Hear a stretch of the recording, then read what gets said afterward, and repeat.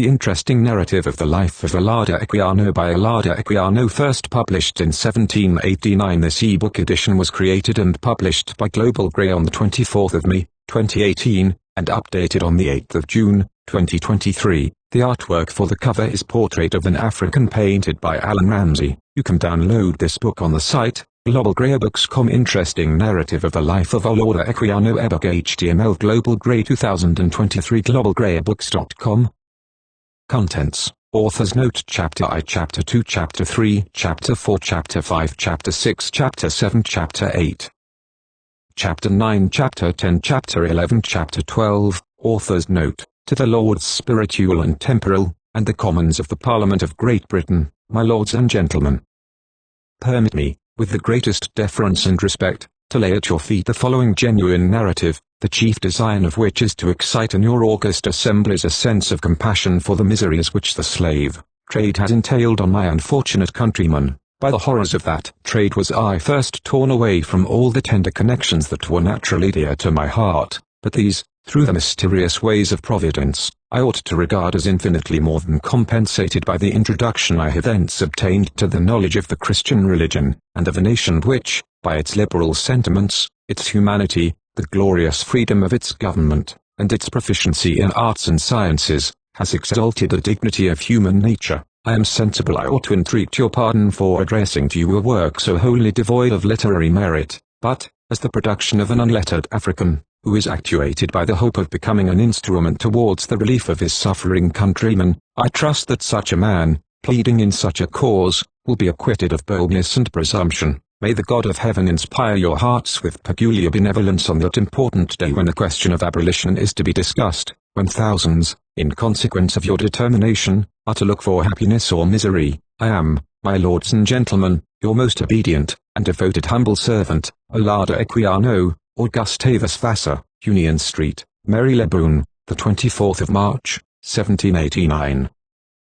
Chapter I. The author's account of his country, and their manners and customs, administration of justice, embranch, marriage ceremony, and public entertainments, mode of living, dress, manufactures, buildings, commerce, agriculture, war and religion, superstition of the natives, funeral ceremonies of the priests or magicians, curious mode of discovering poison. Some hints concerning the origin of the author's countrymen, with the opinions of different writers on that subject. I believe it is difficult for those who publish their own memoirs to escape the imputation of vanity, nor is this the only disadvantage under which they labor. It is also their misfortune, that what is uncommon is rarely, if ever, believed, and what is obvious we are apt to turn from with disgust, and to charge the writer with impertinence. People generally think those memoirs only worthy to be read or remembered which abound in great or striking events, those, in short, which in a high degree excite either admiration or pity. All others they consign to contempt and oblivion. It is therefore, I confess, not a little hazardous in a private and obscure individual, and a stranger too, thus to solicit the indulgent attention of the public, especially when I own I offer here the history of neither a saint, a hero, nor a tyrant. I believe there are few events in my life, which have not happened to many. It is true the incidents of it are numerous, and, did I consider myself and European, I might say my sufferings were great, but when I compare my lot with that of most of my countrymen, I regard myself as a particular favorite of heaven, and acknowledge the mercies of Providence in every occurrence of my life.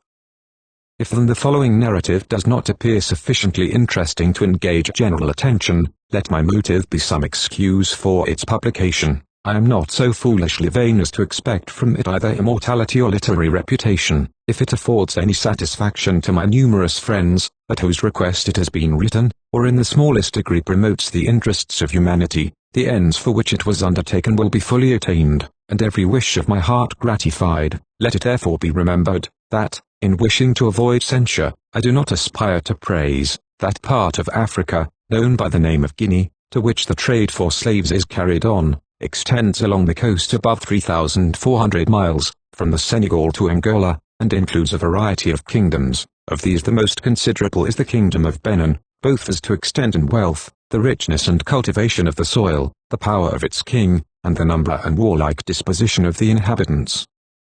It is situated nearly under the line, and extends along the coast about 170 miles, that runs back into the interior part of Africa to a distance hitherto I believe unexplored by any traveller, and seems only terminated at length by the Empire of Abyssinia, near 1,500 miles from its beginning. This kingdom is divided into many provinces or districts, in one of the most remote and fertile of which, called Ebo, I was born, in the year 1745, in a charming fruitful vale, named Essica. The distance of this province from the capital of Benin and the sea coast must be very considerable, for I had never heard of white men or Europeans, nor of the sea, and our subjection to the king of Benin was little more than nominal, for every transaction of the government, as far as my slender observation extended, was conducted by the chiefs or elders of the place. The manners and government of a people who have little commerce with other countries are generally very simple, and the history of what passes in one family or village may serve as a specimen of a nation. My father was one of those elders or chiefs I have spoken of, and was styled Embrench, a term, as I remember, importing the highest distinction, and signifying in our language a mark of grandeur. This mark is conferred on the person entitled to it, by cutting the skin across at the top of the forehead, and drawing it down to the eyebrows, and while it is in this situation applying a warm hand, and rubbing it until it shrinks up into a thick wheal across the lower part of the forehead. Most of the judges and senators were thus marked. My father had long borne it, I had seen it conferred on one of my brothers, and I was also destined to receive it by my parents. Those embrents, or chief men, decided disputes and punished crimes, for which purpose they always assembled together. The proceedings were generally short, and in most cases the law of retaliation prevailed. I remember a man was brought before my father, and the other judges, for kidnapping a boy, and, although he was the son of a chief or senator, he was condemned to make recompense by a man or woman slave. Adultery, however, was sometimes punished with slavery or death, a punishment which I believe is inflicted on it throughout most of the nations of Africa. So sacred among them is the honor of the marriage bed, and so jealous are they of the fidelity of their wives. Of this I recollect an instance. A woman was convicted before the judges of adultery, and delivered over, as the custom was, to her husband to be punished. Accordingly he determined to put her to death, but it being found, just before her execution, that she had an infant at her breast, and no woman being prevailed on to perform the part of a nurse, she was spared on account of the child. The men, however, do not preserve the same constancy to the wives, which they expect from them, for they indulge in a plurality, though seldom in more than two. Their mode of marriage is thus: both parties are usually betrothed when young by their parents, though I have known the males to betroth themselves. On this occasion a feast is prepared, and the bride and bridegroom stand up in the midst of all their friends, who are assembled for the purpose, while he declares she is thenceforth to be looked upon as his wife, and that no other person is to pay any addresses to her. This is also immediately proclaimed in the vicinity, on which the bride retires from the assembly, some time after she is brought home to her husband, and then another feast is made, to which the relations of both parties are invited. Her parents then deliver her to the bridegroom, accompanied with a number of blessings, and at the same time they tie round her waist a cotton string of the thickness of a goose quill, which none but married women are permitted to wear. She is now considered as completely his wife, and at this time the dowry is given to the new married pair, which generally consists of portions of land, slaves, and cattle, household goods, and implements of husbandry. These are offered by the friends of both parties, besides which the parents of the bridegroom present gifts to those of the bride, whose property she is looked upon before marriage, but after it she is esteemed the sole property of her husband. The ceremony being now ended, the festival begins, which is celebrated with bonfires, and loud acclamations of joy, accompanied with music and dancing. We are almost a nation of dancers, musicians, and poets. Thus every great event, such as a triumphant return from battle, or other cause of public rejoicing, is celebrated in public dances, which are accompanied with songs and music suited to the occasion. The assembly is separated into 4 divisions, which dance either apart or in succession, and each with a character peculiar to itself. The first division contains the married men, who in their dances frequently exhibit feats of arms, and the representation of a battle. To these succeed the married women, who dance in the second division. The young men occupy the third, and the maidens the fourth. Each represents some interesting scene of real life, such as a great achievement, domestic employment, a pathetic story, or some rural sport, and as the subject is generally founded on some recent event, it is therefore ever new. This gives our dances a spirit and variety which I have scarcely seen elsewhere too. We have many musical instruments, particularly drums of different kinds, a piece of music which resembles a guitar, and another much like a staccato. These last are chiefly used by betrothed virgins, who play on them on all grand festivals. As our manners are simple, our luxuries are few, the dress of both sexes is nearly the same. It generally consists of a long piece of calico, or muslin, wrapped loosely round the body, somewhat in the form of a Highland plaid. This is usually dyed blue, which is our favorite color. It is extracted from a berry, and is brighter and richer than any I have seen in Europe. Besides this, our women of distinction wear golden ornaments, which they dispose with some profusion on their arms and legs. When our women are not employed with the men in tillage, their usual occupation is spinning and weaving cotton, which they afterwards dye, and make it into garments. They also manufacture earthen vessels, of which we have many kinds, among the rest tobacco pipes, made after the same fashion, and used in the same manner, as those in Turkey. 3. Our manner of living is entirely plain, for as yet the natives are unacquainted with those refinements in cookery which debauch the taste. Bullocks, goats, and poultry supply the greatest part of their food. These constitute likewise the principal wealth of the country, and the chief articles of its commerce. The flesh is usually stewed in a pan. To make it savory we sometimes use also pepper, and other spices, and we have salt made of wood ashes. Our vegetables are mostly plantains, lettuce, yams, beans, and Indian corn. The head of the family usually eats alone. His wives and slaves have also their separate tables. Before we taste food we always wash our hands. Indeed our cleanliness on all occasions is extreme, but on this it is an indispensable ceremony. After washing, libation is made, by pouring out a small portion of the food, in a certain place, for the spirits of departed relations, which the natives suppose to preside over their conduct, and guard them from evil. They are totally unacquainted with strong or spirituous liquors, and their principal beverage is palm wine. This is gotten from a tree of that name by tapping it at the top, and fastening a large gourd to it, and sometimes one tree will yield 3 or 4 gallons in a night.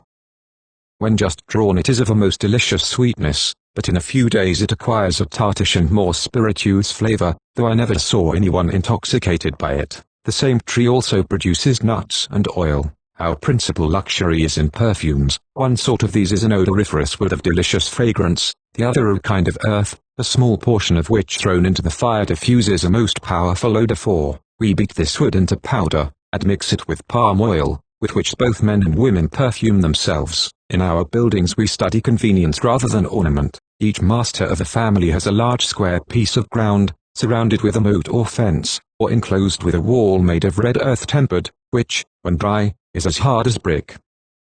Within this are his houses to accommodate his family and slaves, which, if numerous, frequently present the appearance of a village. In the middle stands the principal building, appropriated to the sole use of the master, and consisting of 2 apartments, in one of which he sits in the day with his family, the other is left apart for the reception of his friends. He has besides these a distinct apartment in which he sleeps, together with his male children. On each side are the apartments of his wives, who have also their separate day and night houses. The habitations of the slaves and their families are distributed throughout the rest of the enclosure. These houses never exceed 1 story in height. They are always built of wood, or stakes driven into the ground, crossed with wattles, and neatly plastered within and without. The roof is thatched with reeds. Our day houses are left open at the sides, but those in which we sleep are always covered, and plastered in the inside, with a composition mixed with cow dung, to keep off the different insects, which annoy us during the night. The walls and floors also of these are generally covered with mats. Our beds consist of a platform, raised 3 or 4 feet from the ground, on which are laid skins, and different parts of a spungy tree called plantain. Our covering is calico or muslin, the same as our dress. The usual seats are a few logs of wood, but we have benches, which are generally perfumed, to accommodate strangers. These compose the greater part of our household furniture.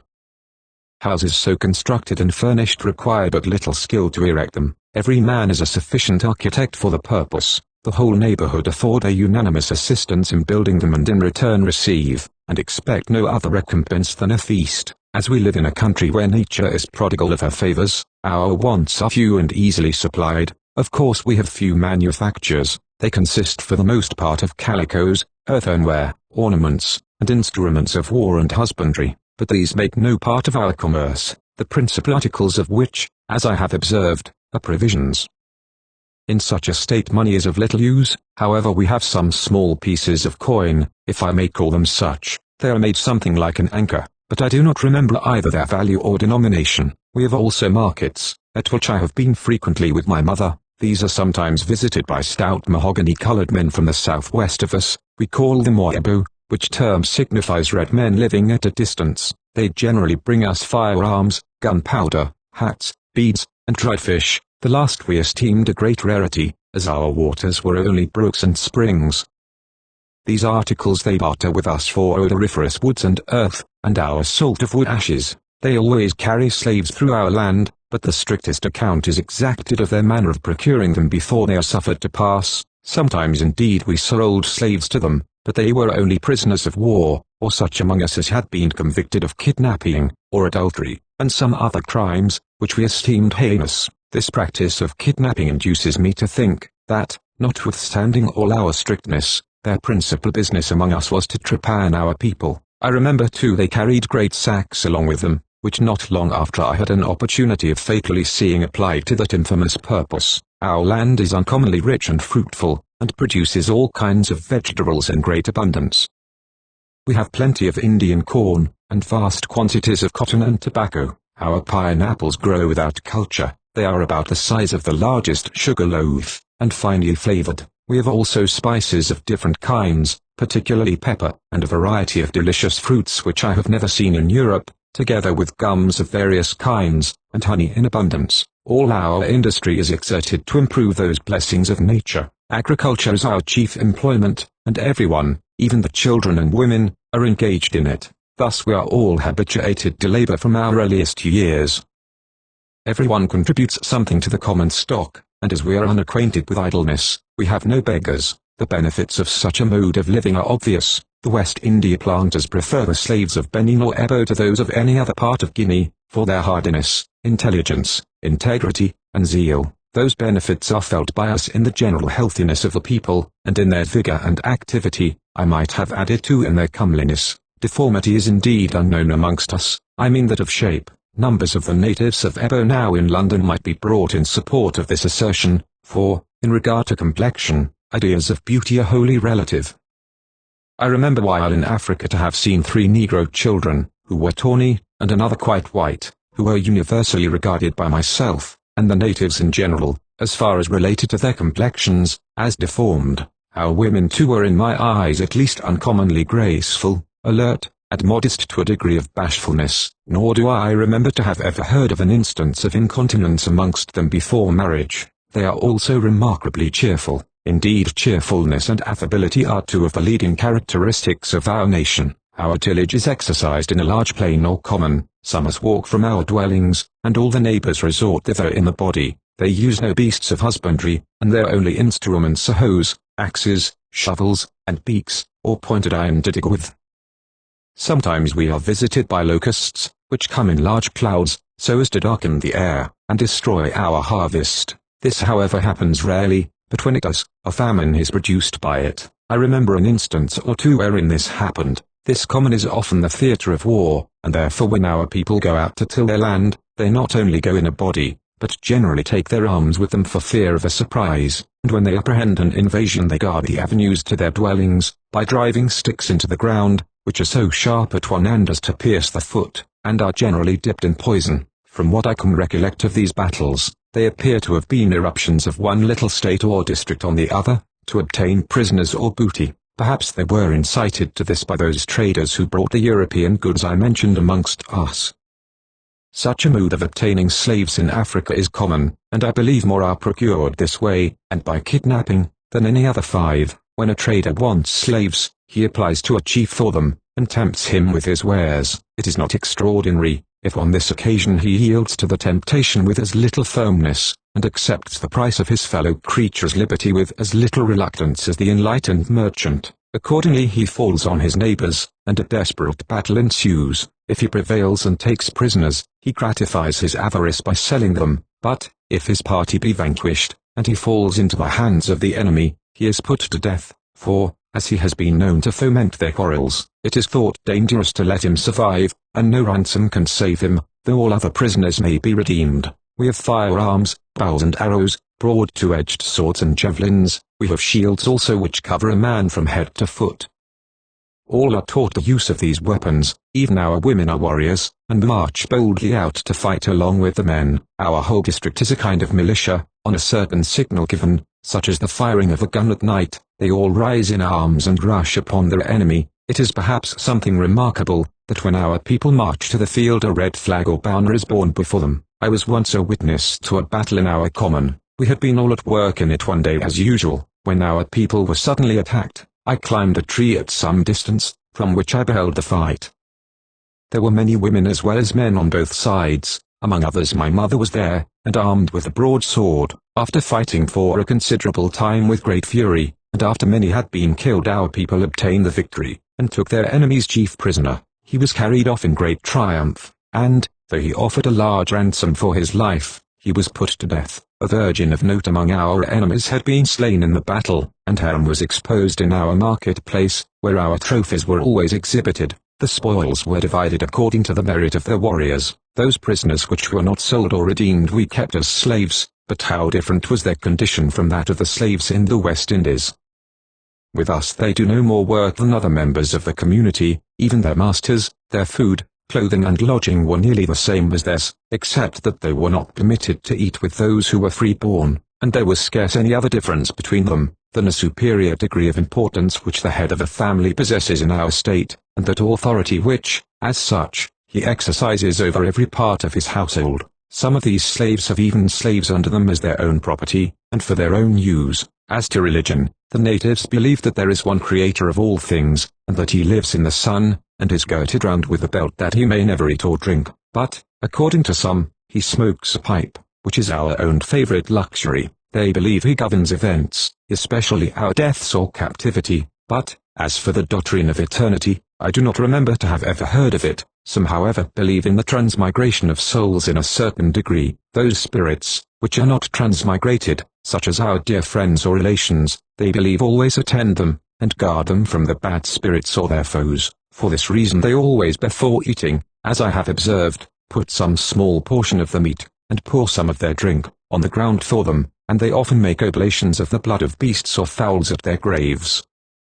I was very fond of my mother, and almost constantly with her. When she went to make these oblations at her mother's tomb, which was a kind of small solitary thatched house, I sometimes attended her. There she made her libations, and spent most of the night in cries and lamentations. I have been often extremely terrified on these occasions. The loneliness of the place, the darkness of the night, and the ceremony of libation, naturally awful and gloomy, were heightened by my mother's lamentations, and these, concurring with the cries of doleful birds, by which these places were frequented, gave an inexpressible terror to the scene. We compute the year from the day on which the sun crosses the line, and on its setting that evening there is a general shout throughout the land. At least I can speak from my own knowledge throughout our vicinity. The people at the same time make a great noise with rattles, not unlike the basket rattles used by children here, though much larger, and hold up their hands to heaven for a blessing. It is then the greatest offerings are made, and those children whom our wise men foretell will be fortunate are then presented to different people. I remember many used to come to see me, and I was carried about 2 others for that purpose. They have many offerings, particularly at full moons, generally 2 at harvest before the fruits are taken out of the ground, and when any young animals are killed. Sometimes they offer up part of them as a sacrifice. These offerings, when made by one of the heads of a family, serve for the whole. I remember we often had them at my father's, and my uncles, and their families have been present. Some of our offerings are eaten with bitter herbs. We had a saying among us to anyone of a cross temper, that if they were to be eaten, they should be eaten with bitter herbs. We practiced circumcision like the Jews, and made offerings and feasts on that occasion in the same manner as they did. Like them also, our children were named from some event, some circumstance, or fancied foreboding at the time of their birth. I was named Oludah, which, in our language, signifies vicissitude or fortune also, one favored, and having a loud voice and well spoken. I remember we never polluted the name of the object of our adoration. On the contrary, it was always mentioned with the greatest reverence, and we were totally unacquainted with swearing, and all those terms of abuse and reproach which find their way so readily and copiously into the languages of more civilized people.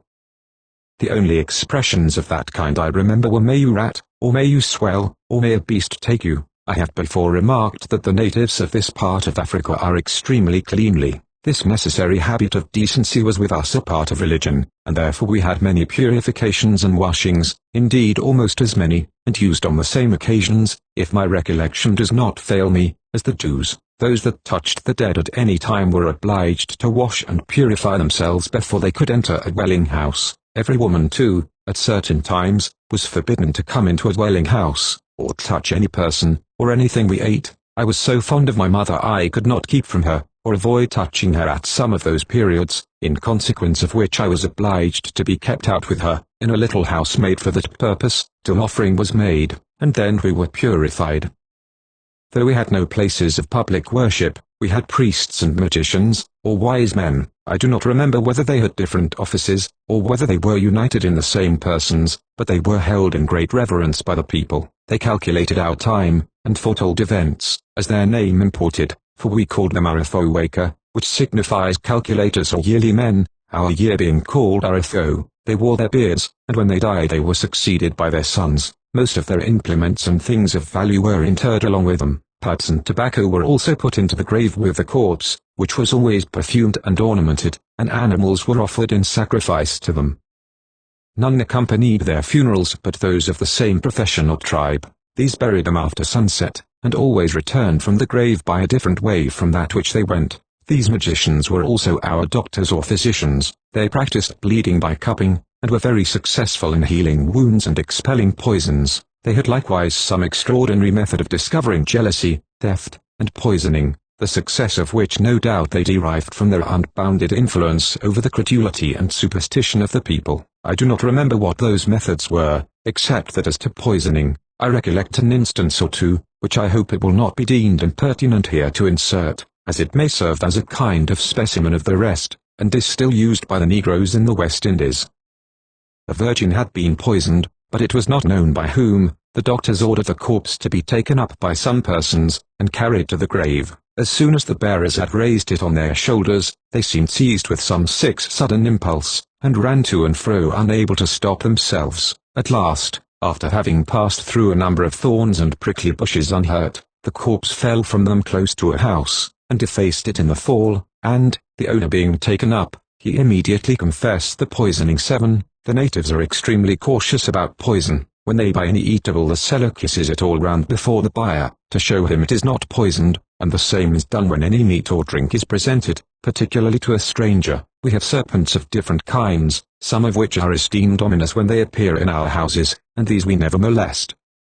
I remember 2 of those ominous snakes, each of which was as thick as the calf of a man's leg, and in color resembling a dolphin in the water, crept at different times into my mother's night house, where I always lay with her, and coiled themselves into folds, and each time they crowed like a cock. I was desired by some of our wise men to touch these, that I might be interested in the good omens, which I did, for they were quite harmless, and would tamely suffer themselves to be handled, and then they were put into a large open earthen pan, and set on one side of the highway. Some of our snakes, however, were poisonous. One of them crossed the road one day when I was standing on it, and passed between my feet without offering to touch me, to the great surprise of many who saw it, and these incidents were accounted by the wise men, and therefore by my mother and the rest of the people, as remarkable omens in my favor. Such is the imperfect sketch my memory has furnished me with of the manners and customs of the people among whom I first drew my breath, and here I cannot forbear suggesting what has long struck me very forcibly, namely, the strong analogy which even by this sketch,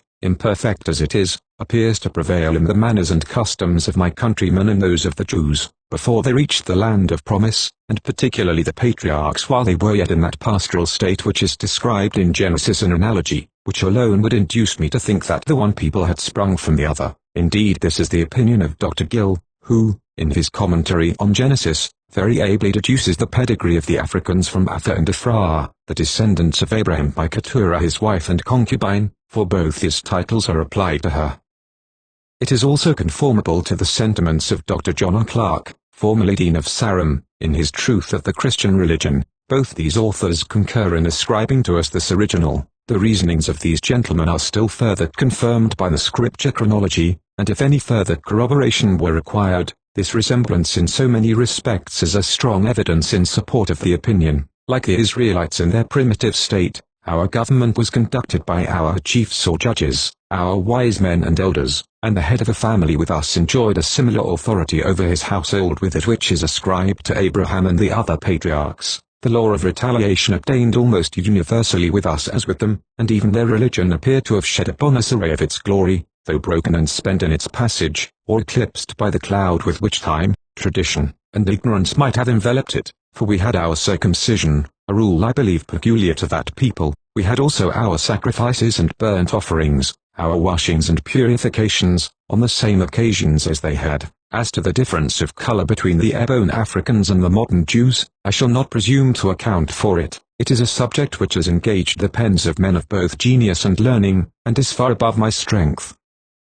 The most able and reverend Mr. T. Clarkson, however, in his much-admired essay on the slavery and commerce of the human species, has ascertained the cause, in a manner that at once solves every objection on that account, and, on my mind at least, has produced the fullest conviction. I shall therefore refer to that performance for the theory 8, contenting myself with extracting a fact as related by Dr. Mitchell 9. The Spaniards, who have inhabited America, under the torrid zone, for any time, are become as dark-colored as our native Indians of Virginia, of which I myself have been a witness. There is also another instance 10 of a Portuguese settlement at Mitomba, a river in Sierra Leone, where the inhabitants are bred from a mixture of the first Portuguese discoverers with the natives, and are now become in their complexion, and in the woolly quality of their hair, perfect Negroes, retaining however a smattering of the Portuguese language. These instances, and a great many more which might be adduced, while they show how the complexions of the same persons vary in different climates, it is hoped may tend also to remove the prejudice that some conceive against the natives of Africa on account of their color.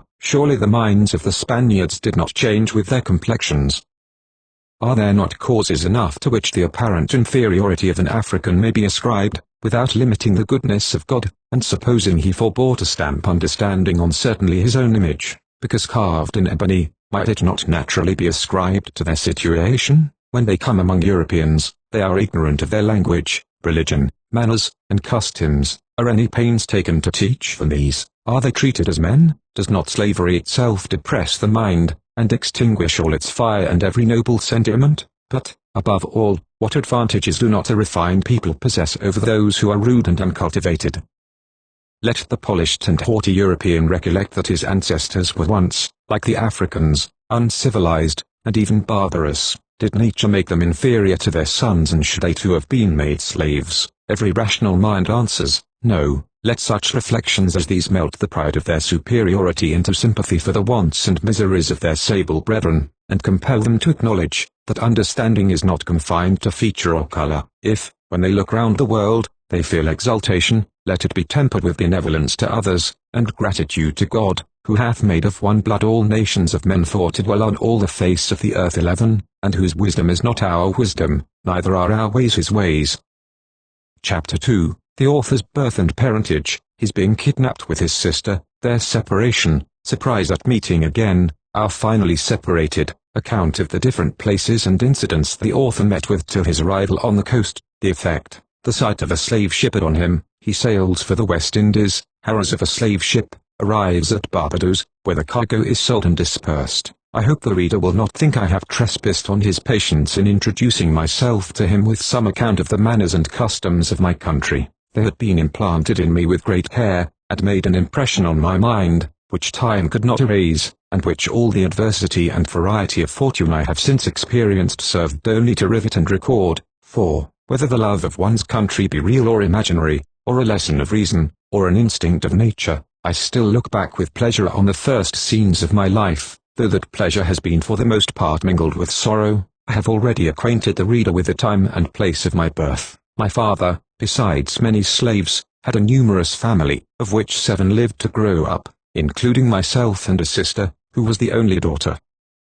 As I was the youngest of the sons, I became, of course, the greatest favorite with my mother, and was always with her, and she used to take particular pains to form my mind. I was trained up from my earliest years in the art of war. My daily exercise was shooting and throwing javelins, and my mother adorned me with emblems, after the manner of our greatest warriors. In this way I grew up till I was turned the age of 11, when an end was put to my happiness in the following manner. Generally when the grown people in the neighborhood were gone far in the fields to labor, the children assembled together in some of the neighbors' premises to play, and commonly some of us used to get up a tree to look out for any assailant, or kidnapper, that might come upon us, for they sometimes took those opportunities of our parents' absence to attack and carry off as many as they could seize. One day, as I was watching at the top of a tree in our yard, I saw one of those people come into the yard of our next neighbor but one, to kidnap, there being many stout young people in it. Immediately on this I gave the alarm of the rogue, and he was surrounded by the stoutest of them,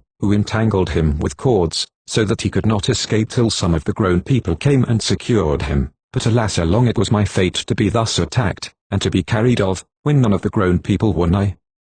One day, when all our people were gone out to their works as usual, and only I and my dear sister were left to mind the house, 2 men and a woman got over our walls, and in a moment seized us both, and, without giving us time to cry out, or make resistance, they stopped our mouths, and ran off with us into the nearest wood. Here they tied our hands, and continued to carry us as far as they could, till night came on, when we reached a small house, where the robbers halted for refreshment, and spent the night. We were then unbound, but were unable to take any food, and, being quite overpowered by fatigue and grief, our only relief was some sleep, which allayed our misfortune for a short time. The next morning we left the house, and continued travelling all the day. For a long time we had kept the woods, but at last we came into a road which I believed I knew. I had now some hopes of being delivered, for we had advanced but a little way before I discovered some people at a distance, on which I began to cry out for their assistance, but my cries had no other effect than to make them tie me faster and stop my mouth, and then they put me into a large sack. They also stopped my sister's mouth, and tied her hands, and in this manner we proceeded till we were out of the sight of these people. When we went to rest the following night they offered us some victuals, but we refused it, and the only comfort we had was in being in one another's arms all that night, and bathing each other with our tears. But alas, we were soon deprived of even the small comfort of weeping together. The next day proved a day of greater sorrow than I had yet experienced, for my sister and I were then separated, while we lay clasped in each other's arms. It was in vain that we besought them not to part us. She was torn from me, and immediately carried away, while I was left in a state of distraction not to be described. I cried and grieved continually, and for several days I did not eat anything but what they forced into my mouth.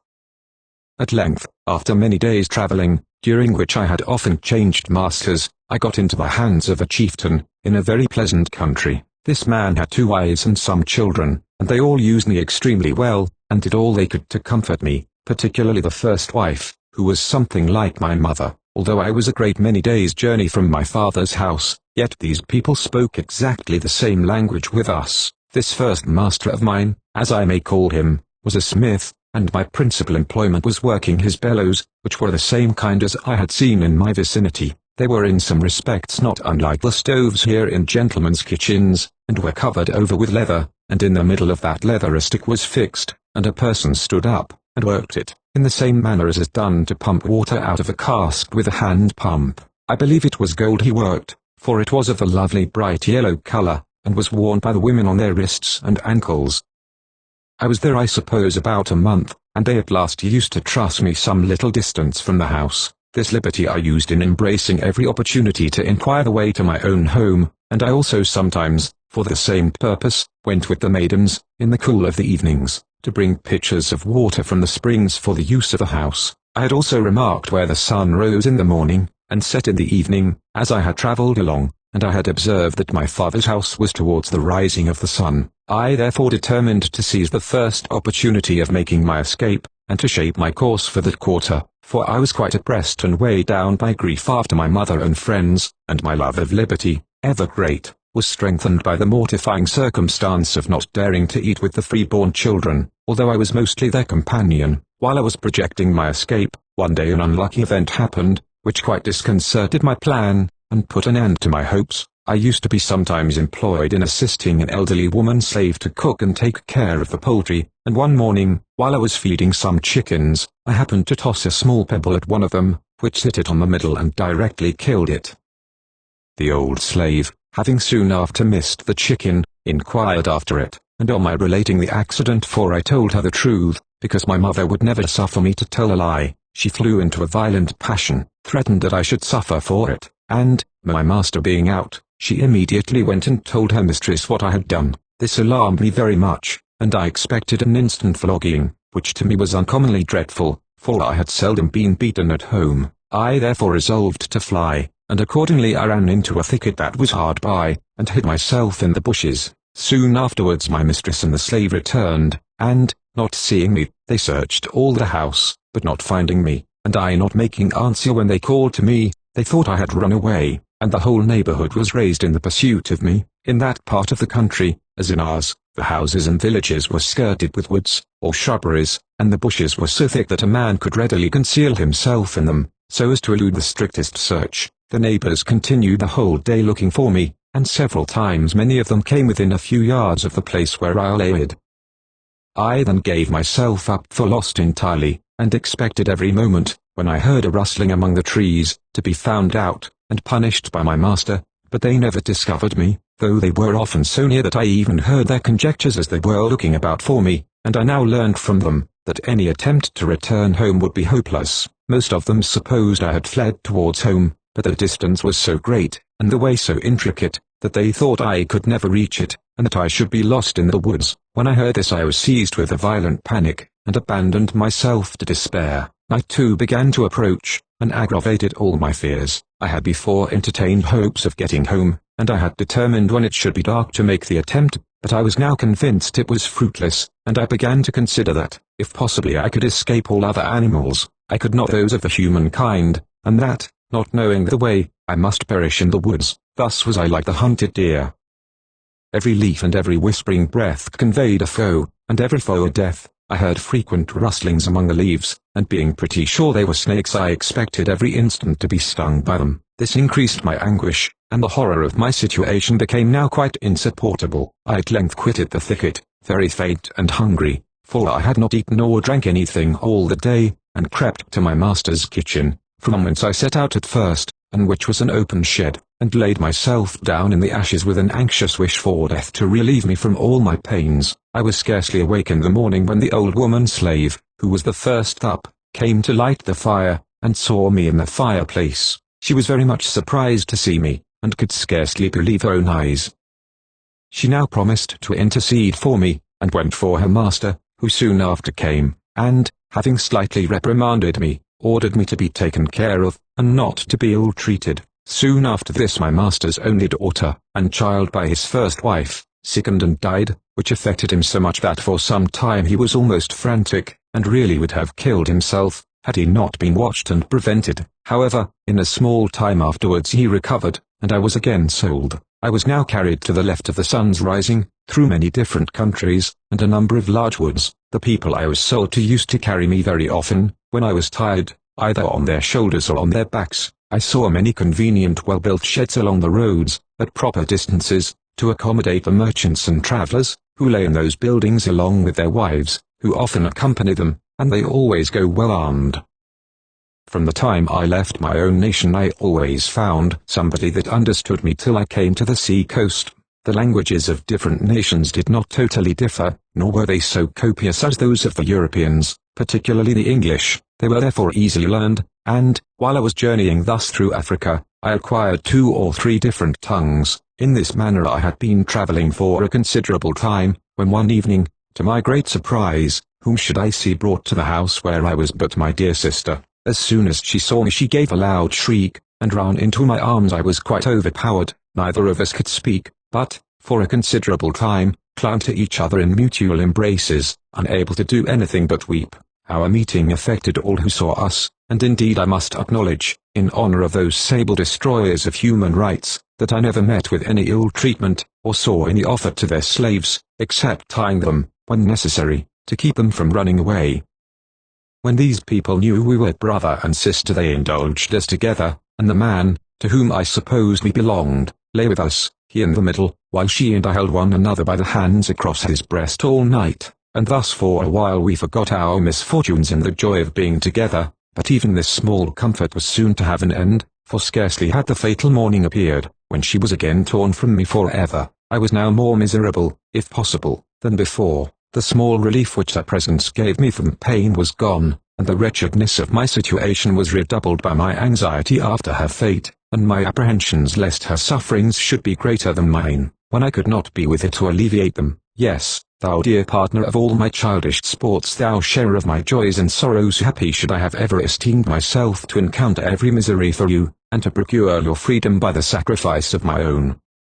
Though you were early forced from my arms, your image has been always riveted in my heart, from which neither time nor fortune have been able to remove it, so that, while the thoughts of your sufferings have damped my prosperity, they have mingled with adversity and increased its bitterness. To that heaven which protects the weak from the strong, I commit the care of your innocence and virtues, if they have not already received their full reward, and if your youth and delicacy have not long since fallen victims to the violence of the African trader, the pestilential stench of a Guinea ship, the seasoning in the European colonies, or the lash and lust of a brutal and unrelenting overseer. I did not long remain after my sister. I was again sold, and carried through a number of places, till, after travelling a considerable time, I came to a town called Kinma, in the most beautiful country I have yet seen in Africa. It was extremely rich, and there were many rivulets which flowed through it, and supplied a large pond in the centre of the town, where the people washed. Here I first saw and tasted coconuts, which I thought superior to any nuts I had ever tasted before, and the trees, which were loaded, were also interspersed amongst the houses, which had commodious shades adjoining, and were in the same manner as ours, the insides being neatly plastered and whitewashed. Here I also saw and tasted for the first time sugar cane. Their money consisted of little white shells, the size of the fingernail. I was sold here for 172 of them by a merchant who lived and brought me there. I had been about 2 or 3 days at his house, when a wealthy widow, a neighbor of his, came there one evening, and brought with her an only son, a young gentleman about my own age and size. Here they saw me, and, having taken a fancy to me, I was bought of the merchant, and went home with them. Her house and premises were situated close to one of those rivulets I have mentioned, and were the finest I ever saw in Africa. They were very extensive, and she had a number of slaves to attend her. The next day I was washed and perfumed, and when meal time came I was led into the presence of my mistress, and ate and drank before her with his son. This filled me with astonishment, and I could scarce help expressing my surprise that the young gentleman should suffer me, who was bound, to eat with him who was free, and not only so, but that he would not at any time either eat or drink till I had taken first, because I was the eldest, which was agreeable to our custom. Indeed everything here, and all their treatment of me, made me forget that I was a slave. The language of these people resembled ours so nearly, that we understood each other perfectly. They had also the very same customs as we. There were likewise slaves daily to attend us, while my young master and I with other boys sported with our darts and bows and arrows, as I had been used to do at home.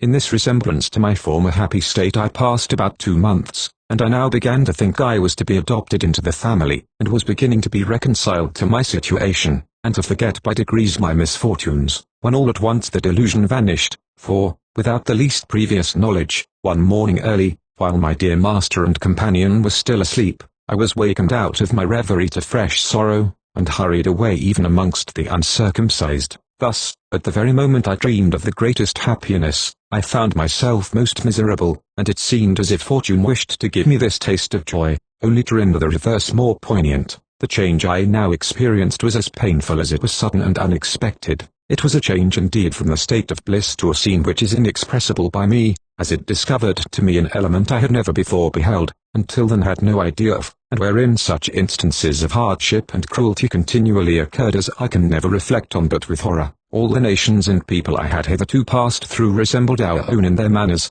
customs, and language, but I came at length to a country, the inhabitants of which differed from us in all those particulars. I was very much struck with this difference, especially when I came among a people who did not circumcise, and ate without washing their hands. They cooked also in iron pots, and had European cutlasses and crossbows, which were unknown to us, and fought with their fists amongst themselves. Their women were not so modest as ours, for they ate, and drank, and slept, with their men, but, above all, I was amazed to see no sacrifices or offerings among them. In some of those places the people ornamented themselves with scars, and likewise filed their teeth very sharp. They wanted sometimes to ornament me in the same manner, but I would not suffer them, hoping that I might some time be among a people who did not thus disfigure themselves, as I thought they did. At last I came to the banks of a large river, which was covered with canoes, in which the people appeared to live with their household utensils and provisions of all kinds. I was beyond measure astonished at this, as I had never before seen any water larger than a pond or a rivulet, and my surprise was mingled with no small fear when I was put into one of these canoes, and we began to paddle and move along the river. We continued going on thus till night, and when we came to land, and made fires on the banks, each family by themselves, some dragged their canoes on shore, others stayed and cooked in theirs, and laid in them all night. Those on the land had mats, of which they made tents, some in the shape of little houses. In these we slept, and after the morning meal we embarked again and proceeded as before. I was often very much astonished to see some of the women, as well as the men, jump into the water, dive to the bottom, come up again, and swim about. Thus I continued to travel, sometimes by land, sometimes by water, through different countries and various nations, till, at the end of 6 or 7 months after I had been kidnapped, I arrived at the sea coast. It will be tedious and uninteresting to relate all the incidents which befell me during this journey, and which I have not yet forgotten, of the various hands I passed through, and the manners and customs of all the different people among whom I lived. I shall therefore only observe, that in all the places where I was the soil was exceedingly rich, the pumpkins, lettuce, plantains, yams, and sea were in great abundance, and of incredible size. There were also vast quantities of different gums, though not used for any purpose, and everywhere a great deal of tobacco. The cotton even grew quite wild, and there was plenty of redwood. I saw no mechanics whatever in all the way, except such as I have mentioned. The chief employment in all these countries was agriculture, and both the males and females, as with us, were brought up to it, and trained in the arts of war. The first object which saluted my eyes when I arrived on the coast was the sea, and a slave ship, which was then riding at anchor, and waiting for its cargo. These filled me with astonishment, which was soon converted into terror when I was carried on board. I was immediately handled and tossed up to see if I were sound by some of the crew, and I was now persuaded that I had gotten into a world of bad spirits, and that they were going to kill me, their complexions too differing so much from ours, their long hair, and the language they spoke, which was very different from any I had ever heard, united to confirm me in this belief. Indeed, such were the horrors of my views and fears at the moment, that, if 10,000 worlds had been my own, I would have freely parted with them all to have exchanged my condition with that of the meanest slave in my own country. When I looked round the ship too and saw a large furnace or copper boiling, and a multitude of black people of every description chained together, every one of their countenances expressing dejection and sorrow, I no longer doubted of my fate, and, quite overpowered with horror and anguish, I fell motionless on the deck and fainted. When I recovered a little I found some black people about me, who I believed were some of those who brought me on board, and had been receiving their pay. They talked to me in order to cheer me, but all in vain. I asked them if we were not to be eaten by those white men with horrible looks, red faces, and loose hair. They told me I was not, and one of the crew brought me a small portion of spirituous liquor in a wine glass, but, being afraid of him, I would not take it out of his hand. One of the blacks therefore took it from him and gave it to me, and I took a little down my palate, which, instead of reviving me, as they thought it would, threw me into the greatest consternation at the strange feeling it produced, having never tasted any such liquor before. Soon after this the blacks who brought me on board went off, and left me abandoned to despair. I now saw myself deprived of all chance of returning to my native country, or even the least glimpse of hope of gaining the shore, which I now considered as friendly, and I even wished for my former slavery in preference to my present situation, which was filled with horrors of every kind, still heightened by my ignorance of what I was to undergo. I was not long suffered to indulge my grief. I was soon put down under the decks, and there I received such a salutation in my nostrils as I had never experienced in my life, so that, with the loathsomeness of the stench, and crying together, I became so sick and low that I was not able to eat, nor had I the least desire to taste anything. I now wished for the last friend, death, to relieve me, but soon, to my grief, 2 of the white men offered me eatables, and, on my refusing to eat, one of them held me fast by the hands, and laid me across the windlass, and tied my feet, while the other flogged me severely. I had never experienced anything of this kind before, and although, not being used to the water, I naturally feared that element the first time I saw it, yet nevertheless, could I have got over the nettings, I would have jumped over the side, but I could not, and, besides, the crew used to watch us very closely who were not chained down to the decks, lest we should leap into the water, and I have seen some of these poor African prisoners most severely cut for attempting to do so, and hourly whipped for not eating. This indeed was often the case with myself. In a little time after, amongst the poor chained men, I found some of my own nation, which in a small degree gave ease to my mind. I inquired of these what was to be done with us. They gave me to understand we were to be carried to these white people's country to work for them. I then was a little revived, and thought, if it were no worse than working, my situation was not so desperate, but still I feared I should be put to death. The white people looked and acted, as I thought, in so savage a manner, for I had never seen among any people such instances of brutal cruelty, and this not only shone towards us blacks, but also to some of the whites themselves. One white man in particular I saw, when we were permitted to be on deck, flogged so unmercifully with a large rope near the foremast, that he died in consequence of it, and they tossed him over the side as they would have done a brute. This made me fear these people the more, and I expected nothing less than to be treated in the same manner. I could not help expressing my fears and apprehensions to some of my countrymen. I asked them if these people had no country, but lived in this hollow place, the ship. They told me they did not, but came from a distant one. Then, said I, how comes it in all our country we never heard of them? They told me because they lived so very far off. I then asked where were their women, had they any like themselves? I was told they had, and why, said I, do we not see them? They answered, because they were left behind. I asked how the vessel could go. They told me they could not tell, but that there were cloths put upon the masts by the help of the ropes I saw, and then the vessel went on, and the white men had some spell or magic they put in the water when they liked in order to stop the vessel. I was exceedingly amazed at this account, and really thought they were spirits. I therefore wished much to be from amongst them, for I expected they would sacrifice me, but my wishes were vain, for we were so caught that it was impossible for any of us to make our escape. While we stayed on the coast I was mostly on deck, and one day, to my great astonishment, I saw one of these vessels coming in with the sails up.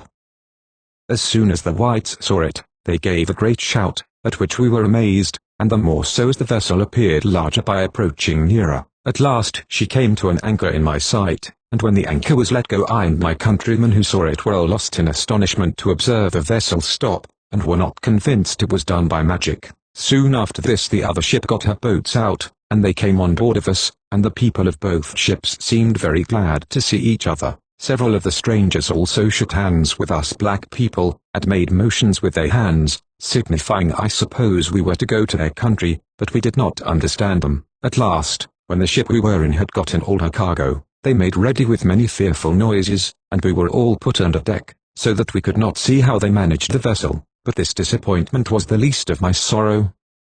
The stench of the hold while we were on the coast was so intolerably loathsome, that it was dangerous to remain there for any time, and some of us had been permitted to stay on the deck for the fresh air, but now that the whole ship's cargo were confined together, it became absolutely pestilential. The closeness of the place, and the heat of the climate, added to the number in the ship, which was so crowded that each had scarcely room to turn himself, almost suffocated us. This produced copious perspirations, so that the air soon became unfit for respiration, from a variety of loathsome smells, and brought on a sickness among the slaves, of which many died, thus falling victims to the improvident avarice, as I may call it, of their purchasers. This wretched situation was again aggravated by the galling of the chains, now become insupportable, and the filth of the necessary tubs, into which the children often fell, and were almost suffocated. The shrieks of the women, and the groans of the dying, rendered the whole a scene of horror almost inconceivable. Happily perhaps for myself I was soon reduced so low here that it was thought necessary to keep me almost always on deck, and from my extreme youth I was not put in fetters.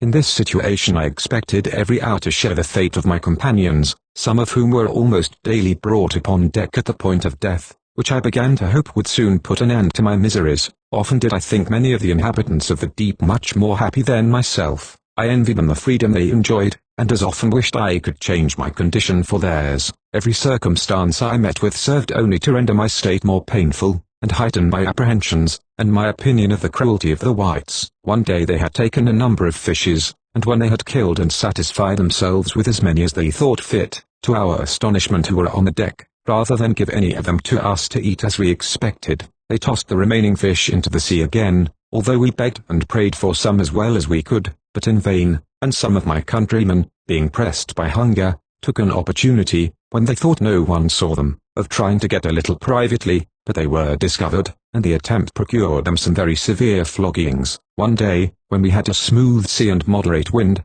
two of my wearied countrymen who were chained together, I was near them at the time, preferring death to such a life of misery, somehow made through the nettings and jumped into the sea. Immediately another quite dejected fellow, who, on account of his illness, was suffered to be out of irons, also followed their example, and I believe many more would very soon have done the same if they had not been prevented by the ship's crew, who were instantly alarmed.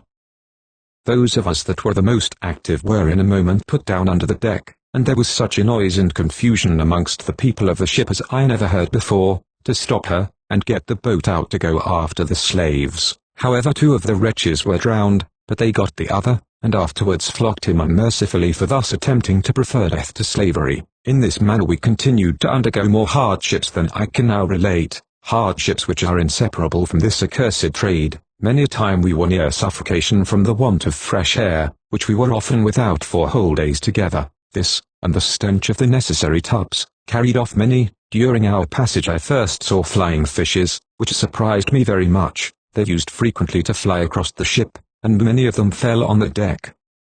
I also now first saw the use of the quadrant. I had often with astonishment seen the mariners make observations with it, and I could not think what it meant. They at last took notice of my surprise, and one of them, willing to increase it, as well as to gratify my curiosity, made me one day look through it. The clouds appeared to me to be land, which disappeared as they passed along. This heightened my wonder, and I was now more persuaded than ever that I was in another world, and that everything about me was magic. At last we came in sight of the island of Barbados, at which the whites on board gave a great shout, and made many signs of joy to us. We did not know what to think of this, but as the vessel drew nearer we plainly saw the harbour, and other ships of different kinds and sizes, and we soon anchored amongst them off Bridge Town.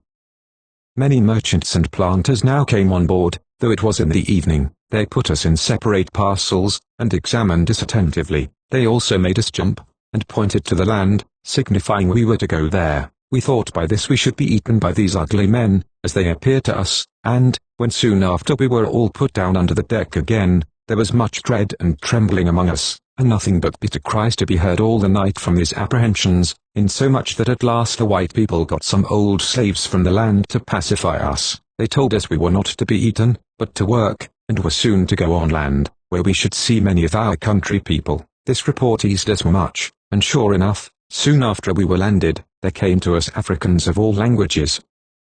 We were conducted immediately to the merchant's yard, where we were all pent up together like so many sheep in a fold, without regard to sex or age. As every object was new to me, everything I saw filled me with surprise. What struck me first was that the houses were built with stories, and in every other respect different from those in Africa, but I was still more astonished on seeing people on horseback. I did not know what this could mean, and indeed I thought these people were full of nothing but magical arts. While I was in this astonishment, one of my fellow prisoners spoke to a countryman of his about the horses, who said they were the same kind they had in their country. I understood them, though they were from a distant part of Africa, and I thought it odd I had not seen any horses there, but afterwards, when I came to converse with different Africans, I found they had many horses amongst them, and much larger than those I then saw.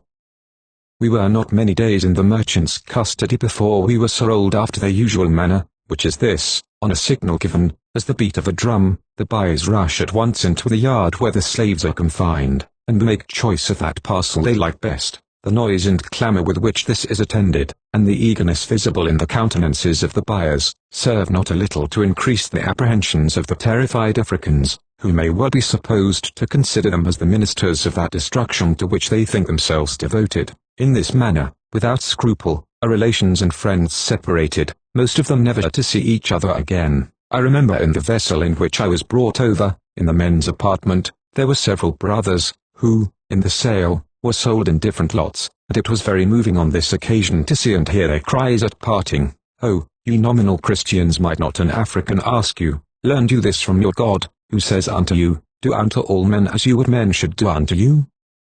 Is it not enough that we are torn from our country and friends to toil for your luxury and lust of gain? Must every tender feeling be likewise sacrificed to your avarice? Are the dearest friends and relations, now rendered more dear by their separation from their kindred, still to be parted from each other? and thus prevented from cheering the gloom of slavery with the small comfort of being together and mingling their sufferings and sorrows? Why are parents to lose their children, brothers their sisters, or husbands their wives? Surely this is a new refinement in cruelty, which, while it has no advantage to atone for it, thus aggravates distress, and adds fresh horrors even to the wretchedness of slavery. Chapter 3. The author is carried to Virginia. His distress, surprise at seeing a picture and a watch, is bought by Captain Pascal, and sets out for England. His terror during the voyage, arrives in England. His wonder at a fall of snow, is sent to Guernsey, and in some time goes on board a ship of war with his master. Some account of the expedition against Louisbourg under the command of Admiral Boscawen, in 1758. I now totally lost the small remains of comfort I had enjoyed in conversing with my countrymen. The women too, who used to wash and take care of me, were all gone different ways, and I never saw one of them afterwards. I stayed in this island for a few days, I believe it could not be above a fortnight, when I and some few more slaves, that were not saleable amongst the rest, from very much fretting, were shipped off in a sloop for North America. On the passage we were better treated than when we were coming from Africa, and we had plenty of rice and fat pork. We were landed up a river a good way from the sea, about Virginia County, where we saw few or none of our native Africans, and not one soul who could talk to me. I was a few weeks weeding grass, and gathering stones in a plantation, and at last all my companions were distributed different ways, and only myself was left.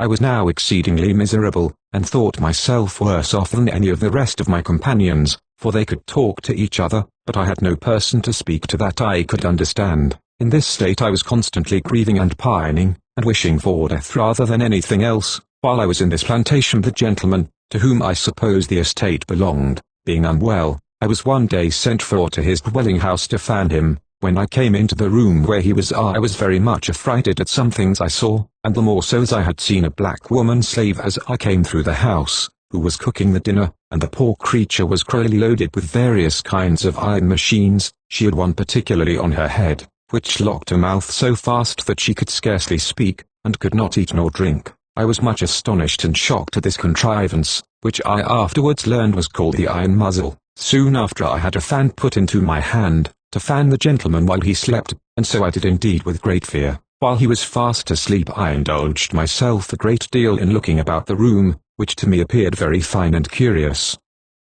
The first object that engaged my attention was a watch which hung on the chimney, and was going. I was quite surprised at the noise it made, and was afraid it would tell the gentleman anything I might do amiss, and when I immediately after observed a picture hanging in the room, which appeared constantly to look at me, I was still more affrighted, having never seen such things as these before. At one time I thought it was something relative to magic, and not seeing it move I thought it might be some way the whites had to keep their great men when they died, and offer them libation as we used to do to our friendly spirits. In this state of anxiety I remained till my master awoke, when I was dismissed out of the room, to my no small satisfaction and relief, for I thought that these people were all made up of wonders. In this place I was called Jacob, but on board the African Snow I was called Michael. I had been some time in this miserable, forlorn, and much dejected state, without having anyone to talk to, which made my life a burden, when the kind and unknown hand of the Creator, who in very deed leads the blind in a way they know not,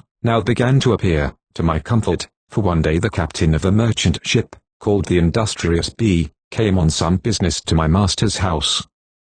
This gentleman, whose name was Michael Henry Pascal, was a lieutenant in the Royal Navy, but now commanded this trading ship, which was somewhere in the confines of the county many miles off. While he was at my master's house it happened that he saw me, and liked me so well that he made a purchase of me. I think I have often heard him say he gave 30 or 40 pounds sterling for me, but I do not now remember which. However, he meant me for a present to some of his friends in England, and I was sent accordingly from the house of my then master, one Mr. Campbell, to the place where the ship lay. I was conducted on horseback by an elderly black man, a mode of travelling which appeared very odd to me. When I arrived I was carried on board a fine large ship, loaded with tobacco, Ansi and just ready to sail for England.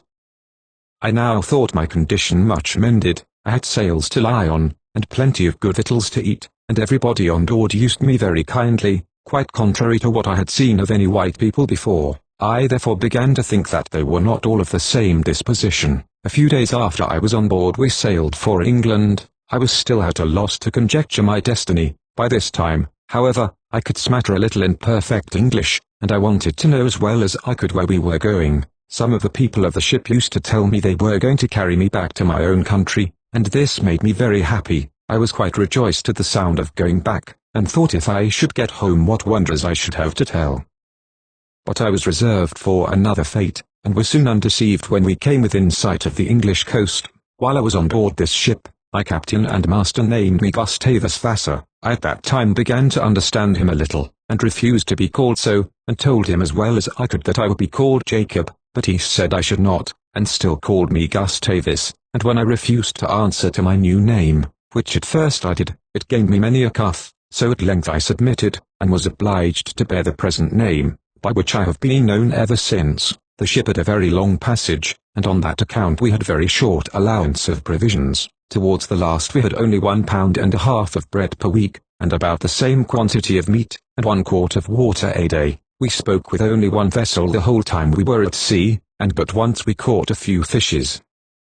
In our extremities the captain and people told me in jest they would kill and eat me, but I thought them in earnest, and was depressed beyond measure, expecting every moment to be my last. While I was in this situation one evening they caught, with a good deal of trouble, a large shark, and got it on board. This gladdened my poor heart exceedingly, as I thought it would serve the people to eat instead of their eating me, but very soon, to my astonishment, they cut off a small part of the tail, and tossed the rest over the side. This renewed my consternation, and I did not know what to think of these white people, though I very much feared they would kill and eat me. There was on board the ship a young lad who had never been at sea before, about 4 or 5 years older than myself. His name was Richard Baker. He was a native of America, had received an excellent education, and was of a most amiable temper. Soon after I went on board he showed me a great deal of partiality and attention, and in return I grew extremely fond of him. We at length became inseparable, and, for the space of 2 years, he was of very great use to me, and was my constant companion and instructor. Although this dear youth had many slaves of his own, yet he and I have gone through many sufferings together on shipboard, and we have many nights lain in each other's bosoms when we were in great distress. Thus such a friendship was cemented between us as we cherished till his death, which, to my very great sorrow, happened in the year 1759, when he was up the archipelago, on board His Majesty's ship the Preston, an event which I have never ceased to regret, as I lost at once a kind interpreter, an agreeable companion, and a faithful friend, who, at the age of 15, discovered a mind superior to prejudice, and who was not ashamed to notice, to associate with, and to be the friend and instructor of one who was ignorant, a stranger, of a different complexion, and a slave. My master had lodged in his mother's house in America. He respected him very much, and made him always eat with him in the cabin. He used often to tell him jocularly that he would kill me to eat. Sometimes he would say to me, the black people were not good to eat, and would ask me if we did not eat people in my country. I said, no. Then he said he would kill Dick, as he always called him, first, and afterwards me. Though this hearing relieved my mind a little as to myself, I was alarmed for Dick, and whenever he was called I used to be very much afraid he was to be killed, and I would peep and watch to see if they were going to kill him. Nor was I free from this consternation till we made the land. One night we lost a man overboard, and the cries and noise were so great and confused, in stopping the ship, that I, who did not know what was the matter, began, as usual, to be very much afraid, and to think they were going to make an offering with me, and perform some magic, which I still believed they dealt in. As the waves were very high I thought the ruler of the seas was angry, and I expected to be offered up to appease him. This filled my mind with agony, and I could not any more that night close my eyes again to rest.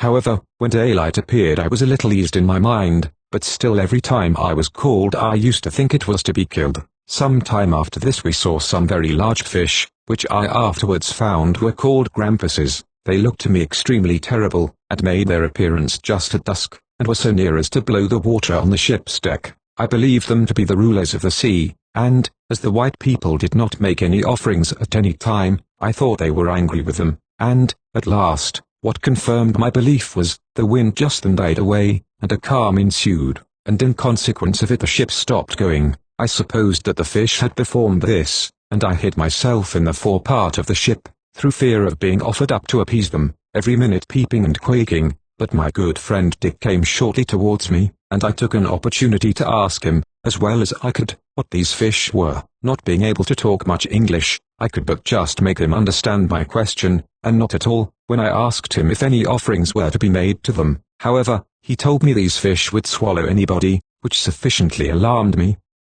Here he was called away by the captain, who was leaning over the quarterdeck railing and looking at the fish, and most of the people were busied in getting a barrel of pitch to light, for them to play with. The captain now called me to him, having learned some of my apprehensions from Dick, and having diverted himself and others for some time with my fears, which appeared ludicrous enough in my crying and trembling, he dismissed me. The barrel of pitch was now lighted and put over the side into the water. By this time it was just dark, and the fish went after it, and, to my great joy, I saw them no more. However, all my alarms began to subside when we got sight of land, and at last the ship arrived at Falmouth. After a passage of 13 weeks, every heart on board seemed gladdened on our reaching the shore, and none more than mine. The captain immediately went on shore, and sent on board some fresh provisions, which we wanted very much. We made good use of them, and our famine was soon turned into feasting, almost without ending. It was about the beginning of the spring 1757 when I arrived in England, and I was near 12 years of age at that time. I was very much struck with the buildings and the pavement of the streets in Falmouth, and, indeed, any object I saw filled me with new surprise. One morning, when I got upon deck, I saw it covered all over with the snow that fell overnight. As I had never seen anything of the kind before, I thought it was salt, so I immediately ran down to the mate and desired him, as well as I could, to come and see how somebody in the night had thrown salt all over the deck. He, knowing what it was, desired me to bring some of it down to him. Accordingly I took up a handful of it, which I found very cold indeed, and when I brought it to him he desired me to taste it. I did so, and I was surprised beyond measure. I then asked him what it was. He told me it was snow, but I could not in any wise understand him. He asked me if we had no such thing in my country, and I told him, no. I then asked him the use of it, and who made it. He told me a great man in the heavens, called God, but here again I was to all intents and purposes at a loss to understand him, and the more so, when a little after I saw the air filled with it, in a heavy shower, which fell down on the same day. After this I went to church, and having never been at such a place before, I was again amazed at seeing and hearing the service. I asked all I could about it, and they gave me to understand it was worshipping God, who made us and all things. I was still at a great loss, and soon got into an endless field of inquiries, as well as I was able to speak and ask about things. However, my little friend Dick used to be my best interpreter, for I could make free with him, and he always instructed me with pleasure, and from what I could understand by him of this God, and in seeing these white people did not so one another, as we did, I was much pleased, and in this I thought they were much happier than we Africans. I was astonished at the wisdom of the white people in all things I saw, but was amazed at their not sacrificing, or making any offerings, and eating with unwashed hands, and touching the dead. I likewise could not help remarking the particular slenderness of their women, which I did not at first like, and I thought they were not so modest and shamefaced as the African women. I had often seen my master and Dick employed in reading, and I had a great curiosity to talk to the books, as I thought they did, and so to learn how all things had a beginning. For that purpose I have often taken up a book, and have talked to it, and then put my ears to it, when alone, in hopes it would answer me, and I have been very much concerned when I found it remained silent. My master lodged at the house of a gentleman in Falmouth, who had a fine little daughter about 6 or 7 years of age, and she grew prodigiously fond of me, insomuch that we used to eat together, and had servants to wait on us. I was so much caressed by this family that it often reminded me of the treatment I had received from my little noble African master. After I had been here a few days, I was sent on board of the ship, but the child cried so much after me that nothing could pacify her till I was sent for again.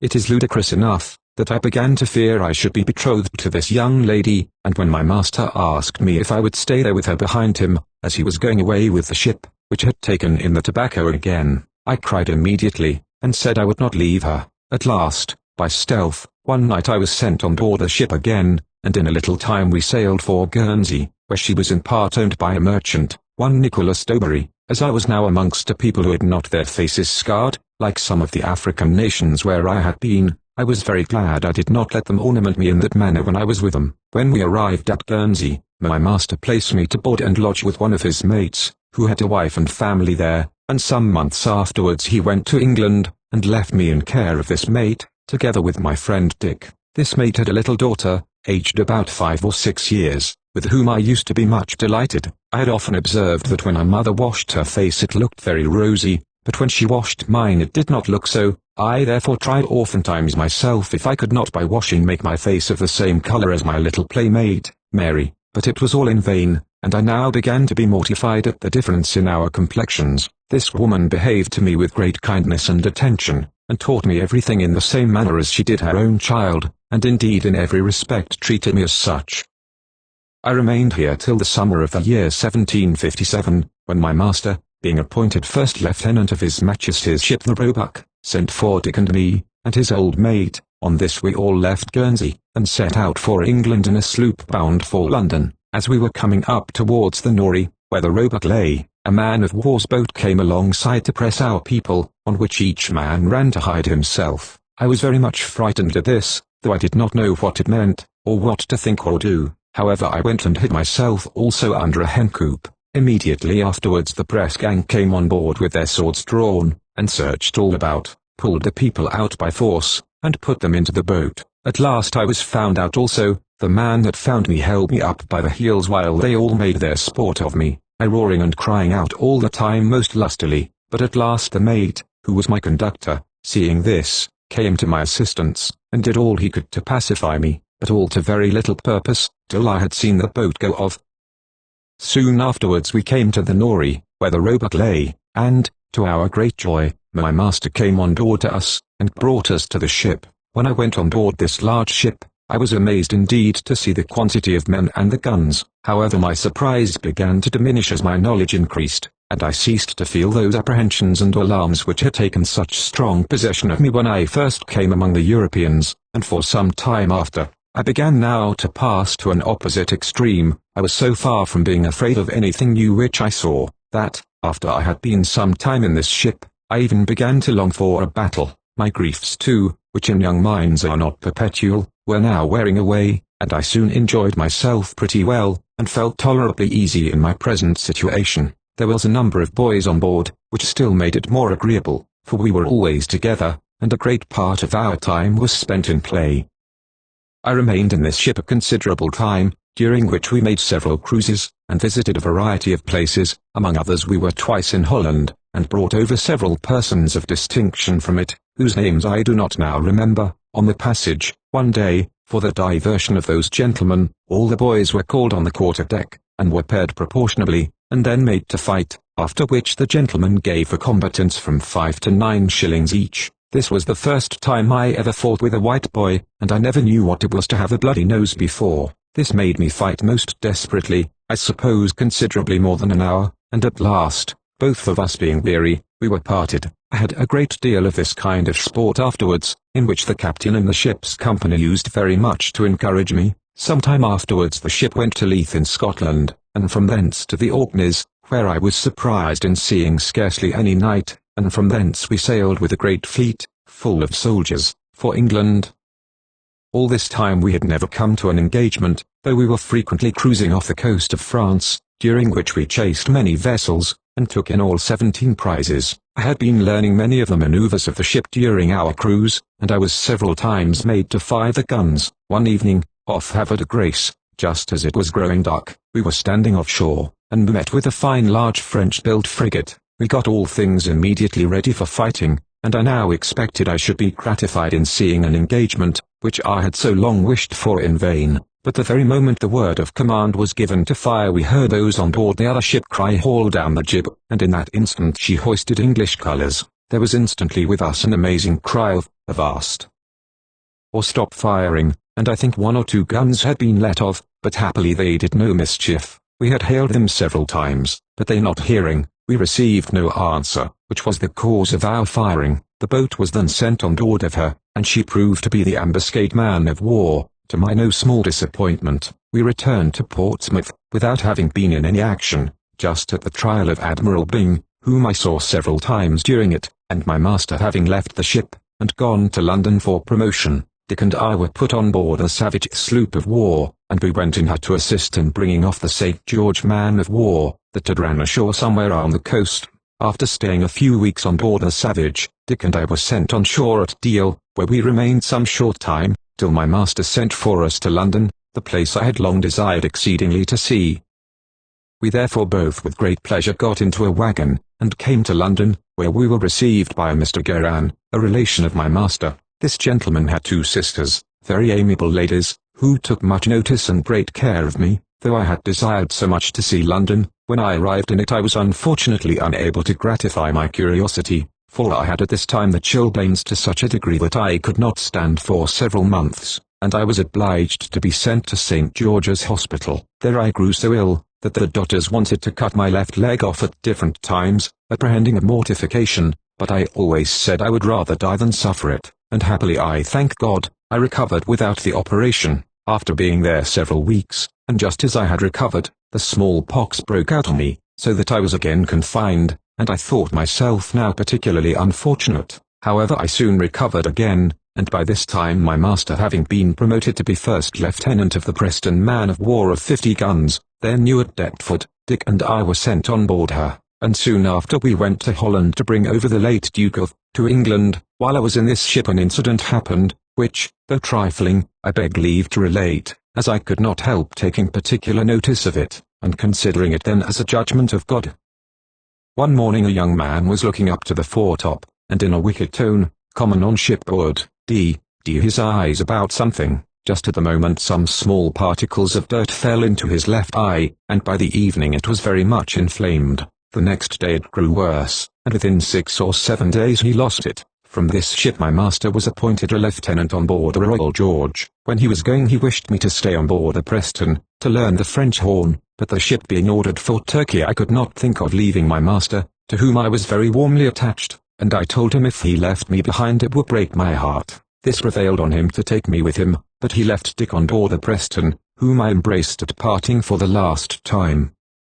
The Royal George was the largest ship I had ever seen, so that when I came on board of her I was surprised at the number of people, men, women, and children, of every denomination, and the largeness of the guns, many of them also of brass, which I had never seen before. Here were also shops or stalls of every kind of goods, and people crying their different commodities about the ship as in a town. To me it appeared a little world, into which I was again cast without a friend, for I had no longer my dear companion Dick. We did not stay long here. My master was not many weeks on board before he got an appointment to be 6th Lieutenant of the Namur, which was then at Spithead, fitting up for Vice Admiral Boscawen, who was going with a large fleet on an expedition against Louisburg. The crew of the Royal George were turned over to her, and the flag of that gallant admiral was hoisted on board, the blue at the maintop gallant masthead.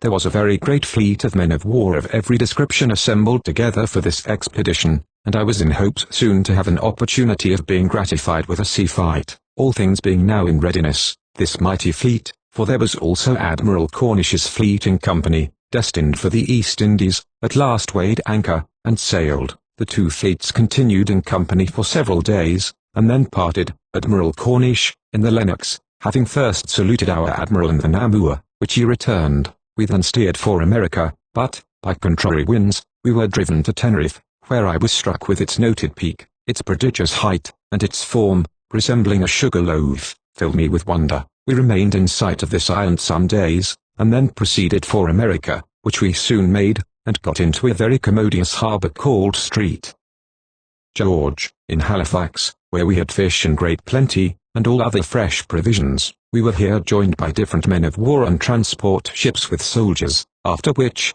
our fleet being increased to a prodigious number of ships of all kinds, we sailed for Cape Breton in Nova Scotia. We had a good and gallant General Wolfe on board our ship, whose affability made him highly esteemed and beloved by all the men. He often honoured me, as well as other boys, with marks of his notice, and saved me once a flogging for fighting with a young gentleman. We arrived at Cape Breton in the summer of 1758, and here the soldiers were to be landed, in order to make an attack upon Louisburg. My master had some part in superintending the landing, and here I was in a small measure gratified in seeing an encounter between our men and the enemy.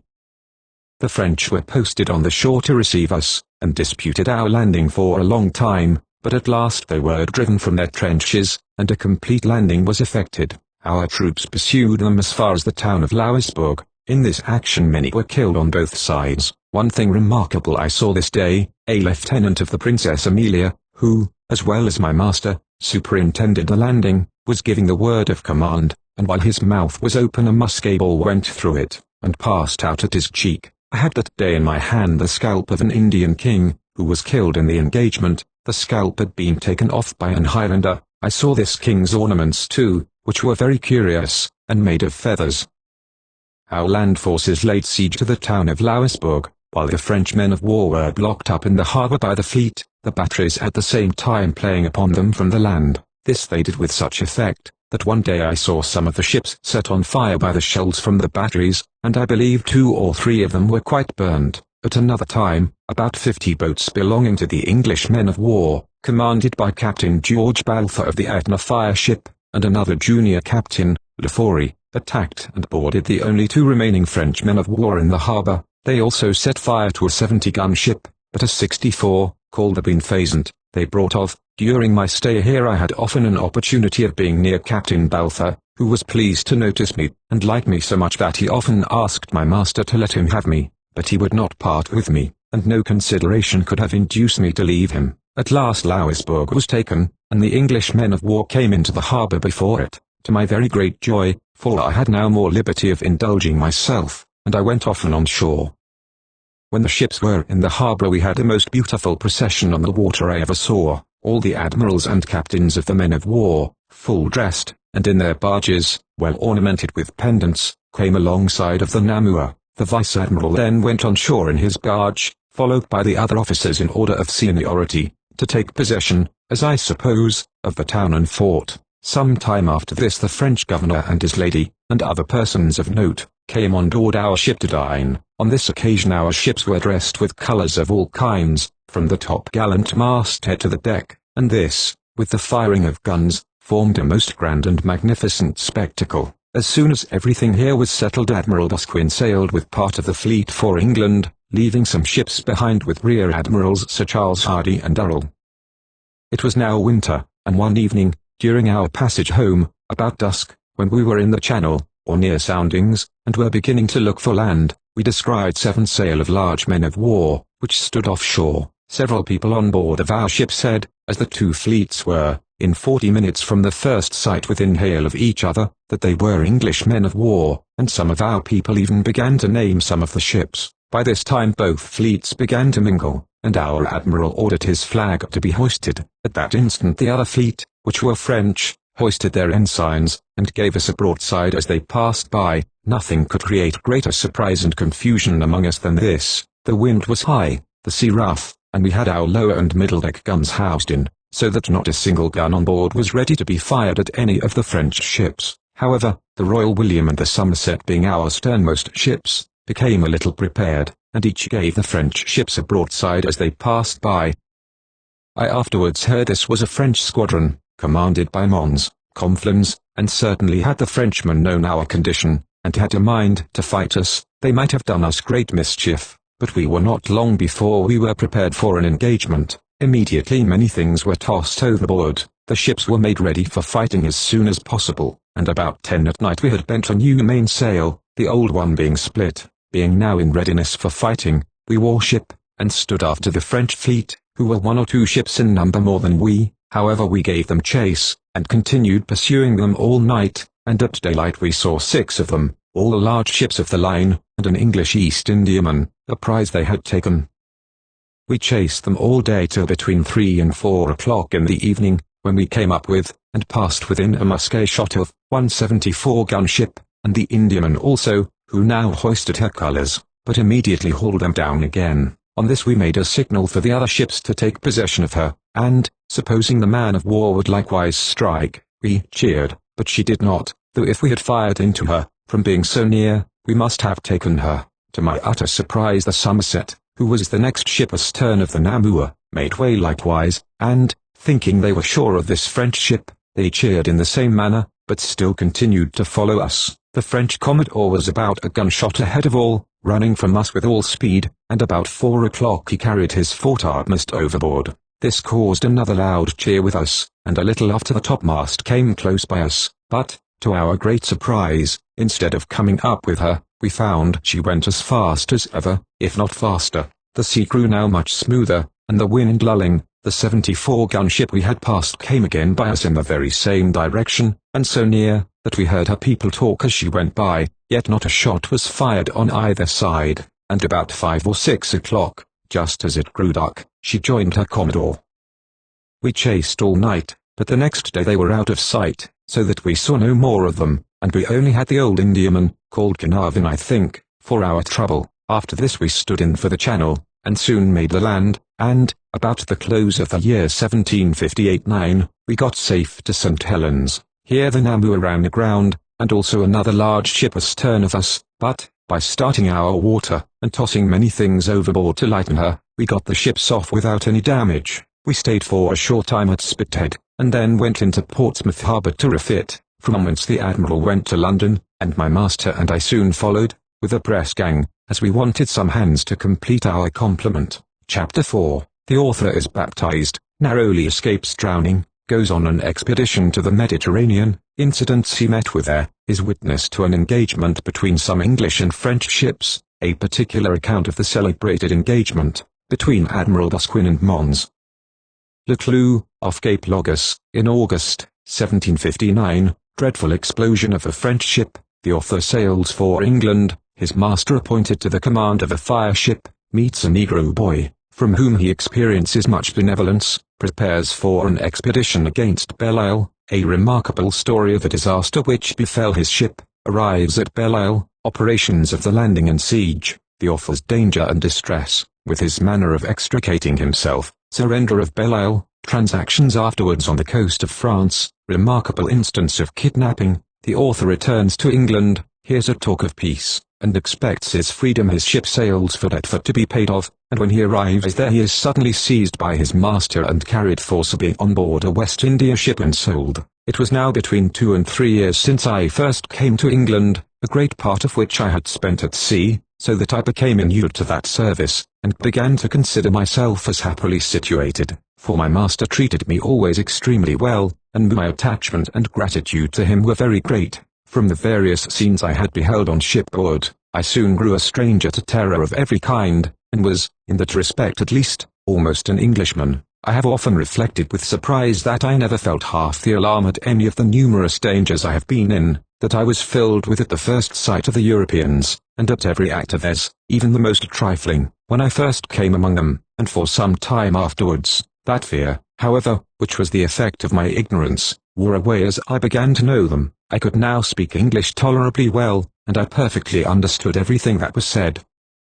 I now not only felt myself quite easy with these new countrymen, but relished their society and manners. I no longer looked upon them as spirits, but as men superior to us, and therefore I had a stronger desire to resemble them, to imbibe their spirit, and imitate their manners. I therefore embraced every occasion of improvement, and every new thing that I observed I treasured up in my memory. I had long wished to be able to read and write, and for this purpose I took every opportunity to gain instruction, but had made as yet very little progress. However, when I went to London with my master, I had soon an opportunity of improving myself, which I gladly embraced. Shortly after my arrival, he sent me to wait upon the Miss Gerrins, who had treated me with much kindness when I was there before, and they sent me to school. While I was attending these ladies, their servants told me I could not go to heaven unless I was baptized.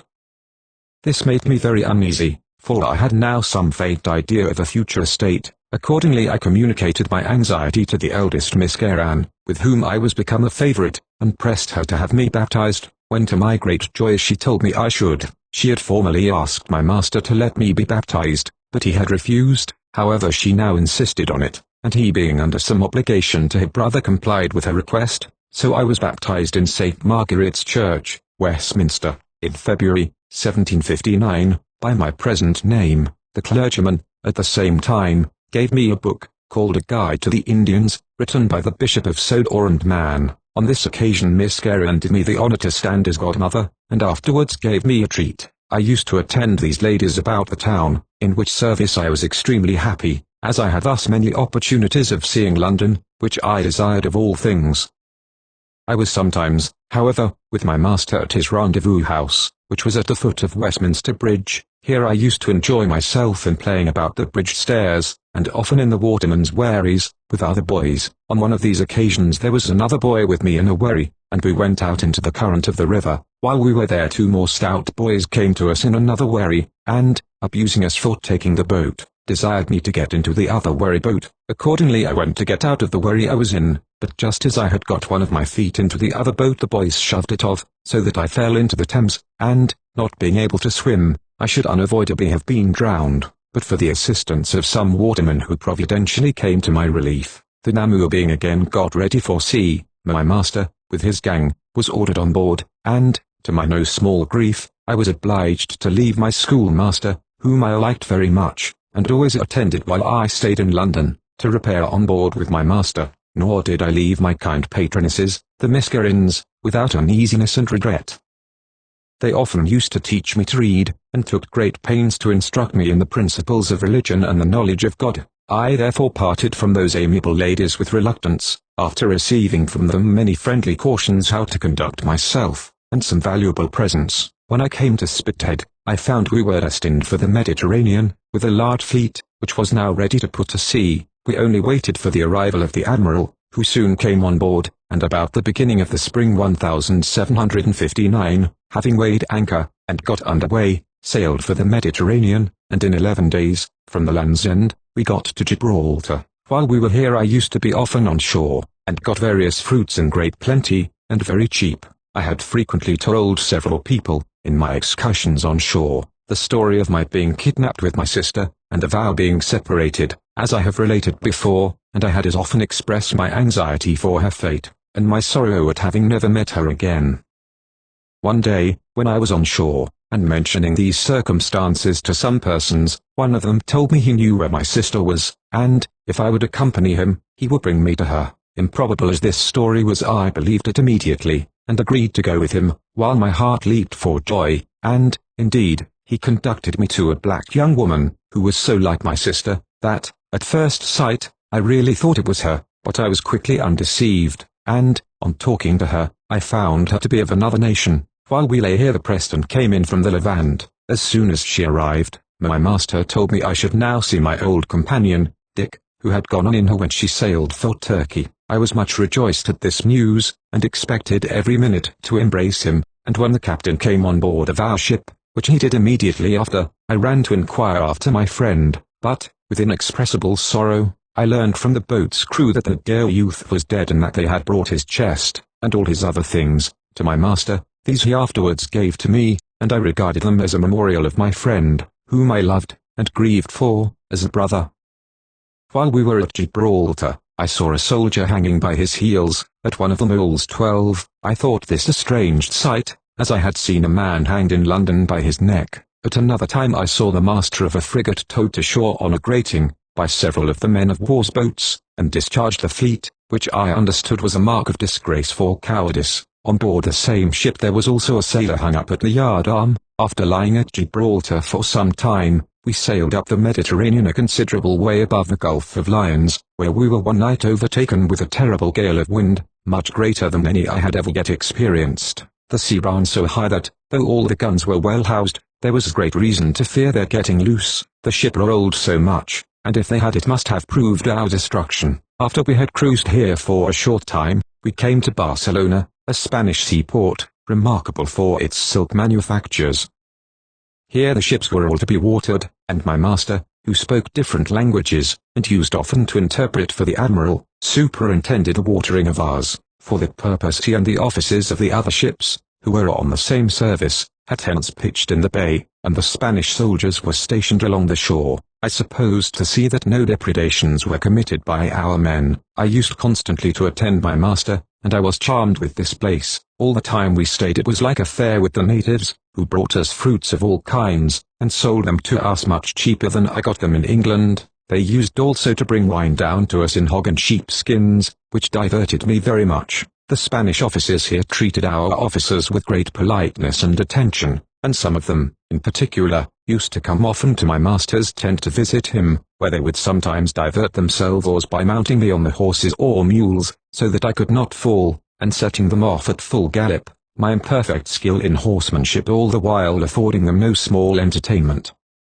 After the ships were watered, we returned to our old station of cruising off Toulon, for the purpose of intercepting a fleet of French men of war that lay there. One Sunday, in our cruise, we came off a place where there were two small French frigates lying inshore, and our admiral, thinking to take or destroy them, sent two ships in after them, the Culloden and the Conqueror. They soon came up to the Frenchmen, and I saw a smart fight here, both by sea and land, for the frigates were covered by batteries, and they played upon our ships most furiously, which they as furiously returned, and for a long time a constant firing was kept up on all sides at an amazing rate. At last one frigate sunk, but the people escaped, though not without much difficulty, and a little after some of the people left the other frigate also, which was a mere wreck. However, our ships did not venture to bring her away. They were so much annoyed from the batteries, which raked them both in going and coming. Their topmasts were shot away, and they were otherwise so much shattered, that the admiral was obliged to send in many boats to tow them back to the fleet. I afterwards sailed with a man who fought in one of the French batteries during the engagement, and he told me our ships had done considerable mischief that day on shore and in the batteries.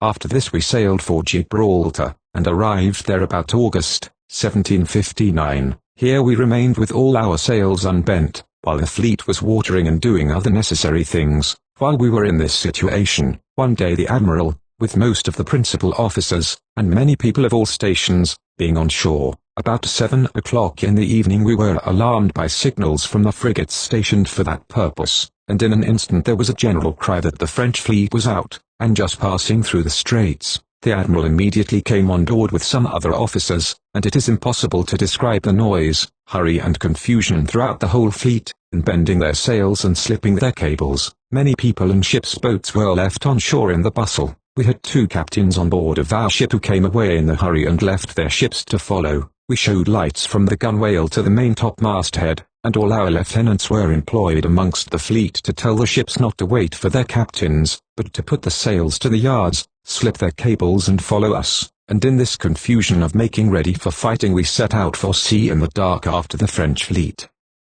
Here I could have exclaimed with Ajax, "O Jove, O Father, if it be thy will that we must perish, we thy will obey, but let us perish by the light of day." They had got the start of us so far that we were not able to come up with them during the night, but at daylight we saw 7 sail of the line of battle some miles ahead. We immediately chased them till about 4 o'clock in the evening, when our ships came up with them, and, though we were about 15 large ships, our gallant admiral only fought them with his own division, which consisted of 7, so that we were just ship for ship.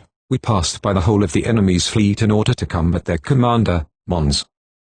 Laclou, who was in the ocean, an 84-gun ship. As we passed they all fired on us, and at one time 3 of them fired together, continuing to do so for some time, notwithstanding which our admiral would not suffer a gun to be fired at any of them, to my astonishment, but made us lie on our bellies on the deck till we came quite close to the ocean, who was ahead of them all, when we had orders to pour the whole 3 tiers into her at once. The engagement now commenced with great fury on both sides. The ocean immediately returned our fire, and we continued engaged with each other for some time, during which I was frequently stunned with the thundering of the great guns, whose dreadful contents hurried many of my companions into awful eternity. At last the French line was entirely broken, and we obtained the victory, which was immediately proclaimed with loud huzzas and acclamations. We took 3 prizes, La Modeste, of 64 guns, and La Téméraire and Centaure, of 74 guns each. The rest of the French ships took to flight with all the sail they could crowd.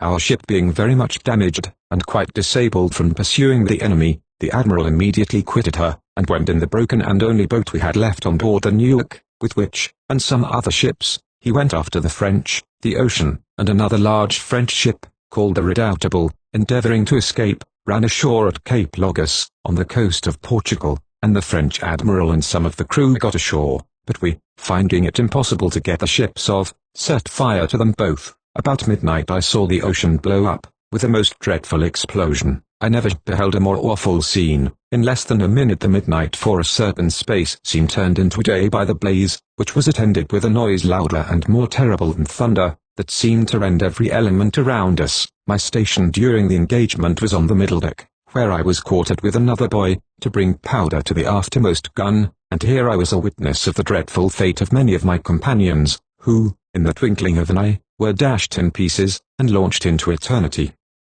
Happily I escaped unhurt, though the shot and splinters flew thick about me during the whole fight. Towards the latter part of it my master was wounded, and I saw him carried down to the surgeon, but though I was much alarmed for him and wished to assist him I dared not leave my post.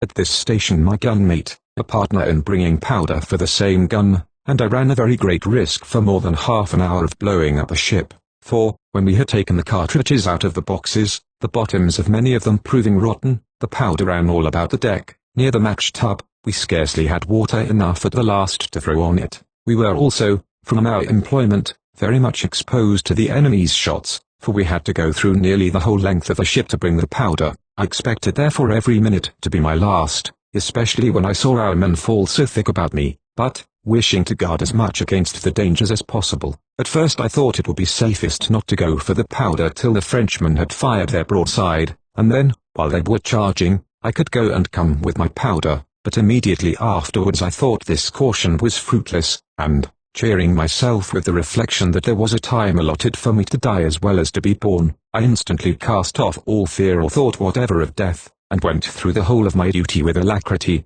pleasing myself with the hope, if I survived the battle, of relating it and the dangers I had escaped to the dear Miss Guerin, and others, when I should return to London.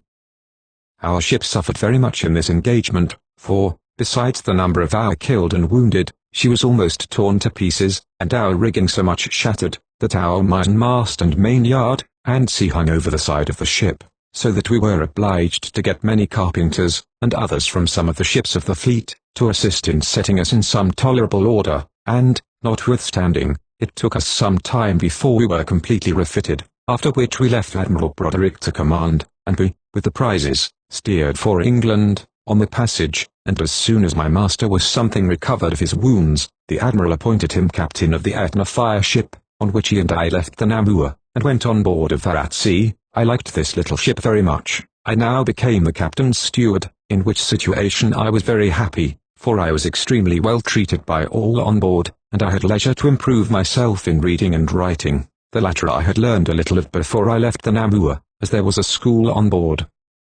When we arrived at Spithead the Admiral went into Portsmouth harbour to refit, which being done, we returned to Spithead and joined a large fleet that was thought to be intended against the Havana, but about that time the king died. Whether that prevented the expedition I know not, but it caused our ship to be stationed at Cowes, in the Isle of Wight, till the beginning of the year 61. Here I spent my time very pleasantly. I was much on shore all about this delightful island, and found the inhabitants very civil. While I was here, I met with a trifling incident, which surprised me agreeably. I was one day in a field belonging to a gentleman who had a black boy about my own size. This boy, having observed me from his master's house, was transported at the sight of one of his own countrymen, and ran to meet me with the utmost haste. I, not knowing what he was about, turned a little out of his way at first, but to no purpose. He soon came close to me and caught hold of me in his arms as if I had been his brother, though we had never seen each other before. After we had talked together for some time he took me to his master's house,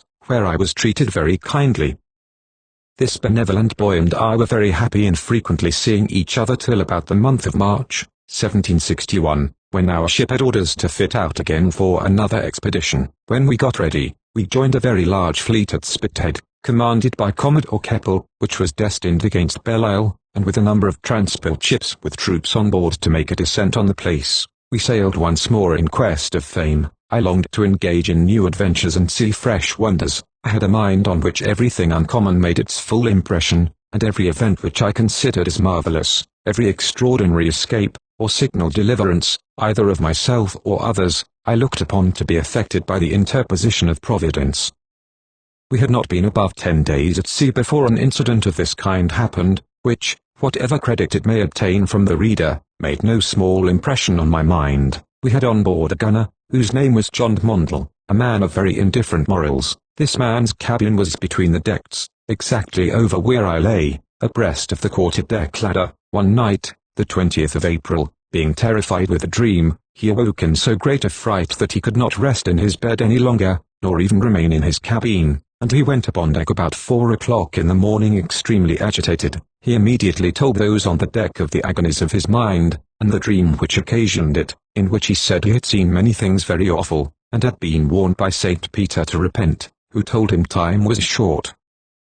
This he said had greatly alarmed him, and he was determined to alter his life. People generally mock the fears of others when they are themselves in safety, and some of his shipmates who heard him only laughed at him. However, he made a vow that he never would drink strong liquors again, and he immediately got a light, and gave away his sea stores of liquor, after which, his agitations still continuing, he began to read the scriptures, hoping to find some relief, and soon afterwards he laid himself down again on his bed, and endeavored to compose himself to sleep, but to no purpose, his mind still continuing in a state of agony. By this time it was exactly 7:30 in the morning. I was then under the half-deck at the great cabin door, and all at once I heard the people in the waist cry out, most fearfully, "The Lord have mercy upon us, we are all lost, the Lord have mercy upon us." Mr. Mondle, hearing the cries, immediately ran out of his cabin, and we were instantly struck by the Lynn, a 40-gun ship, Captain Clark, which nearly ran us down.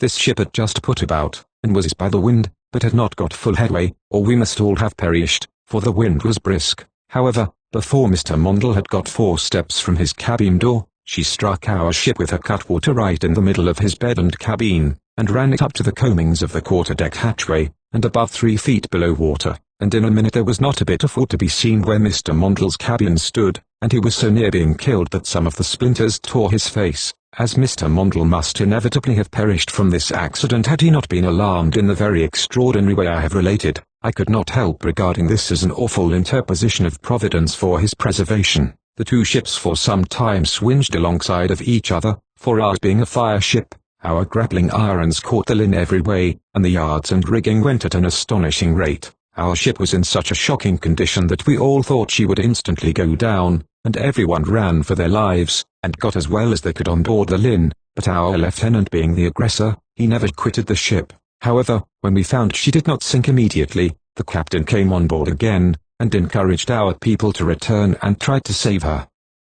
Many on this came back, but some would not venture. Some of the ships in the fleet, seeing our situation, immediately sent their boats to our assistance, but it took us the whole day to save the ship with all their help, and by using every possible means, particularly frapping it together with many hawsers, and putting a great quantity of tallow below water where she was damaged, she was kept together, but it was well we did not meet with any gales of wind, or we must have gone to pieces, for we were in such a crazy condition that we had ships to attend us till we arrived at Belle-Isle, the place of our destination, and then we had all things taken out of the ship, and she was properly repaired. This escape of Mr. Mondle, which he, as well as myself, always considered as a singular act of Providence, I believe had a great influence on his life and conduct ever afterwards. Now that I am on this subject I beg leave to relate another instance or two which strongly raised my belief of the particular interposition of heaven, and which might not otherwise have found a place here, from their insignificance. I belonged for a few days in the year 1758 to the Jason, of 54 guns, at Plymouth, and one night, when I was on board, a woman, with a child at her breast, fell from the upper deck down into the hold, near the keel.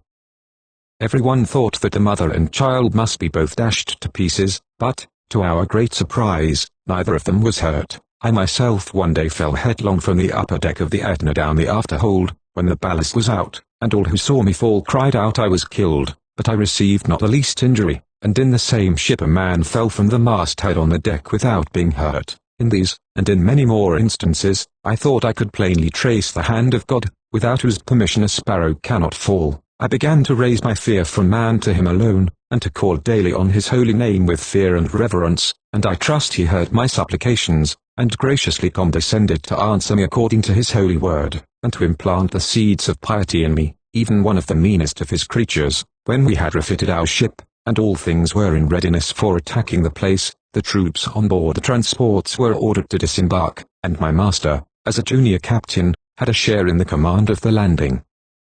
This was on the 8th of April. The French were drawn up on the shore, and had made every disposition to oppose the landing of our men, only a small part of them this day being able to effect it. Most of them, after fighting with great bravery, were cut off, and General Crawford, with a number of others, were taken prisoners. In this day's engagement we had also our lieutenant killed. On the 21st of April we renewed our efforts to land the men, while all the men of war were stationed along the shore to cover it, and fired at the French batteries and breastworks from early in the morning till about 4 o'clock in the evening. When our soldiers effected a safe landing, they immediately attacked the French, and, after a sharp encounter, forced them from the batteries, before the enemy retreated they blew up several of them, lest they should fall into our hands. Our men now proceeded to besiege the citadel, and my master was ordered on shore to superintend the landing of all the materials necessary for carrying on the siege, in which service I mostly attended him. While I was there I went about to different parts of the island, and one day, particularly, my curiosity almost cost me my life. I wanted very much to see the mode of charging the mortars and letting off the shells, and for that purpose I went to an English battery that was but a very few yards from the walls of the citadel. There, indeed, I had an opportunity of completely gratifying myself in seeing the whole operation, and that not without running a very great risk, both from the English shells that burst while I was there, but likewise from those of the French. One of the largest of their shells bursted within 9 or 10 yards of me. There was a single rock close by, about the size of a butt, and I got instant shelter under it in time to avoid the fury of the shell. Where it burst the earth was torn in such a manner that 2 or 3 butts might easily have gone into the hole it made, and it threw great quantities of stones and dirt to a considerable distance. 3 shot were also fired at me and another boy who was along with me. One of them in particular seemed winged with red lightning and impetuous rage, for with a most dreadful sound it hissed close by me, and struck a rock at a little distance, which it shattered to pieces. When I saw what perilous circumstances I was in, I attempted to return the nearest way I could find, and thereby I got between the English and the French sentinels. An English sergeant, who commanded the outposts, seeing me, and surprised how I came there, which was by stealth along the seashore, reprimanded me very severely for it, and instantly took the sentinel off his post into custody, for his negligence in suffering me to pass the lines. While I was in this situation I observed at a little distance a French horse, belonging to some islanders, which I thought I would now mount, for the great expedition of getting off. Accordingly I took some cord which I had about me, and making a kind of bridle of it, I put it round the horse's head, and the tame beast very quietly suffered me to tie him thus and mount him. As soon as I was on the horse's back I began to kick and beat him, and try every means to make him go quick, but all to very little purpose. I could not drive him out of a slow pace. While I was creeping along, still within reach of the enemy's shot, I met with a servant well mounted on an English horse. I immediately stopped, and, crying, told him my case, and begged of him to help me, and this he effectually did, for, having a fine large whip, he began to lash my horse with it so severely, that he set off full speed with me towards the sea, while I was quite unable to hold or manage him. In this manner I went along till I came to a craggy precipice. I now could not stop my horse, and my mind was filled with apprehensions of my deplorable fate should he go down the precipice, which he appeared fully disposed to do. I therefore thought I had better throw myself off him at once, which I did immediately with a great deal of dexterity, and fortunately escaped unhurt. As soon as I found myself at liberty I made the best of my way for the ship, determined I would not be so foolhardy again in a hurry. We continued to besiege the citadel till June, when it surrendered. During the siege I have counted above 60 shells and carcasses in the air at once. When this place was taken I went through the citadel, and in the bomb-proofs under it, which were cut in the solid rock, and I thought it a surprising place, both for strength and building, notwithstanding which our shots and shells had made amazing devastation, and ruinous heaps all around it. After the taking of this island our ships, with some others commanded by Commodore Stanhope in the Swifter, went to Bass Road, where we blocked up a French fleet. Our ships were there from June till February following, and in that time I saw a great many scenes of war, and stratagems on both sides to destroy each other's fleet.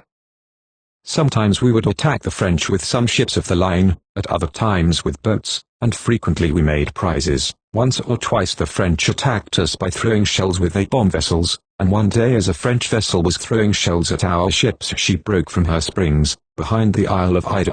The tide being complicated, she came within a gunshot of the Nassau, but the Nassau could not bring a gun to bear upon her, and thereby the Frenchmen got off. We were twice attacked by their fire floats, which they chained together, and then let them float down with the tide, but each time we sent boats with grapplings, and towed them safe out of the fleet. We had different commanders while we were at this place, Commodore Stanhope, Dennis, Lord Howe, and C. From hence, before the Spanish War began, our ship and the Wasp sloop were sent to St. Sebastian in Spain, by Commodore Stanhope, and Commodore Dennis afterwards sent our ship as a cartel to Bayonne in France 13, after which 14 we went in February in 1762 to Belle Isle, and there stayed till the summer, when we left it, and returned to Portsmouth. After our ship was fitted out again for service, in September she went to Guernsey, where I was very glad to see my old hostess, who was now a widow, and my former little charming companion, her daughter. I spent some time here very happily with them, till October, when we had orders to repair to Portsmouth. We parted from each other with a great deal of affection, and I promised to return soon, and see them again, not knowing what all-powerful fate had determined for me. Our ship having arrived at Portsmouth, we went into the harbour, and remained there till the latter end of November, when we heard great talk about peace, and, to our very great joy, in the beginning of December we had orders to go up to London with our ship to be paid off. We received this news with loud huzzas, and every other demonstration of gladness, and nothing but mirth was to be seen throughout every part of the ship. I too was not without my share of the general joy on this occasion. I thought now of nothing but being freed, and working for myself, and thereby getting money to enable me to get a good education, for I always had a great desire to be able at least to read and write, and while I was on shipboard I had endeavoured to improve myself in both. While I was in the Etna particularly, the captain's clerk taught me to write, and gave me a smattering of arithmetic as far as the rule of 3. There was also one Daniel Queen, about 40 years of age, a man very well educated, who messed with me on board this ship, and he likewise dressed and attended the captain. Fortunately this man soon became very much attached to me, and took very great pains to instruct me in many things. He taught me to shave and dress hair a little, and also to read in the Bible, explaining many passages to me, which I did not comprehend. I was wonderfully surprised to see the laws and rules of my country written almost exactly here, a circumstance which I believe tended to impress our manners and customs more deeply on my memory. I used to tell him of this resemblance, and many a time we have sat up the whole night together at this employment. In short, he was like a father to me, and some even used to call me after his name. They also styled me the Black Christian. Indeed I almost loved him with the affection of a son. Many things I have denied myself that he might of them, and when I used to play at marbles or any other game, and won a few halfpence, or got any little money, which I sometimes did, for shaving anyone, I used to buy him a little sugar or tobacco, as far as my stock of money would go. He used to say, that he and I never should part, and that when our ship was paid off, as I was as free as himself or any other man on board, he would instruct me in his business, by which I might gain a good livelihood. This gave me new life and spirits, and my heart burned within me, while I thought the time long till I obtained my freedom. For though my master had not promised it to me, yet, besides the assurances I had received that he had no right to detain me, he always treated me with the greatest kindness, and reposed in me an unbounded confidence. He even paid attention to my morals, and would never suffer me to deceive him, or tell lies, of which he used to tell me the consequences, and that if I did so God would not love me, so that, from all this tenderness, I had never once supposed, in all my dreams of freedom, that he would think of detaining me any longer than I wished. In pursuance of our orders we sailed from Portsmouth for the Thames, and arrived at Deptford the 10th of December, where we cast anchor just as it was high water. The ship was up about half an hour, when my master ordered the barge to be manned, and all in an instant, without having before given me the least reason to suspect anything of the matter, he forced me into the barge, saying, I was going to leave him, but he would take care I should not. I was so struck with the unexpectedness of this proceeding, that for some time I did not make a reply, only I made an offer to go for my books and chest of clothes, but he swore I should not move out of his sight, and if I did he would cut my throat. At the same time taking his hanger, I began, however, to collect myself, and, plucking up courage, I told him I was free, and he could not by law serve me so, but this only enraged him the more, and he continued to swear, and said he would soon let me know whether he would or not, and at that instant sprung himself into the barge from the ship, to the astonishment and sorrow of all on board.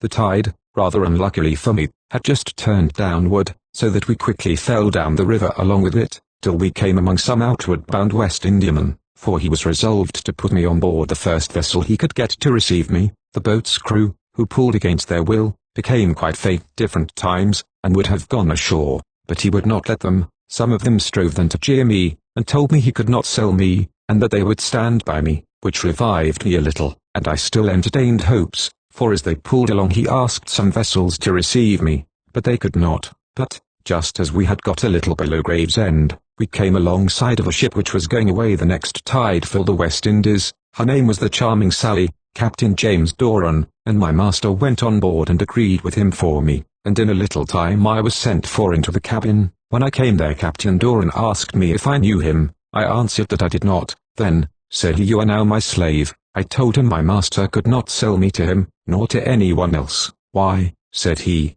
"did not your master buy you?" I confessed he did.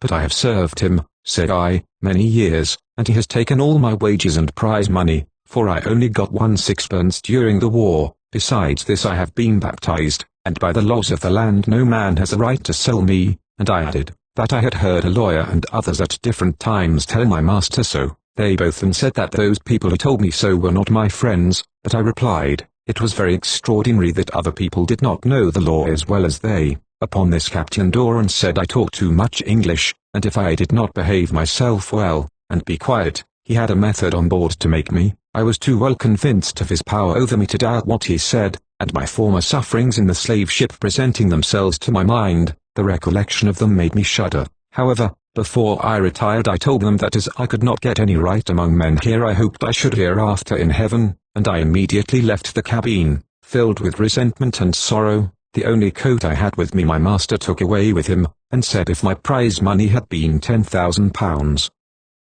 he had a right to it all, and would have taken it. I had about 9 guineas, which, during my long seafaring life, I had scraped together from trifling perquisites and little ventures, and I hid it that instant, lest my master should take that from me likewise, still hoping that by some means or other I should make my escape to the shore. And indeed some of my old shipmates told me not to despair, for they would get me back again, and that, as soon as they could get their pay, they would immediately come to Portsmouth to me, where this ship was going. But, alas, all my hopes were baffled, and the hour of my deliverance was yet far off. My master, having soon concluded his bargain with the captain, came out of the cabin, and he and his people got into the boat and put off. I followed them with aching eyes as long as I could, and when they were out of sight I threw myself on the deck, while my heart was ready to burst with sorrow and anguish. Chapter 5. The author's reflections on his situation, is deceived by a promise of being delivered, his despair at sailing for the West Indies, arrives at Montserrat, where he is sold to Mr. King, various interesting instances of oppression, cruelty,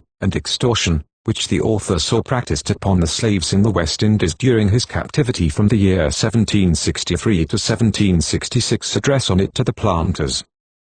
Thus, at the moment I expected all my toils to end, was I plunged, as I supposed, in a new slavery, in comparison of which all my service hitherto had been perfect freedom, and whose horrors, always present to my mind, now rushed on it with tenfold aggravation. I wept very bitterly for some time, and began to think that I must have done something to displease the Lord, that he thus punished me so severely. This filled me with painful reflections on my past conduct. I recollected that on the morning of our arrival at Deptford I had rashly sworn that as soon as we reached London I would spend the day in rambling and sport. My conscience smote me for this unguarded expression. I felt that the Lord was able to disappoint me in all things, and immediately considered my present situation as a judgment of heaven on account of my presumption in swearing. I therefore, with contrition of heart, acknowledged my transgression to God, and poured out my soul before him with unfeigned repentance, and with earnest supplications I besought him not to abandon me in my distress, nor cast me from his mercy forever. In a little time my grief, spent with its own violence, began to subside, and after the first confusion of my thoughts was over I reflected with more calmness on my present condition. I considered that trials and disappointments are sometimes for our good, and I thought God might perhaps have permitted this in order to teach me wisdom and resignation, for he had hitherto shadowed me with the wings of his mercy, and by his invisible but powerful hand brought me the way I knew not. These reflections gave me a little comfort, and I rose at last from the deck with dejection and sorrow in my countenance, yet mixed with some faint hope that the Lord would appear for my deliverance. Soon afterwards, as my new master was going ashore, he called me to him, and told me to behave myself well, and do the business of the ship the same as any of the rest of the boys, and that I should fare the better for it. But I made him no answer. I was then asked if I could swim, and I said, no. However, I was made to go under the deck, and was well watched. The next tide the ship got under way, and soon after arrived at the mother bank, Portsmouth, where she waited a few days for some of the West India convoy. While I was here I tried every means I could devise amongst the people of the ship to get me a boat from the shore, as there was none suffered to come alongside of the ship, and their own, whenever it was used, was hoisted in again immediately. A sailor on board took a guinea from me on pretense of getting me a boat, and promised me, time after time, that it was hourly to come off. When the other watch upon deck I watched also, and looked long enough, but all in vain. I could never see either the boat or my guinea again, and what I thought was still the worst of all, the fellow gave information, as I afterwards found, all the while to the mates, of my intention to go off, if I could in any way do it, but, rogue-like, he never told them he had got a guinea from me to procure my escape. However, after we had sailed, and his trick was made known to the ship's crew, I had some satisfaction in seeing him detested and despised by them all for his behavior to me. I was still in hopes that my old shipmates would not forget their promise to come for me to Portsmouth, and, indeed, at last, but not till the day before we sailed, some of them did come there, and sent me off some oranges, and other tokens of their regard. They also sent me where they would come off to me themselves the next day or the day after, and a lady also, who lived in Gosport, wrote to me that she would come and take me out of the ship at the same time. This lady had been once very intimate with my former master. I used to sell and take care of a great deal of property for her, in different ships, and in return she always showed great friendship for me, and used to tell my master that she would take me away to live with her, but, unfortunately for me, a disagreement soon afterwards took place between them, and she was succeeded in my master's good graces by another lady, who appeared sole mistress of the Etna, and mostly lodged on board.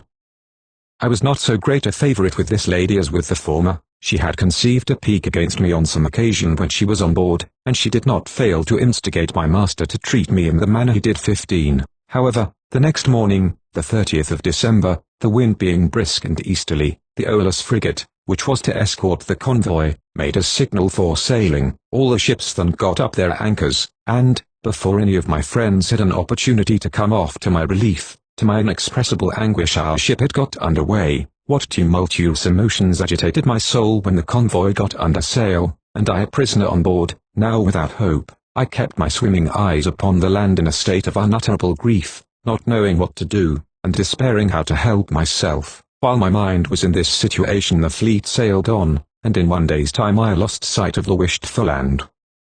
In the first expressions of my grief I reproached my fate, and wished I had never been born. I was ready to curse the tide that bore us, the gale that wafted my prison, and even the ship that conducted us, and I called on death to relieve me from the horrors I felt and dreaded, that I might be in that place where slaves are free, and men oppress no more. Fool that I was, inured so long to pain, to trust to hope, or dream of joy again, now dragged once more beyond the western main, to groan beneath some dastard planter's chain, where my poor countrymen in bondage wait the long enfranchisement of lingering fate, hard lingering fate.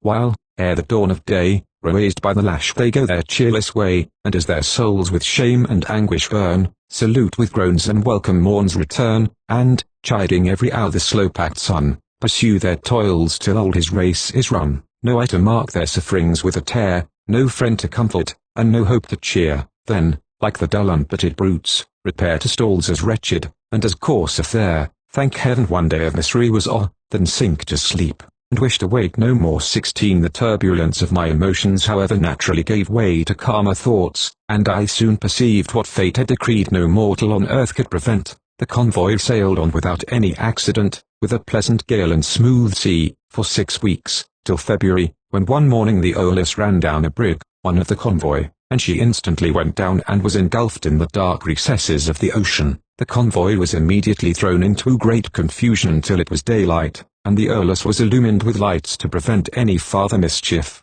On the 13th of February, 1763, from the masthead, we descried our destined island Montserrat, and soon after I beheld those regions of sorrow, doleful shades, where peace and rest can rarely dwell. Hope never comes that comes to all, but torture without end still urges. At the sight of this land of bondage, a fresh horror ran through all my frame, and chilled me to the heart. My former slavery now rose in dreadful review to my mind, and displayed nothing but misery, stripes, and chains, and, in the first paroxysm of my grief, I called upon God's thunder, and his avenging power, to direct the stroke of death to me, rather than permit me to become a slave, and be sold from lord to lord. In this state of my mind our ship came to an anchor, and soon after discharged her cargo. I now knew what it was to work hard. I was made to help to unload and load the ship.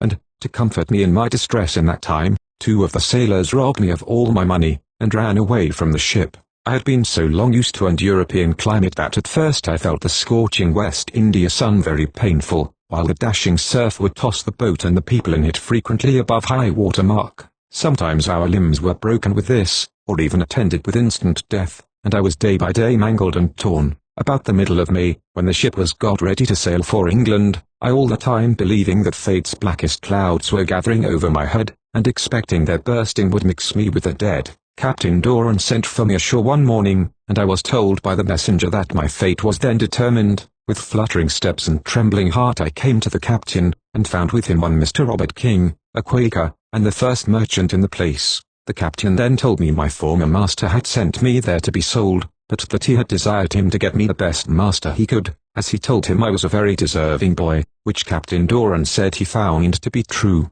and if he were to stay in the West Indies he would be glad to keep me himself, but he could not venture to take me to London, for he was very sure that when I came there I would leave him.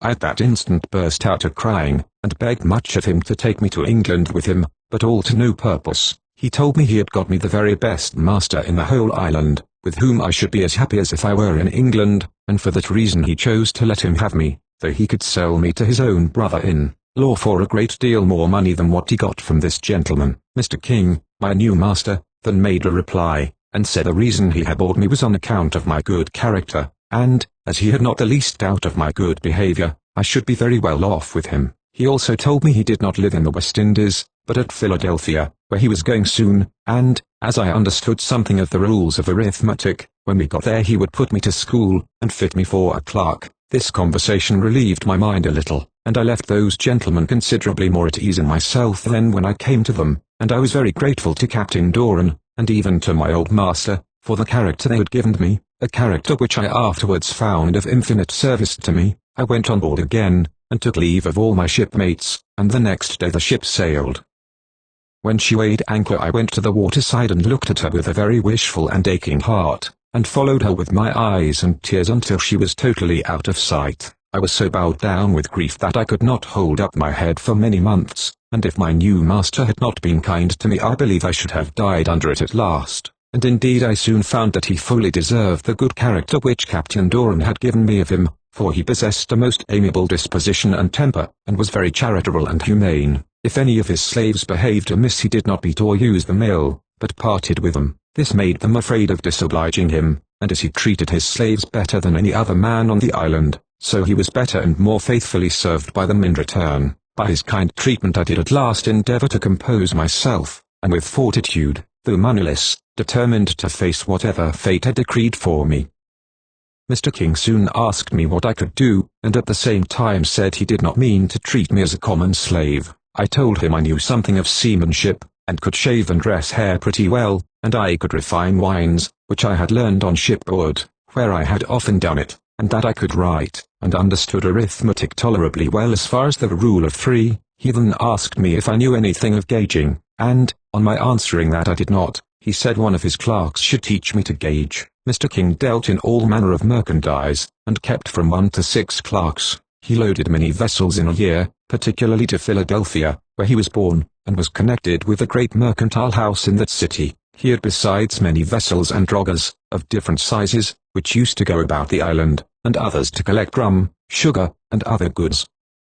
I understood pulling and managing those boats very well, and this hard work, which was the first that he set me to, in the sugar seasons used to be my constant employment. I have rowed the boat, and slaved at the oars, from 1 hour to 16 in the 24, during which I had 15 pence sterling per day to live on, though sometimes only 10 pence. However, this was considerably more than was allowed to other slaves that used to work with me, and belonged to other gentlemen on the island. Those poor souls had never more than 9 pence per day, and seldom more than 6 pence, from their masters or owners, though they earned them 3 or 4 pistoles 17, for it is a common practice in the West Indies for men to purchase slaves though they have not plantations themselves, in order to let them out to planters and merchants at so much a piece by the day, and they give what allowance they choose out of this reduce of their daily work to their slaves for subsistence. This allowance is often very scanty. My master often gave the owners of these slaves 2½ of these pieces per day, and found the poor fellows invictualled himself,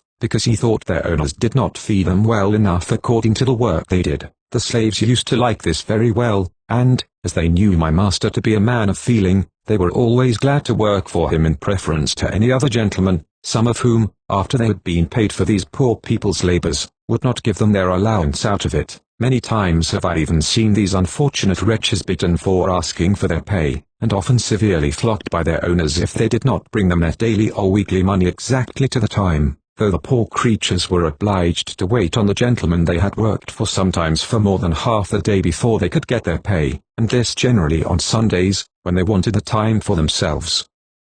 In particular, I knew a countryman of mine who once did not bring the weekly money directly that it was earned, and though he brought it the same day to his master, yet he was staked to the ground for this pretended negligence, and was just going to receive 100 lashes, but for a gentleman who begged him off 50. This poor man was very industrious, and, by his frugality, had saved so much money by working on shipboard, that he had got a white man to buy him a boat, unknown to his master. Some time after he had this little estate, the governor wanted a boat to bring his sugar from different parts of the island, and, knowing this to be a Negro man's boat, he seized upon it for himself, and would not pay the owner a farthing. The man on this went to his master, and complained to him of this act of the governor, but the only satisfaction he received was to be damned very heartily by his master, who asked him how dared any of his Negroes to have a boat. If the justly merited ruin of the governor's fortune could be any gratification to the poor man he had thus robbed, he was not without consolation. Extortion and rapine are poor providers, and some time after this the governor died in the King's Bench in England, as I was told, in great poverty. The last war favoured this poor Negro man, and he found some means to escape from his Christian master. He came to England, where I saw him afterwards several times. Such treatment as this often drives these miserable wretches to despair, and they run away from their masters at the hazard of their lives. Many of them, in this place, unable to get their pay when they have earned it, and fearing to be flogged, as usual, if they return home without it, run away where they can for shelter, and a reward is often offered to bring them in dead or alive. My master used sometimes, in these cases, to agree with their owners, and to settle with them himself, and thereby he saved many of them a flogging. Once, for a few days, I was let out to fit a vessel, and I had no victuals allowed me by either party. At last I told my master of this treatment, and he took me away from it. In many of the estates, on the different islands where I used to be sent for rum or sugar, they would not deliver it to me, or any other Negro. He was therefore obliged to send a white man along with me to those places, and then he used to pay him from 6 to 10 pistoles a day. From being thus employed, during the time I served Mr. King, in going about the different estates on the island, I had all the opportunity I could wish for to see the dreadful usage of the poor men, usage that reconciled me to my situation, and made me bless God for the hands into which I had fallen. I had the good fortune to please my master in every department in which he employed me, and there was scarcely any part of his business, or household affairs, in which I was not occasionally engaged. I often supplied the place of a clerk, in receiving and delivering cargoes to the ships, in tending stores, and delivering goods, and, besides this, I used to shave and dress my master when convenient, and take care of his horse, and when it was necessary, which was very often, I worked likewise on board of different vessels of his. By these means I became very useful to my master, and saved him, as he used to acknowledge, above £100 a year, nor did he scruple to say I was of more advantage to him than any of his clerks, though their usual wages in the West Indies are from £60 to £100 current a year. I have sometimes heard it asserted that a Negro cannot earn his master the first cost, but nothing can be further from the truth. I suppose 9/10 of the mechanics throughout the West Indies are Negro slaves, and I well know the coopers among them earn $2 a day, the carpenters the same, and oftentimes more, as also the masons, smiths, and fishermen, and I have known many slaves whose masters would not take £1,000 current for them. But surely this assertion refutes itself, for, if it be true, why do the planters and merchants pay such a price for slaves, and, above all, why do those who make this assertion exclaim the most loudly against the abolition of the slave trade? So much are men blinded, and to such inconsistent arguments are they driven by mistaken interest. I grant, indeed, that slaves are sometimes, by half-feeding, half-clothing, overworking and stripes, reduced so low, that they are turned out as unfit for service, and left to perish in the woods, or expire on a dunghill. My master was several times offered by different gentlemen 100 guineas for me, but he always told them he would not sell me. to my great joy, and I used to double my diligence and care for fear of getting into the hands of those men who did not allow a valuable slave the common support of life. Many of them even used to find fault with my master for feeding his slaves so well as he did, although I often went hungry, and an Englishman might think my fare very indifferent, but he used to tell them he always would do it, because the slaves thereby looked better and did more work. While I was thus employed by my master, I was often a witness to cruelties of every kind, which were exercised on my unhappy fellow slaves. I used frequently to have different cargoes of new negroes in my care for sale, and it was almost a constant practice with our clerks, and other whites, to commit violent depredations on the chastity of the female slaves, and these I was, though with reluctance, obliged to submit to at all times, being unable to help them. When we have hit some of these slaves on board my master's vessels to carry them to other islands, or to America, I have known our mates to commit these acts most shamefully, to the disgrace, not of Christians only, but of men. I have even known them gratify their brutal passion with females not 10 years old, and these abominations some of them practiced to such scandalous excess, that one of our captains discharged the mate and others on that account. And yet in Montserrat I have seen a Negro man staked to the ground, and cut most shockingly, and then his ears cut off bit by bit, because he had been connected with a white woman who was a common prostitute, as if it were no crime in the whites to rob an innocent African girl of her virtue, but most heinous in a black man only to gratify a passion of nature, where the temptation was offered by one of a different color, though the most abandoned woman of her species. Another Negro man was half hanged, and then burnt, for attempting to poison a cruel overseer. Thus by repeated cruelties are the wretched first urged to despair, and then murdered, because they still retain so much of human nature about them as to wish to put an end to their misery, and retaliate on their tyrants. These overseers are indeed for the most part persons of the worst character of any denomination of men in the West Indies. Unfortunately, many humane gentlemen, by not residing on their estates, are obliged to leave the management of them in the hands of these human butchers, who cut and mangle the slaves in a shocking manner on the most trifling occasions, and altogether treat them in every respect like brutes. They pay no regard to the situation of pregnant women, nor the least attention to the lodging of the field negroes.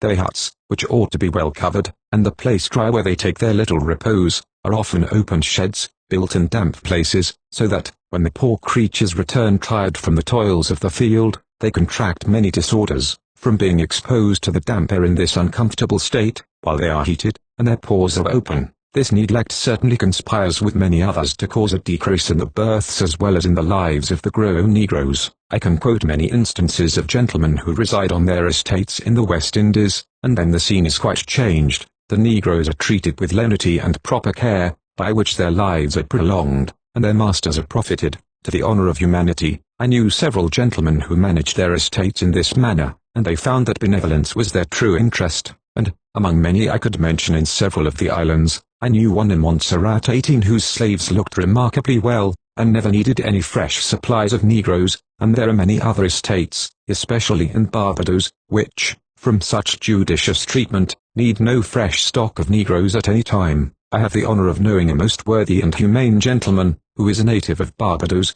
and has estates there 19. This gentleman has written a treatise on the usage of his own slaves. He allowed them to us for refreshment at midday, and many other indulgencies and comforts, particularly in their lying, and, besides this, he raises more provisions on his estate than they can destroy, so that by these attentions he saves the lives of his negroes, and keeps them healthy, and as happy as the condition of slavery can admit. I myself, as shall appear in the sequel, managed an estate, where, by those attentions, the negroes were uncommonly cheerful and healthy, and did more work by half than by the common mode of treatment they usually do. For want, therefore, of such care and attention to the poor negroes, and otherwise oppressed as they are, it is no wonder that the decrease should require 20,000 new negroes annually to fill up the vacant places of the dead. Even in Barbados, notwithstanding those humane exceptions which I have mentioned, and others I am acquainted with, which justly make it quoted as a place where slaves meet with the best treatment, and need fewest recruits of any in the West Indies, yet this island requires 1,000 negroes annually to keep up the original stock, which is only 80,000, so that the whole term of a negro's life may be said to be there but 16 years 20, and yet the climate here is in every respect the same as that from which they are taken, except in being more wholesome.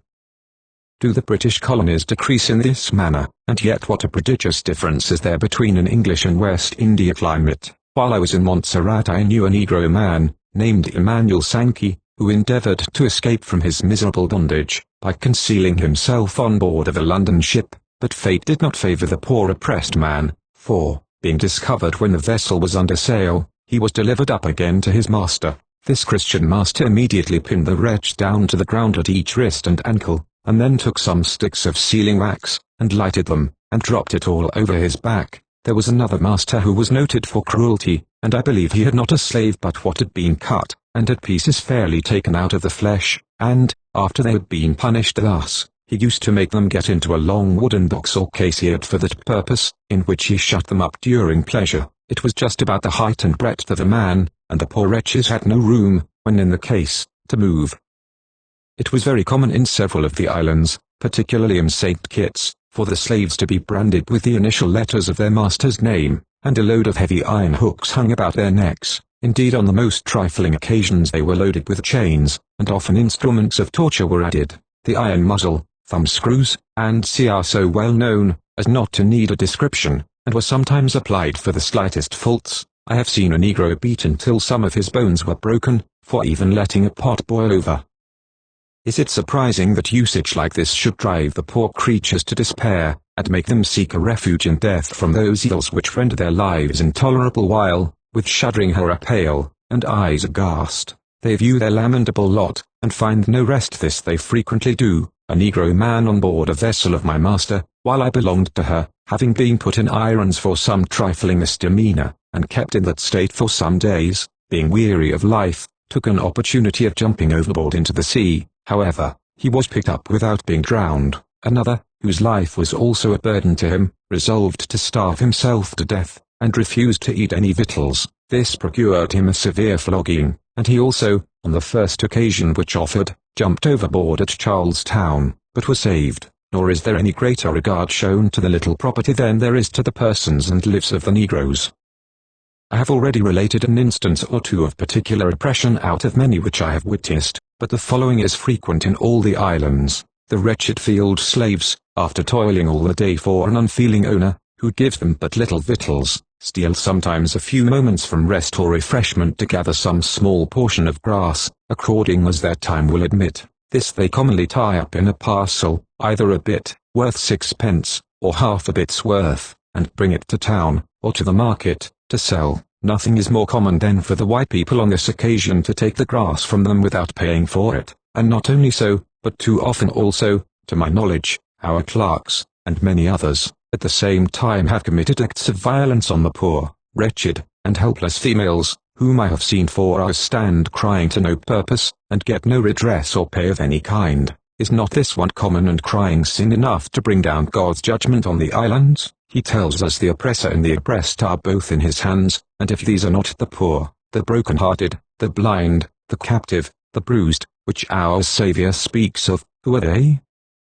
One of these depredators once, in St. Eustatia, came on board of our vessel, and bought some fowls and pigs of me, and a whole day after his departure with the things he returned again and wanted his money back. I refused to give it, and, not seeing my captain on board, he began the common pranks with me, and swore he would even break open my chest and take my money. I therefore expected, as my captain was absent, that he would be as good as his word, and he was just proceeding to strike me, when fortunately a British seaman on board, whose heart had not been debauched by a West India climate, interposed and prevented him. But had a cruel man struck me, I certainly should have defended myself at the hazard of my life, for what is life to a man thus oppressed? He went away, however, swearing, and threatened that whenever he caught me on shore he would shoot me, and paid for me afterwards. The small account in which the life of a Negro is held in the West Indies is so universally known, that it might seem impertinent to quote the following extract, if some people had not been hardy enough of late to assert that Negroes are on the same footing in that respect as Europeans.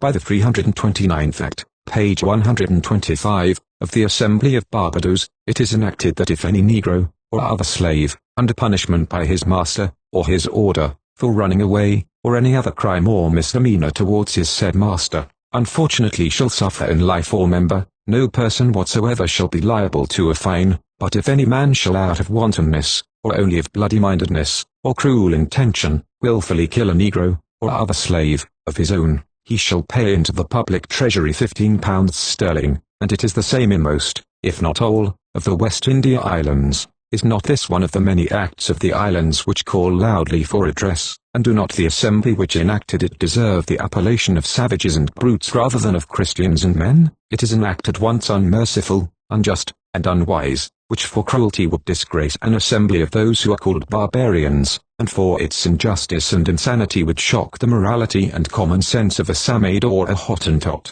Shocking as this and many more acts of the bloody West India Code at first view appear, how is the iniquity of it heightened when we consider to whom it may be extended? Mr. James Tobin, a zealous labourer in the vineyard of slavery, gives an account of a French planter of his acquaintance, in the island of Martinico, who showed him many mulattoes working in the fields like beasts of burden, and he told Mr. Tobin these were all the produce of his own loins. And I myself have known similar instances. Pray, reader, are these sons and daughters of the French planter less his children by being begotten on a black woman? And what must be the virtue of those legislators, and the feelings of those fathers, who estimate the lives of their sons, however begotten, at no more than £15, though they should be murdered, as the Act says, out of wantonness and bloody-mindedness? But is not the slave trade entirely a war with the heart of man? And surely that which is begun by breaking down the barriers of virtue involves in its continuance destruction to every principle, and buries all sentiments in ruin. I have often seen slaves, particularly those who were meagre, in different islands, put into scales and weighed, and then sold from 3p to 6p or 9p a pound. My master, however, whose humanity was shocked at this mode, used to sell such by the lump, and at or after a sale it was not uncommon to see negroes taken from their wives, wives taken from their husbands, and children from their parents, and sent off to other islands, and wherever else their merciless lords chose, and probably never more during life to see each other. Oftentimes my heart has bled at these partings, when the friends of the departed have been at the waterside, and, with sighs and tears, have kept their eyes fixed on the vessel till it went out of sight. A poor Creole Negro I knew well, who, after having been often thus transported from island to island, at last resided in Montserrat. This man used to tell me many melancholy tales of himself. Generally, after he had done working for his master, he used to employ his few leisure moments to go a-fishing.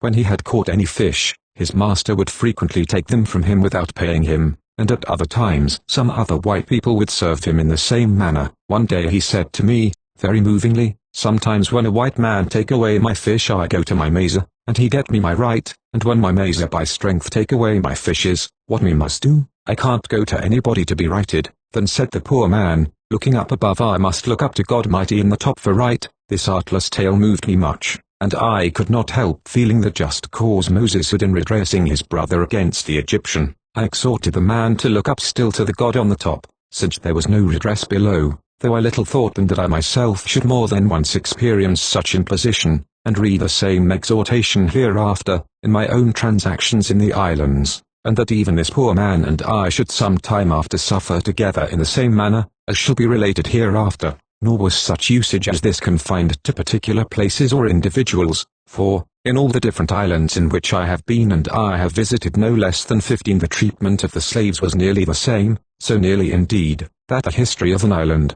or even a plantation, with a few such exceptions as I have mentioned, might serve for a history of the whole.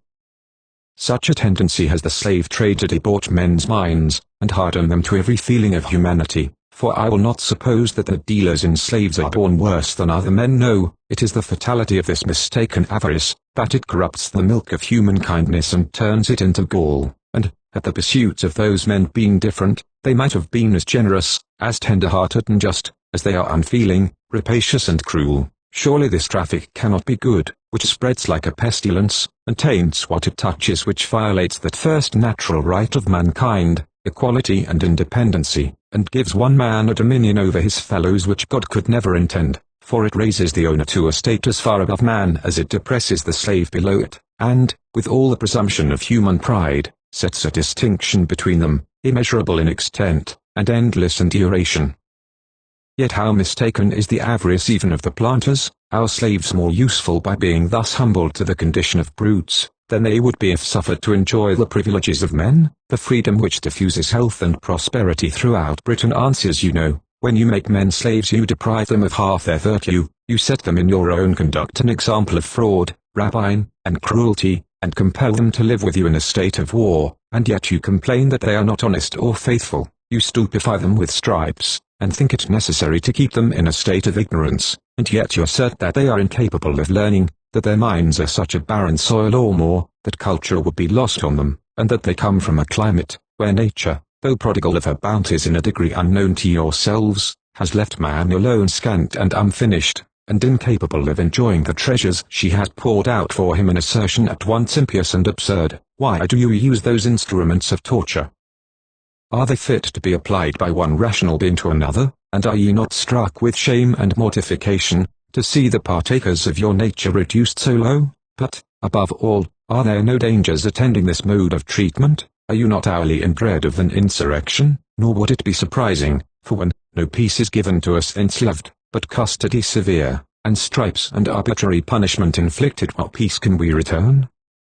But to our power, hostility and hate, untamed reluctance, and revenge, though slow, yet ever plotting how the conqueror least may reap his conquest, and may least rejoice in doing what we most in suffering feel, but by changing your conduct, and treating your slaves as men, every cause of fear would be banished. They would be faithful, honest, intelligent and vigorous, and peace, prosperity, and happiness would attend you. Chapter 6, Some Account of Brimstone Hill in Montserrat. Favorable change in the author's situation. He commences merchant with 3 pence, his various success in dealing in the different islands, and America, and the impositions he meets with in his transactions with Europeans, a curious imposition on human nature, danger of the serfs in the West Indies, remarkable instance of kidnapping a free mulatto. The author is nearly murdered by Dr. Perkins in Savannah. In the preceding chapter I have set before the reader a few of those many instances of oppression, extortion, and cruelty, which I have been a witness to in the West Indies, but,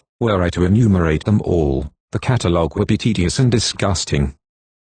The punishments of the slaves on every trifling occasion are so frequent, and so well known, together with the different instruments with which they are tortured, that it cannot any longer afford novelty to recite them, and they are too shocking to yield delight either to the writer or the reader. I shall therefore hereafter only mention such as incidentally befell myself in the course of my adventures. In the variety of departments in which I was employed by my master, I had an opportunity of seeing many curious scenes in different islands, but, above all, I was struck with a celebrated curiosity called Brimstone Hill, which is a high and steep mountain, some few miles from the town of Plymouth in Montserrat. I had often heard of some wonders that were to be seen on this hill, and I went once with some white and black people to visit it. When we arrived at the top, I saw under different cliffs great flakes of brimstone, occasioned by the steams of various little ponds, which were then boiling naturally in the earth. Some of these ponds were as white as milk, some quite blue, and many others of different colors. I had taken some potatoes with me, and I put them into different ponds, and in a few minutes they were well boiled. I tasted some of them, but they were very sulphurous, and the silver shoe buckles, and all the other things of that metal we had among us, were, in a little time, turned as black as lead. Sometime in the year 1763 kind Providence seemed to appear rather more favorable to me. One of my master's vessels, a Bermuda's sloop, about 60 tons, was commanded by one Captain Thomas Farmer, an Englishman, a very alert and active man, who gained my master a great deal of money by his good management in carrying passengers from one island to another, but very often his sailors used to get drunk and run away from the vessel, which hindered him in his business very much. This man had taken a liking to me, at many different times begged of my master to let me go a trip with him as a sailor, but he would tell him he could not spare me, though the vessel sometimes could not go for want of hands, for sailors were generally very scarce in the island. However, at last, from necessity or force, my master was prevailed on, though very reluctantly, to let me go with this captain, but he gave great charge to him to take care that I did not run away, for if I did he would make him pay for me. This being the case, the captain had for some time a sharp eye upon me whenever the vessel anchored, and as soon as she returned I was sent for on shore again. Thus was I slaving as it were for life, sometimes at one thing, and sometimes at another, so that the captain and I were nearly the most useful men in my master's employment. I also became so useful to the captain on shipboard, that many times, when he used to ask for me to go with him, though it should be but for 24 hours, to some of the islands near us, my master would answer he could not spare me, at which the captain would swear, and would not go the trip, and tell my master I was better to him on board than any 3 white men he had, for they used to behave ill in many respects, particularly in getting drunk, and then they frequently got the boat stove, so as to hinder the vessel from coming back as soon as she might have done. This my master knew very well, and at last, by the captain's constant entreaties, after I had been several times with him, one day, to my great joy, my master told me the captain would not let him rest, and asked me whether I would go aboard as a sailor, or stay on shore and mind the stores, for he could not bear any longer to be plagued in this manner. I was very happy at this proposal, for I immediately thought I might in time stand some chance by being on board to get a little money, or possibly make my escape if I should be used ill. I also expected to get better food, and in greater abundance, for I had felt much hunger oftentimes, though my master treated his slaves, as I have observed, uncommonly well. I therefore, without hesitation, answered him, that I would go and be a sailor if he pleased. Accordingly I was ordered on board directly. Nevertheless, between the vessel and the shore, when she was in port, I had little or no rest, as my master always wished to have me along with him. Indeed he was a very pleasant gentleman, and but for my expectations on shipboard I should not have thought of leaving him, but the captain liked me also very much, and I was entirely his right-hand man. I did all I could to deserve his favor, and in return I received better treatment from him than any other I believe ever met with in the West Indies in my situation. After I had been sailing for some time with this captain, at length I endeavored to try my luck and commence merchant.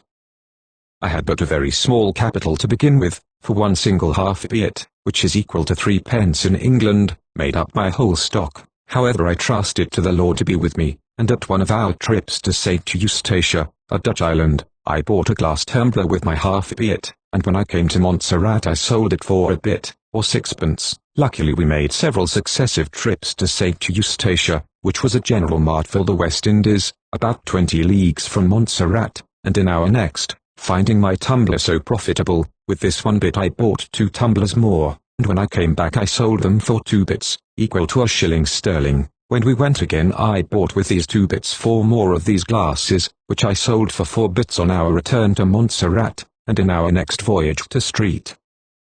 Eustatia I bought 2 glasses with 1 bit, and with the other 3 I bought a jug of gin either, nearly about 3 pints in measure. When we came to Montserrat I sold the gin for 8 bits, and the tumblers for 2, so that my capital now amounted in all to $1, well husbanded and acquired in the space of a month or 6 weeks, when I blessed the Lord that I was so rich. As we sailed to different islands, I laid this money out in various things occasionally, and it used to turn out to very good account, especially when we went to Guadeloupe, Grenada, and the rest of the French islands. Thus was I going all about the islands upwards of 4 years, and ever trading as I went, during which I experienced many instances of ill usage, and have seen many injuries done to other Negroes in our dealings with Europeans, and, amidst our recreations, when we have been dancing and merrymaking, they, without cause, have molested and insulted us. Indeed I was more than once obliged to look up to God on high, as I had advised the poor fisherman some time before, and I had not been long trading for myself in the manner I have related above, when I experienced the like trial in company with him as follows. This man being used to the water, was upon an emergency put on board of us by his master to work as another hand, on a voyage to Santa Cruz, and at our sailing he had brought his little all for a venture, which consisted of 6 bits worth of limes and oranges in a bag. I had also my whole stock, which was about 12 bits worth of the same kind of goods, separate in 2 bags, for we had heard these fruits sold well in that island. When we came there, in some little convenient time he and I went ashore with our fruits to sell them, but we had scarcely landed when we were met by 2 white men, who presently took our 3 bags from us. We could not at first guess what they meant to do, and for some time we thought they were jesting with us, but they too soon let us know otherwise, for they took our ventures immediately to a house hard by, and adjoining the fort, while we followed all the way begging of them to give us our fruits, but in vain. They not only refused to return them, but swore at us, and threatened if we did not immediately depart they would flog us well. We told them these 3 bags were all we were worth in the world, and that we brought them with us to sell when we came from Montserrat, and show them the vessel, but this was rather against us, as they now saw we were strangers as well as slaves. They still therefore swore, and desired us to be gone, and even took sticks to beat us, while we, seeing they meant what they said, went off in the greatest confusion and despair. Thus, in the very minute of gaining more by 3 times than I ever did by any venture in my life before, was I deprived of every farthing I was worth, an insupportable misfortune, but how to help ourselves we knew not. In our consternation we went to the commanding officer of the fort and told him how we had been served by some of his people, but we obtained not the least redress. He answered our complaints only by a volley of imprecations against us, and immediately took a horsewhip, in order to chastise us, so that we were obliged to turn out much faster than we came in. I now, in the agony of distress and indignation, wished that the eye of God in his forked lightning might transfix these cruel oppressors among the dead. Still however we persevered, went back again to the house, and begged and besought them again and again for our fruits, till at last some other people that were in the house asked if we would be contented if they kept 1 bag and gave us the other 2. We, seeing no remedy whatever, consented to this, and they, observing 1 bag to have both kinds of fruit in it, which belonged to my companion, kept that, and the other 2, which were mine, they gave us back. As soon as I got them, I ran as fast as I could, and got the first Negro man I could to help me off. My companion, however, stayed a little longer to plead. He told them the bag they had was his, and likewise all that he was worth in the world, but this was of no avail, and he was obliged to return without it. The poor old man, wringing his hands, cried bitterly for his loss, and, indeed, he then did look up to God on high, which so moved me with pity for him, that I gave him nearly 1/3 of my fruits. We then proceeded to the markets to sell them, and Providence was more favourable to us than we could have expected, for we sold our fruits uncommonly well. I got for mine about 37 bits. Such a surprising reverse of fortune in so short a space of time seemed like a dream to me, and proved no small encouragement for me to trust the Lord in any situation. My captain afterwards frequently used to take my part, and get me my right, when I have been plundered or used ill by these tender Christian depredators, among whom I have shuddered to observe the unceasing blasphemous execrations which are wantonly thrown out by persons of all ages and conditions, not only without occasion, but even as if they were indulgences and pleasure. At one of our trips to St. Kitts I had 11 bits of my own, and my friendly captain lent me 5 bits more, with which I bought a Bible. I was very glad to get this book, which I scarcely could meet with anywhere. I think there was none sold in Montserrat, and, much to my grief, from being forced out of the Etna in the manner I have related, my Bible, and the Guide to the Indians, the 2 books I loved above all others, were left behind. While I was in this place, St. Kitts, a very curious imposition on human nature took place. A white man wanted to marry in the church a free black woman that had land and slaves in Montserrat, but the clergyman told him it was against the law of the place to marry a white and a black in the church. The man then asked to be married on the water, to which the parson consented, and the 2 lovers went in 1 boat, and the parson and clerk in another, and thus the ceremony was performed. After this the loving pair came on board our vessel, and my captain treated them extremely well, and brought them safe to Montserrat. The reader cannot but judge of the irksomeness of this situation to a mind like mine, in being daily exposed to new hardships and impositions, after having seen many better days, and having been as it were in a state of freedom and plenty, added to which, every part of the world I had hitherto been in seemed to me a paradise in comparison of the West Indies. My mind was therefore hourly replete with inventions and thoughts of being freed, and, if possible, by honest and honourable means, for I always remember the old adage, and I trust it has ever been my ruling principle, that honesty is the best policy, and likewise that other golden precept to do unto all men as I would they should do unto me. However, as I was from early years a predestinarian, I thought whatever fate had determined must ever come to pass, and therefore, if ever it were my lot to be freed nothing could prevent me, although I should at present see no means or hope to obtain my freedom. On the other hand, if it were my fate not to be freed I never should be so, and all my endeavours for that purpose would be fruitless. In the midst of these thoughts I therefore looked up with prayers anxiously to God for my liberty, and at the same time I used every honest means, and endeavoured all that was possible on my part to obtain it. In process of time I became master of a few pounds, and in a fair way of making more, which my friendly captain knew very well. This occasioned him sometimes to take liberties with me, but whenever he treated me waspishly I used plainly to tell him my mind, and that I would die before I would be imposed on as other negroes were, and that to me life had lost its relish when liberty was gone. This I said although I foresaw my then well-being or future hopes of freedom. Humanly speaking, depended on this man. However, as he could not bear the thoughts of my not sailing with him, he always became mild on my threats. I therefore continued with him, and, from my great attention to his orders and his business, I gained him credit, and through his kindness to me I at last procured my liberty. While I thus went on, filled with the thoughts of freedom, and resisting oppression as well as I was able, my life hung daily in suspense, particularly in the surfs I have formerly mentioned, as I could not swim. These are extremely violent throughout the West Indies, and I was ever exposed to their howling rage and devouring fury in all the islands.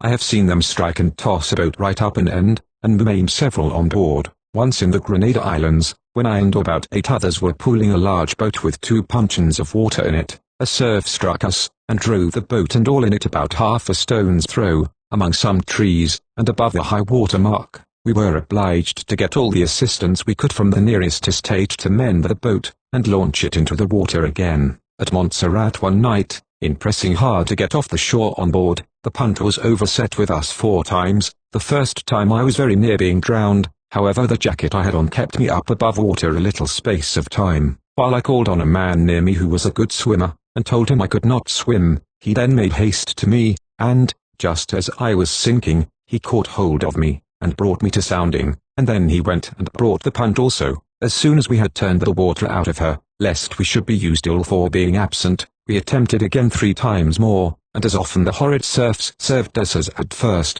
but at last, the 5th time we attempted, we gained our point, at the imminent hazard of our lives. One day also, at Old Road in Montserrat, our captain, and 3 men besides myself, were going in a large canoe in quest of rum and sugar, when a single surf tossed the canoe an amazing distance from the water, and some of us even a stone's throw from each other. Most of us were very much bruised, so that I and many more often said, and really thought, that there was not such another place under the heavens as this.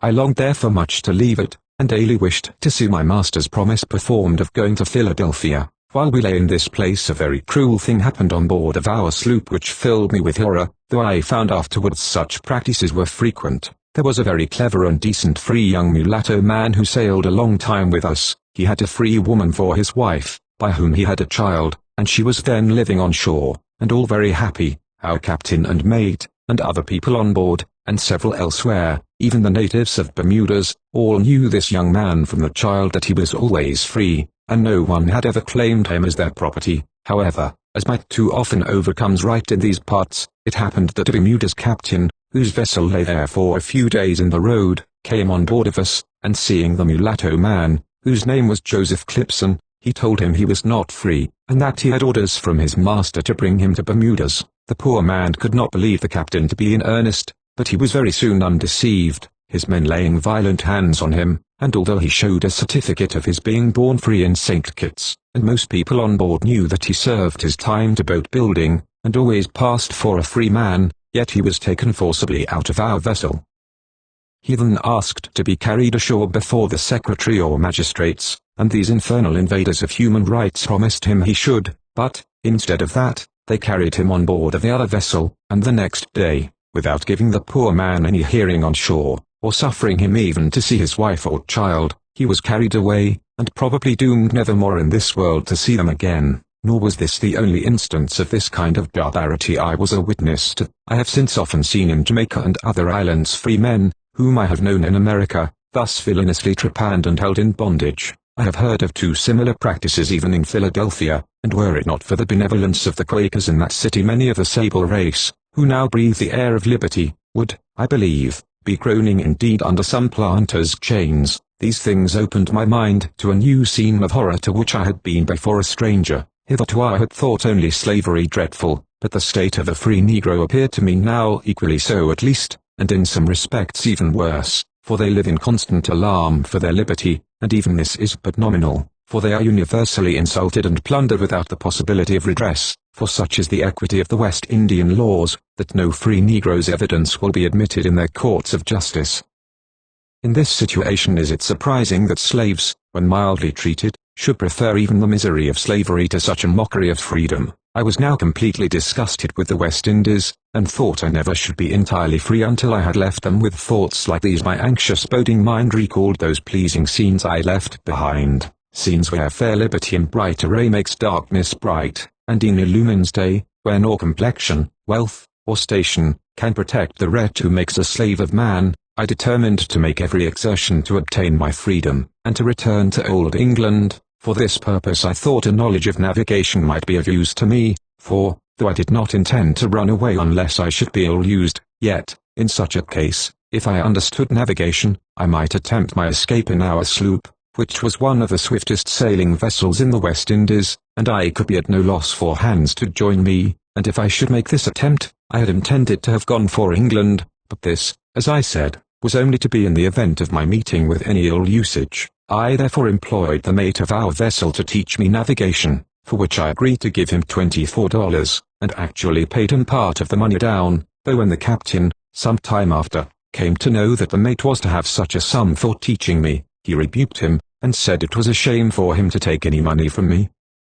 However, my progress in this useful art was much retarded by the constancy of our work. Had I wished to run away, I did not want opportunities, which frequently presented themselves, and particularly at one time, soon after this, when we were at the island of Guadeloupe. There was a large fleet of merchantmen bound for old France, and, seamen then being very scarce, they gave from 15 to 20 pounds a man for the run. Our mate, and all the white sailors, left our vessel on this account, and went on board of the French ships. They would have had me also to go with them, for they regarded me, and they swore to protect me, if I would go, and, as the fleet was to sail the next day, I really believe I could have got safe to Europe at that time. However, as my master was kind, I would not attempt to leave him, and, remembering the old maxim, that honesty is the best policy, I suffered them to go without me.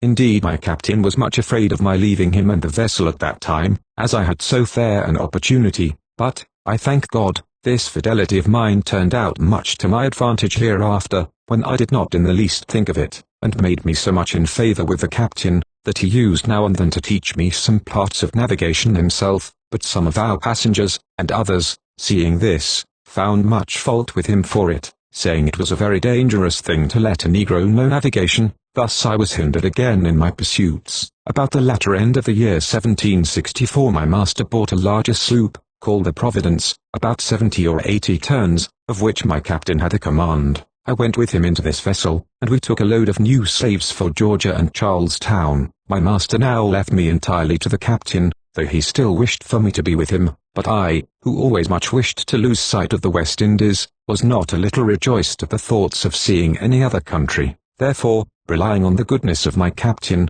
I got ready all the little venture I could, and, when the vessel was ready, we sailed, to my great joy. When we got to our destined places, Georgia and Charlestown, I expected I should have an opportunity of selling my little property to advantage, but here, particularly in Charlestown, I met with buyers, white men, who imposed on me as in other places.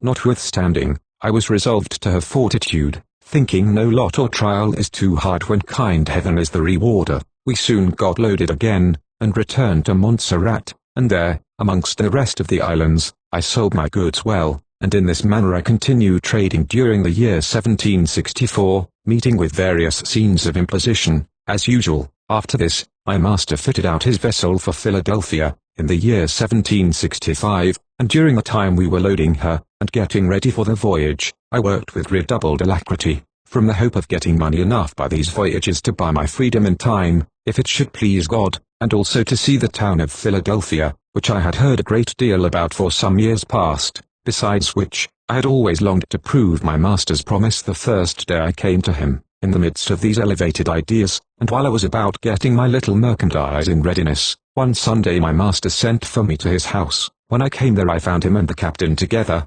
and, on my going in, I was struck with astonishment at his telling me he heard that I meant to run away from him when I got to Philadelphia, and therefore, said he, I must sell you again. You cost me a great deal of money, no less than 40 pounds sterling, and it will not do to lose so much. You are a valuable fellow, continued he, and I can get any day for you 100 guineas, from many gentlemen in this island. And then he told me of Captain Doran's brother-in-law, a severe master, who ever wanted to buy me to make me his overseer.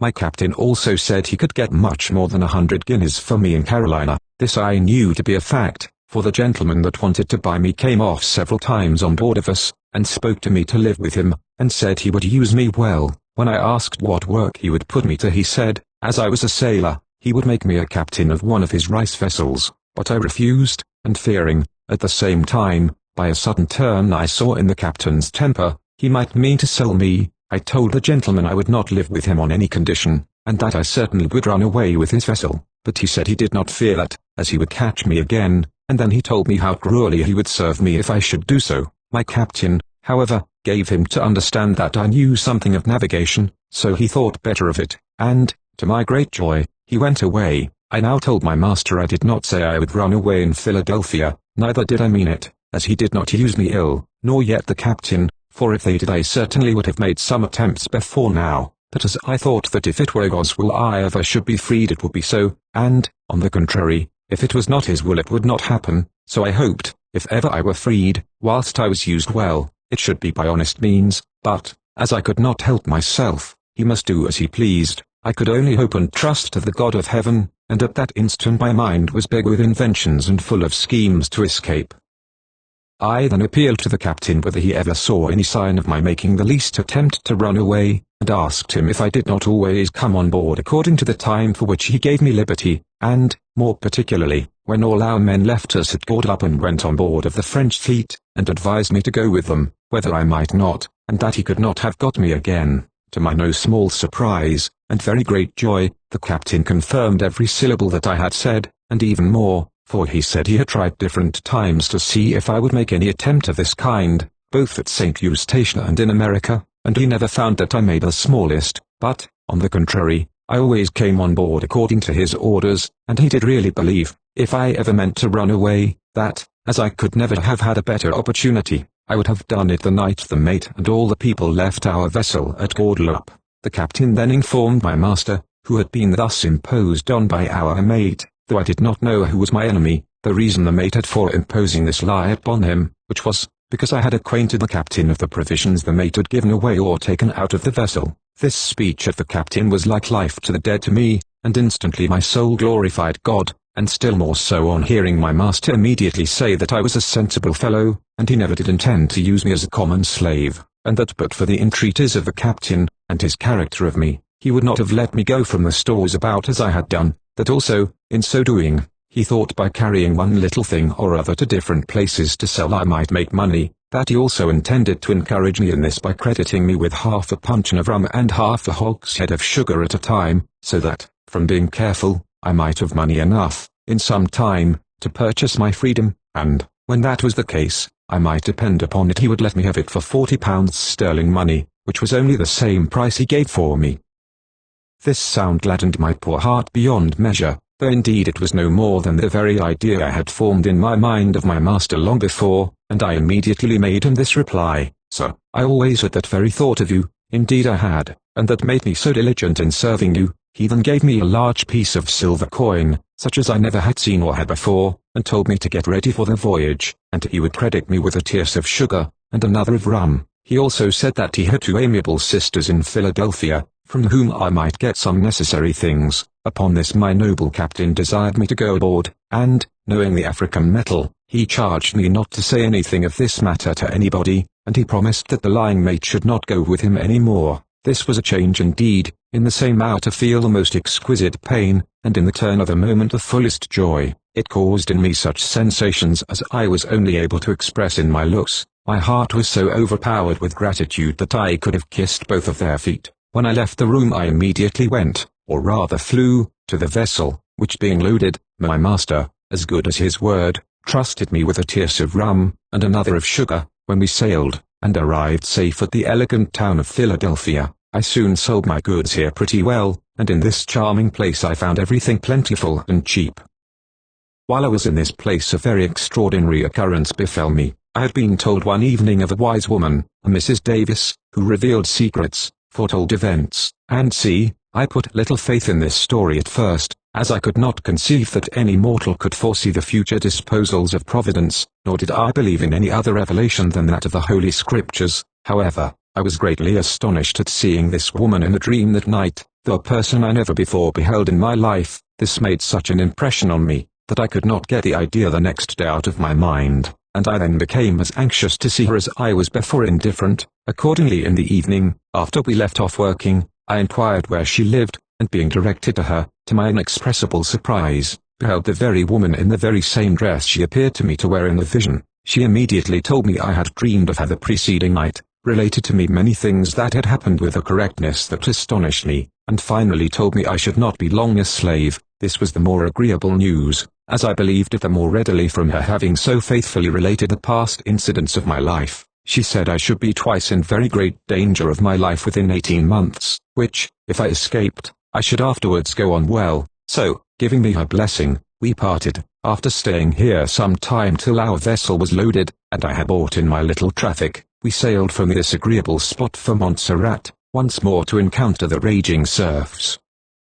We arrived safe at Montserrat, where we discharged our cargo, and soon after that we took slaves on board for St. Eustatia, and from thence to Georgia. I had always exerted myself and did double work, in order to make our voyages as short as possible, and from thus overworking myself while we were at Georgia I caught a fever and ague. I was very ill for 11 days and near dying. Eternity was now exceedingly impressed on my mind, and I feared very much that awful event. I prayed the Lord therefore to spare me, and I made a promise in my mind to God, that I would be good if ever I should recover. At length, from having an eminent doctor to attend me, I was restored again to health, and soon after we got the vessel loaded, and set off for Montserrat.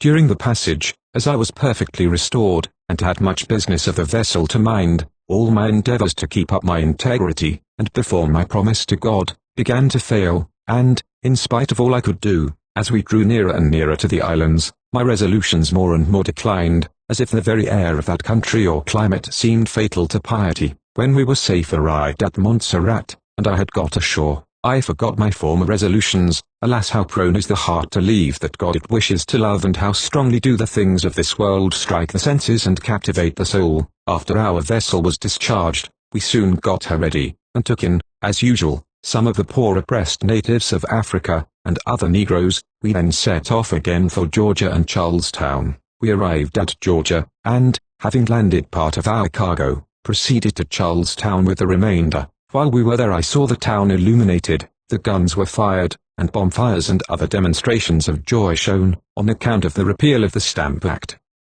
Here I disposed of some goods on my own account, the white men buying them with smooth promises and fair words, giving me however but very indifferent payment. There was one gentleman particularly who bought a puncheon of rum of me, which gave me a great deal of trouble, and, although I used the interest of my friendly captain, I could not obtain anything for it, for, being a Negro man, I could not oblige him to pay me. This vexed me much, not knowing how to act, and I lost some time in seeking after this Christian, and though, when the Sabbath came, which the Negroes usually make their holiday, I was much inclined to go to public worship, I was obliged to hire some black men to help to pull a boat across the water to God in quest of this gentleman. When I found him, after much entreaty, both from myself and my worthy captain, he at last paid me in dollars. Some of them, however, were copper, and of consequence of no value, but he took advantage of my being a Negro man, and obliged me to put up with those or none, although I objected to them. Immediately after, as I was trying to pass them in the market, amongst other white men, I was abused for offering to pass bad coin, and, though I showed them the man I got them from, I was within 1 minute of being tied up and flogged without either judge or jury. However, by the help of a good pair of heels, I ran off, and so escaped the bastinadoes I should have received. I got on board as fast as I could, but still continued in fear of them until we sailed, which I thanked God we did not long after, and I have never been amongst them since. We soon came to Georgia, where we were to complete our lading, and here worse fate than ever attended me, for one Sunday night, as I was with some Negroes in their master's yard in the town of Savannah, it happened that their master, one Dr. Perkins, who was a very severe and cruel man, came in drunk, and, not liking to see any strange Negroes in his yard, he and a ruffian of a white man he had in his service beset me in an instant, and both of them struck me with the first weapons they could get hold of. I cried out as long as I could for help and mercy, but, though I gave a good account of myself, and he knew my captain, who lodged hard by him, it was to no purpose. They beat and mangled me in a shameful manner, leaving me near dead. I lost so much blood from the wounds I received, that I lay quite motionless, and was so benumbed that I could not feel anything for many hours. Early in the morning they took me away to the jail, As I did not return to the ship all night, my captain, not knowing where I was, and being uneasy that I did not then make my appearance, he made inquiry after me, and, having found where I was, immediately came to me.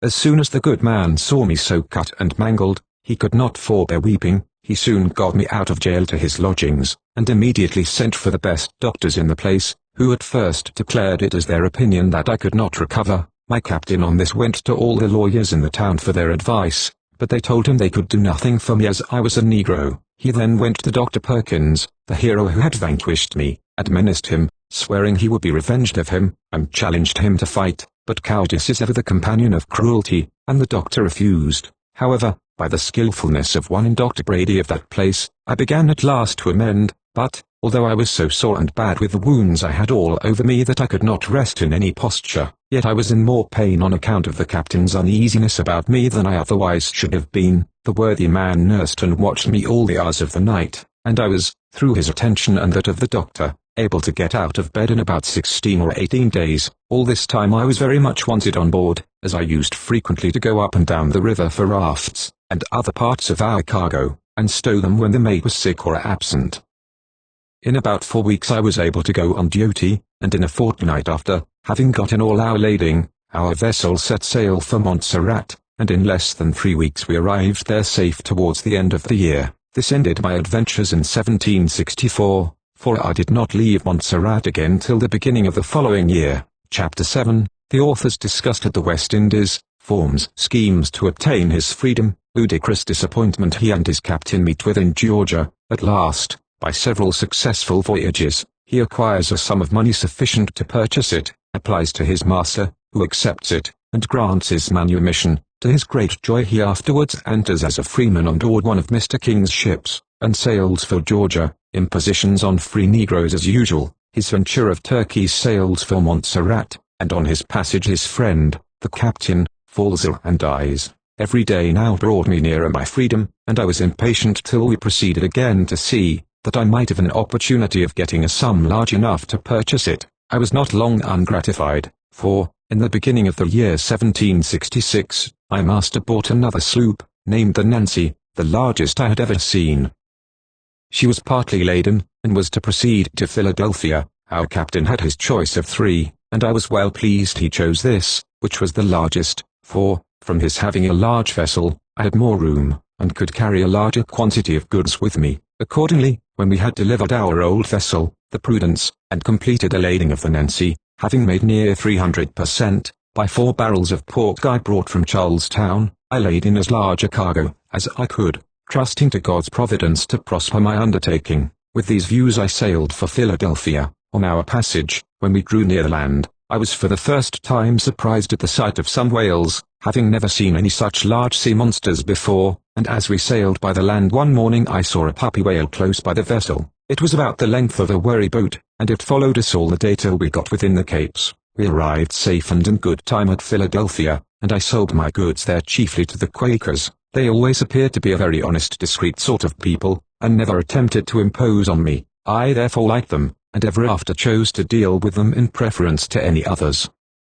One Sunday morning while I was here, as I was going to church, I chanced to pass a meeting house, the doors being open, and the house full of people. It excited my curiosity to go in. When I entered the house, to my great surprise, I saw a very tall woman standing in the midst of them, speaking in an audible voice something which I could not understand. Having never seen anything of this kind before, I stood and stared about me for some time, wondering at this odd scene. As soon as it was over I took an opportunity to make inquiry about the place and people. When I was informed they were called Quakers, I particularly asked what that woman I saw in the midst of them had said, but none of them were pleased to satisfy me, so I quitted them, and soon after, as I was returning, I came to a church crowded with people. The churchyard was full likewise, and a number of people were even mounted on ladders, looking in at the windows. I thought this a strange sight, as I had never seen churches, either in England or the West Indies, crowded in this manner before. I therefore made bold to ask some people the meaning of all this, and they told me the Reverend Mr. George Whitfield was preaching. I had often heard of this gentleman, and had wished to see and hear him, but I had never before had an opportunity. I now therefore resolved to gratify myself with the sight, and I pressed in amidst the multitude. When I got into the church I saw this pious man exhorting the people with the greatest fervor and earnestness, and sweating as much as I ever did while in slavery on Montserrat Beach. I was very much struck and impressed with this. I thought it strange I had never seen divines exert themselves in this manner before, and I was no longer at a loss to account for the thin congregations they preached to. When we had discharged our cargo here, and were loaded again, we left this fruitful land once more, and set sail for Montserrat. My traffic had hitherto succeeded so well with me, that I thought, by selling my goods when we arrived at Montserrat, I should have enough to purchase my freedom. But, as soon as our vessel arrived there, my master came on board, and gave orders for us to go to St. Eustatia, and discharge our cargo there, and from thence proceed for Georgia. I was much disappointed at this, but thinking, as usual, it was of no use to encounter with the decrees of fate, I submitted without repining, and we went to St. Eustatia. After we had discharged our cargo there we took in a live cargo, as we call a cargo of slaves. Here I sold my goods tolerably well, but, not being able to lay out all my money in this small island to as much advantage as in many other places, I laid out only part, and the remainder I brought away with me neat. We sailed from hence for Georgia, and I was glad when we got there, though I had not much reason to like the place from my last adventure in Savannah, but I longed to get back to Montserrat and procure my freedom, which I expected to be able to purchase when I returned. As soon as we arrived here I waited on my careful doctor, Mr. Brady, to whom I made the most grateful acknowledgments in my power for his former kindness and attention during my illness. While we were here an odd circumstance happened to the captain and me, which disappointed us both a good deal. A silversmith, whom we had brought to this place some voyages before, agreed with the captain to return with us to the West Indies, and promised at the same time to give the captain a great deal of money, having pretended to take a liking to him, and being, as we thought, very rich. But while we stayed to load our vessel this man was taken ill in a house where he worked, and in a week's time became very bad. The worse he grew the more he used to speak of giving the captain what he had promised him, so that he expected something considerable from the death of this man, who had no wife or child, and he attended him day and night. I used also to go with the captain, at his own desire, to attend him, especially when we saw there was no appearance of his recovery, and, in order to recompense me for my trouble, the captain promised me £10, when he should get the man's property. I thought this would be of great service to me, although I had nearly money enough to purchase my freedom, if I should get safe this voyage to Montserrat. In this expectation I laid out above £8 of my money for a suit of superfine clothes to dance with at my freedom, which I hoped was then at hand. We still continued to attend this man, and were with him even on the last day he lived, till very late at night, when we went on board. After we were got to bed, about 1 or 2 o'clock in the morning, the captain was sent for, and informed the man was dead. On this he came to my bed, and, waking me, informed me of it, and desired me to get up and procure a light, and immediately go to him. I told him I was very sleepy, and wished he would take somebody else with him, or else, as the man was dead, and could want no farther attendance, to let all things remain as they were till the next morning. No, no, said he, we will have the money tonight, I cannot wait till tomorrow, so let us go. Accordingly I got up and struck a light, and away we both went and saw the man as dead as we could wish. The captain said he would give him a grand burial, in gratitude for the promised treasure, and desired that all the things belonging to the deceased might be brought forth. Among others, there was a nest of trunks of which he had kept the keys whilst the man was ill, and when they were produced we opened them with no small eagerness and expectation, and as there were a great number within one another, with much impatience we took them one out of the other. At last, when we came to the smallest, and had opened it, we saw it was full of papers, which we supposed to be notes, at the sight of which our hearts leapt for joy, and that instant the captain, clapping his hands, cried out, "Thank God, here it is." But when we took up the trunk, and began to examine the supposed treasure and long-looked-for bounty, alas, alas how uncertain and deceitful are all human affairs, what had we found? While we thought we were embracing a substance we grasped an empty nothing. The whole amount that was in the nest of trunks was only $1.50, and all that the man possessed would not pay for his coffin. Our sudden and exquisite joy was now succeeded by a sudden and exquisite pain, and my captain and I exhibited, for some time, most ridiculous pictures of chagrin and disappointment. We went away greatly mortified, and left the deceased to do as well as he could for himself, as we had taken so good care of him when alive or nothing. We set sail once more for Montserrat, and arrived there safe, but much out of humour with our friend the silversmith. When we had unladen the vessel, and I had sold my venture, finding myself master of about £47, I consulted my true friend, the captain, how I should proceed in offering my master the money for my freedom. He told me to come on a certain morning, when he and my master would be at breakfast together. Accordingly, on that morning I went, and met the captain there, as he had appointed. When I went in I made my obeisance to my master, and with my money in my hand, and many fears in my heart, I prayed him to be as good as his offer to me, when he was pleased to promise me my freedom as soon as I could purchase it. This speech seemed to confound him. He began to recoil, and my heart that instant sunk within me. "What," said he, "give you your freedom? Why, where did you get the money? Have you got £40 sterling?" "Yes, sir," I answered. "How did you get it?" replied he. I told him, very honestly. The captain then said he knew I got the money very honestly and with much industry, and that I was particularly careful. On which my master replied, I got money much faster than he did, and said he would not have made me the promise he did if he had thought I should have got money so soon. "Come, come," said my worthy captain, clapping my master on the back. "Come, Robert," which was his name, "I think you must let him have his freedom. You have laid your money out very well, you have received good interest for it all this time, and here is now the principal at last. I know Gustavus has earned you more than 100 a year, and he will still save you money, as he will not leave you. Come, Robert, take the money." My master then said, he would not be worse than his promise, and, taking the money, told me to go to the secretary at the register office, and get my manumission drawn up. These words of my master were like a voice from heaven to me. In an instant all my trepidation was turned into unutterable bliss, and I most reverently bowed myself with gratitude, unable to express my feelings, but by the overflowing of my eyes, while my true and worthy friend, the captain, congratulated us both with a peculiar degree of heartfelt pleasure. As soon as the first transports of my joy were over, and that I had expressed my thanks to these my worthy friends in the best manner I was able, I rose with a heart full of affection and reverence, and left the room, in order to obey my master's joyful mandate of going to the register office. As I was leaving the house I called to mind the words of the psalmist, in the 126th psalm, and like him, I glorified God in my heart, in whom I trusted. These words had been impressed on my mind from the very day I was forced from Bedford to the present hour, and I now saw them, as I thought, fulfilled and verified.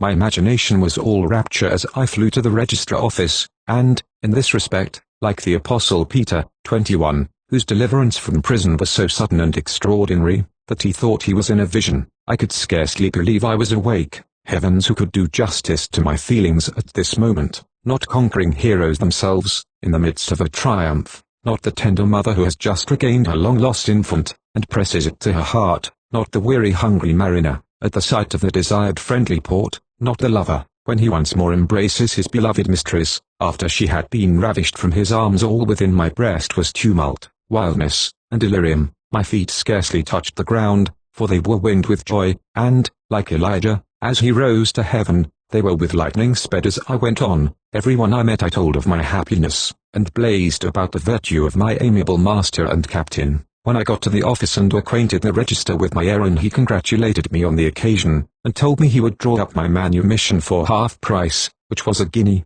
I thanked him for his kindness, and, having received it and paid him, I hastened to my master to get him to sign it, that I might be fully released.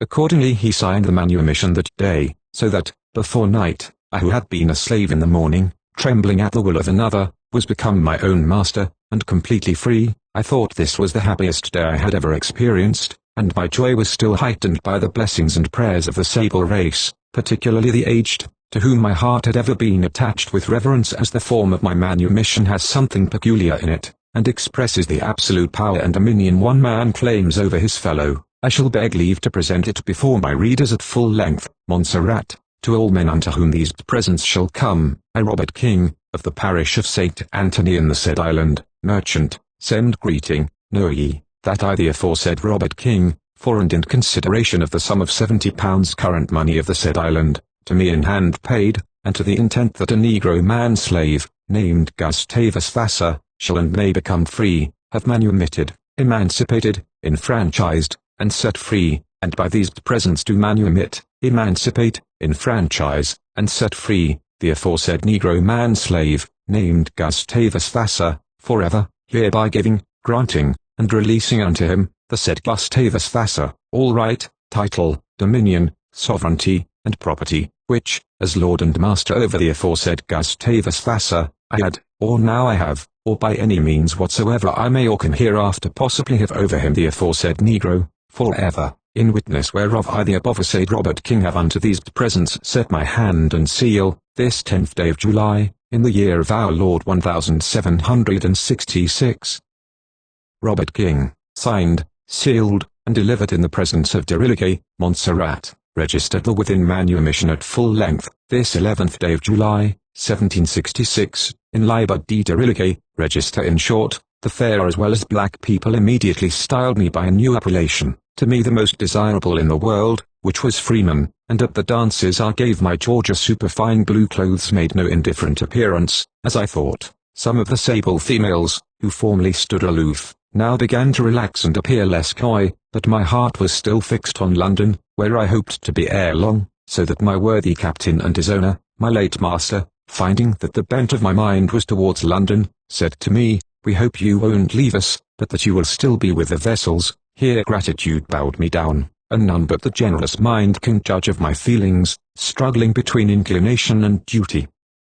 However, notwithstanding my wish to be in London, I obediently answered my benefactors that I would go in the vessel, and not leave them, and from that day I was entered on board as an able-bodied sailor, at 36 shillings per month, besides what perquisites I could make. My intention was to make a voyage or two, entirely to please these my honoured patrons, but I determined that the year following, if it pleased God, I would see old England once more, and surprise my old master, Captain Pascal, who was hourly in my mind, for I still loved him, notwithstanding his usage of me, and I pleased myself with thinking of what he would say when he saw what the Lord had done for me in so short a time, instead of being, as he might perhaps suppose, under the cruel yoke of some planter. With these kind of reveries I used often to entertain myself, and shorten the time till my return, and now, being as in my original free African state, I embarked on board the Nancy, after having got all things ready for our voyage. In this state of serenity we sailed for St. Eustatia,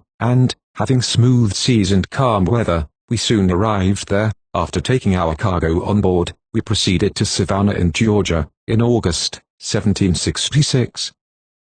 While we were there, as usual, I used to go for the cargo up the rivers in boats, and on this business I have been frequently beset by alligators, which were very numerous on that coast, and I have shot many of them when they have been near getting into our boats, which we have with great difficulty sometimes prevented, and have been very much frightened at them. I have seen a young one sold in Georgia alive for 6 pence. During our stay at this place, one evening a slave belonging to Mr. Reed, a merchant of Savannah, came near our vessel, and began to use me very ill. I entreated him, with all the patience I was master of, to desist, as I knew there was little or no law for a free Negro here, but the fellow, instead of taking my advice, persevered in his insults, and even struck me. At this I lost all temper, and I fell on him and beat him soundly. The next morning his master came to our vessel as we lay alongside the wharf, and desired me to come ashore that he might have me flogged all round the town, for beating his Negro slave.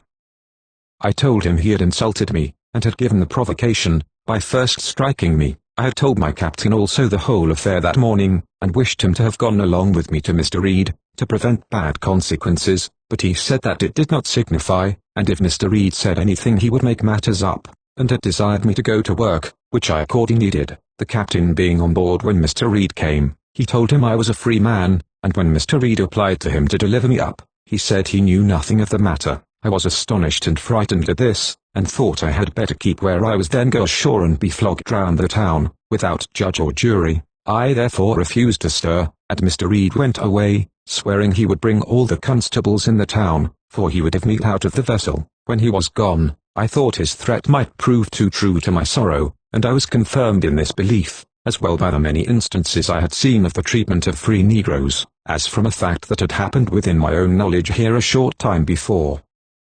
There was a free black man, a carpenter, that I knew, who, for asking a gentleman that he worked for the money he had earned, was put into jail, and afterwards this oppressed man was sent from Georgia, with false accusations, of an intention to set the gentleman's house on fire, and run away with his slaves. I was therefore much embarrassed, and very apprehensive of a flogging at least. I dreaded, of all things, the thoughts of being striped, as I never in my life had the marks of any violence of that kind. At that instant a rage seized my soul, and for a little I determined to resist the first man that should offer to lay violent hands on me, or basely use me without a trial, for I would sooner die like a free man, than suffer myself to be scourged by the hands of ruffians, and my blood drawn like a slave. The captain and others, more cautious, advised me to make haste and conceal myself, for they said Mr. Reed was a very spiteful man, and he would soon come on board with constables and take me. At first I refused this counsel, being determined to stand my ground,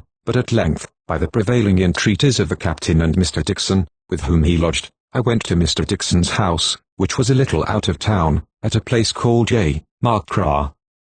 I was but just gone when Mr. Reed, with the constables, came for me, and searched the vessel, but, not finding me there, he swore he would have me dead or alive. I was secreted about 5 days, however, the good character which my captain always gave me as well as some other gentlemen who also knew me, procured me some friends. At last some of them told my captain that he did not use me well, in suffering me thus to be imposed upon, and said they would see me redressed, and get me on board some other vessel. My captain, on this, immediately went to Mr. Reed, and told him, that ever since I eloped from the vessel his work had been neglected, and he could not go on with her loading, himself and mate not being well, and, as I had managed things on board for them, my absence must retard his voyage, and consequently hurt the owner. He therefore begged of him to forgive me, as he said he never had any complaint of me before, for the many years that I had been with him. After repeated entreaties, Mr. Reed said I might go to hell, and that he would not meddle with me, on which my captain came immediately to me at his lodging, and, telling me how pleasantly matters had gone on, he desired me to go on board. Some of my other friends then asked him if he had got the constable's warrant from them. The captain said, no. On this I was desired by them to stay in the house, and they said they would get me on board of some other vessel before the evening. When the captain heard this he became almost distracted. He went immediately for the warrant, and, after using every exertion in his power, he at last got it from my hunters, but I had all the expenses to pay. After I had thanked all my friends for their attention, I went on board again to my work, of which I had always plenty. We were in haste to complete our lading, and were to carry 20 head of cattle with us to the West Indies, where they are a very profitable article. In order to encourage me in working, and to make up for the time I had lost, my captain promised me the privilege of carrying 2 bullocks of my own with me, and this made me work with redoubled ardor. As soon as I had got the vessel loaded, in doing which I was obliged to perform the duty of the mate as well as my own work, and that the bullocks were near coming on board, I asked the captain leave to bring my 2, according to his promise, but, to my great surprise, he told me there was no room for them. I then asked him to permit me to take 1, but he said he could not. I was a good deal mortified at this usage, and told him I had no notion that he intended thus to impose on me, nor could I think well of any man that was so much worse than his word. On this we had some disagreement, and I gave him to understand, that I intended to leave the vessel. At this he appeared to be very much dejected, and our mate, who had been very sickly, and whose duty had long devolved upon me, advised him to persuade me to stay, in consequence of which he spoke very kindly to me, making many fair promises, telling me that, as the mate was so sickly, he could not do without me, and that, as the safety of the vessel and cargo depended greatly upon me, he therefore hoped that I would not be offended at what had passed between us, and swore he would make up all matters when we arrived in the West Indies, so I consented to slave on as before. Soon after this, as the bullocks were coming on board, one of them ran at the captain, and butted him so furiously in the breast, that he never recovered of the blow. In order to make me some amends for his treatment about the bullocks, the captain now pressed me very much to take some turkeys, and other fowls, with me, and gave me liberty to take as many as I could find room for, but I told him he knew very well I had never carried any turkeys before, as I always thought they were such tender birds that they were not fit to cross the seas. However, he continued to press me to buy them for once, and, what was very surprising to me, the more I was against it, the more he urged my taking them, insomuch that he insured me from all losses that might happen by them, and I was prevailed on to take them, but I thought this very strange, as he had never acted so with me before. This, and not being able to dispose of my paper money in any other way, induced me at length to take 4 dozen. The turkeys, however, I was so dissatisfied about that I determined to make no more voyages to this quarter, nor with this captain, and was very apprehensive that my free voyage would be the worst I had ever made. We set sail for Montserrat. The captain and mate had been both complaining of sickness when we sailed, and as we proceeded on our voyage they grew worse. This was about November, and we had not been long at sea before we began to meet with strong northerly gales and rough seas, and in about 7 or 8 days all the bullocks were near being drowned, and 4 or 5 of them died. Our vessel, which had not been tight at first, was much less so now, and, though we were but 9 in the whole, including 5 sailors and myself, yet we were obliged to attend to the pumps every half or 3/4 of an hour. The captain and mate came on deck as often as they were able, which was now but seldom, for they declined so fast, that they were not well enough to make observations above 4 or 5 times the whole voyage. The whole care of the vessel rested, therefore, upon me, and I was obliged to direct her by my former experience, not being able to work at reverse. The captain was now very sorry he had not taught me navigation, and protested, if ever he should get well again, he would not fail to do so, but in about 17 days his illness increased so much, that he was obliged to keep his bed, continuing sensible, however, till the last, constantly having the owner's interest at heart, for this just and benevolent man ever appeared much concerned about the welfare of what he was entrusted with. When this day a friend found the symptoms of death approaching, he called me by my name, and, when I came to him, he asked, with almost his last breath, if he had ever done me any harm. God forbid I should think so, I replied. I should then be the most ungrateful of wretches. To the best of sorrow by his bedside, he expired without saying another word, and the day following we committed his body to the deep. Every man on board loved this man, and regretted his death, but I was exceedingly affected at it, and I found that I did not know, till he was gone, the strength of my regard for him. Indeed I had every reason in the world to be attached to him, for, besides that he was in general mild, affable, generous, faithful, benevolent, and just, he was to me a friend and a father, and, had it pleased Providence that he had died but 5 months before, I verily believe I should not have obtained my freedom when I did, and it is not improbable that I might not have been able to get it at any rate afterwards. The captain being dead, the mate came on the deck, and made such observations as he was able, but to no purpose. In the course of a few days more, the few bullocks that remained were found dead, but the turkeys I had, though on the deck, and exposed to so much wet and bad weather, did well, and I afterwards gained near 300% on the sale of them, so that in the event it proved a happy circumstance for me that I had not bought the bullocks I intended, for they must have perished with the rest, and I could not help looking on this, otherwise trifling circumstance, as a particular providence of God, and I was thankful accordingly. The care of the vessel took up all my time, and engaged my attention entirely.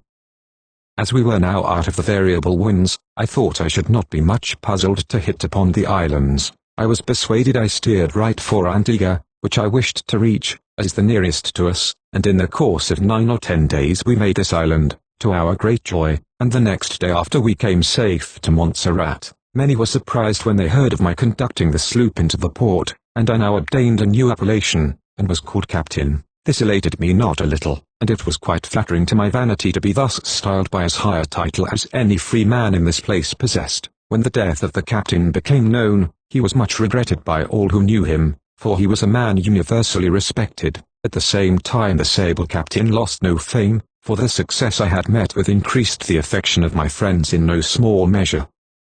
Chapter 8. The author, to oblige Mr. King, once more embarks for Georgia in one of his vessels. A new captain is appointed, they sail, and steer a new course. 3 remarkable dreams. The vessel is shipwrecked on the Bahama bank, but the crew are preserved, principally by means of the author. He sets out from the island with the captain, in a small boat, in quest of a ship. Their distress, meet with a wrecker, sail for Providence, are overtaken again by a terrible storm, and are all near perishing. Arrive at New Providence. The author, after some time, sails from thence to Georgia, meets with another storm, and is obliged to put back and refit. Arrives at Georgia, meets new impositions. 2 white men attempt to kidnap him, officiates as a parson at a funeral ceremony, bids adieu to Georgia, and sails for Martinico. As I have now, by the death of my captain, lost my great benefactor and friend, I had little inducement to remain longer in the West Indies, except my gratitude to Mr. King, which I thought I had pretty well discharged in bringing back his vessel safe,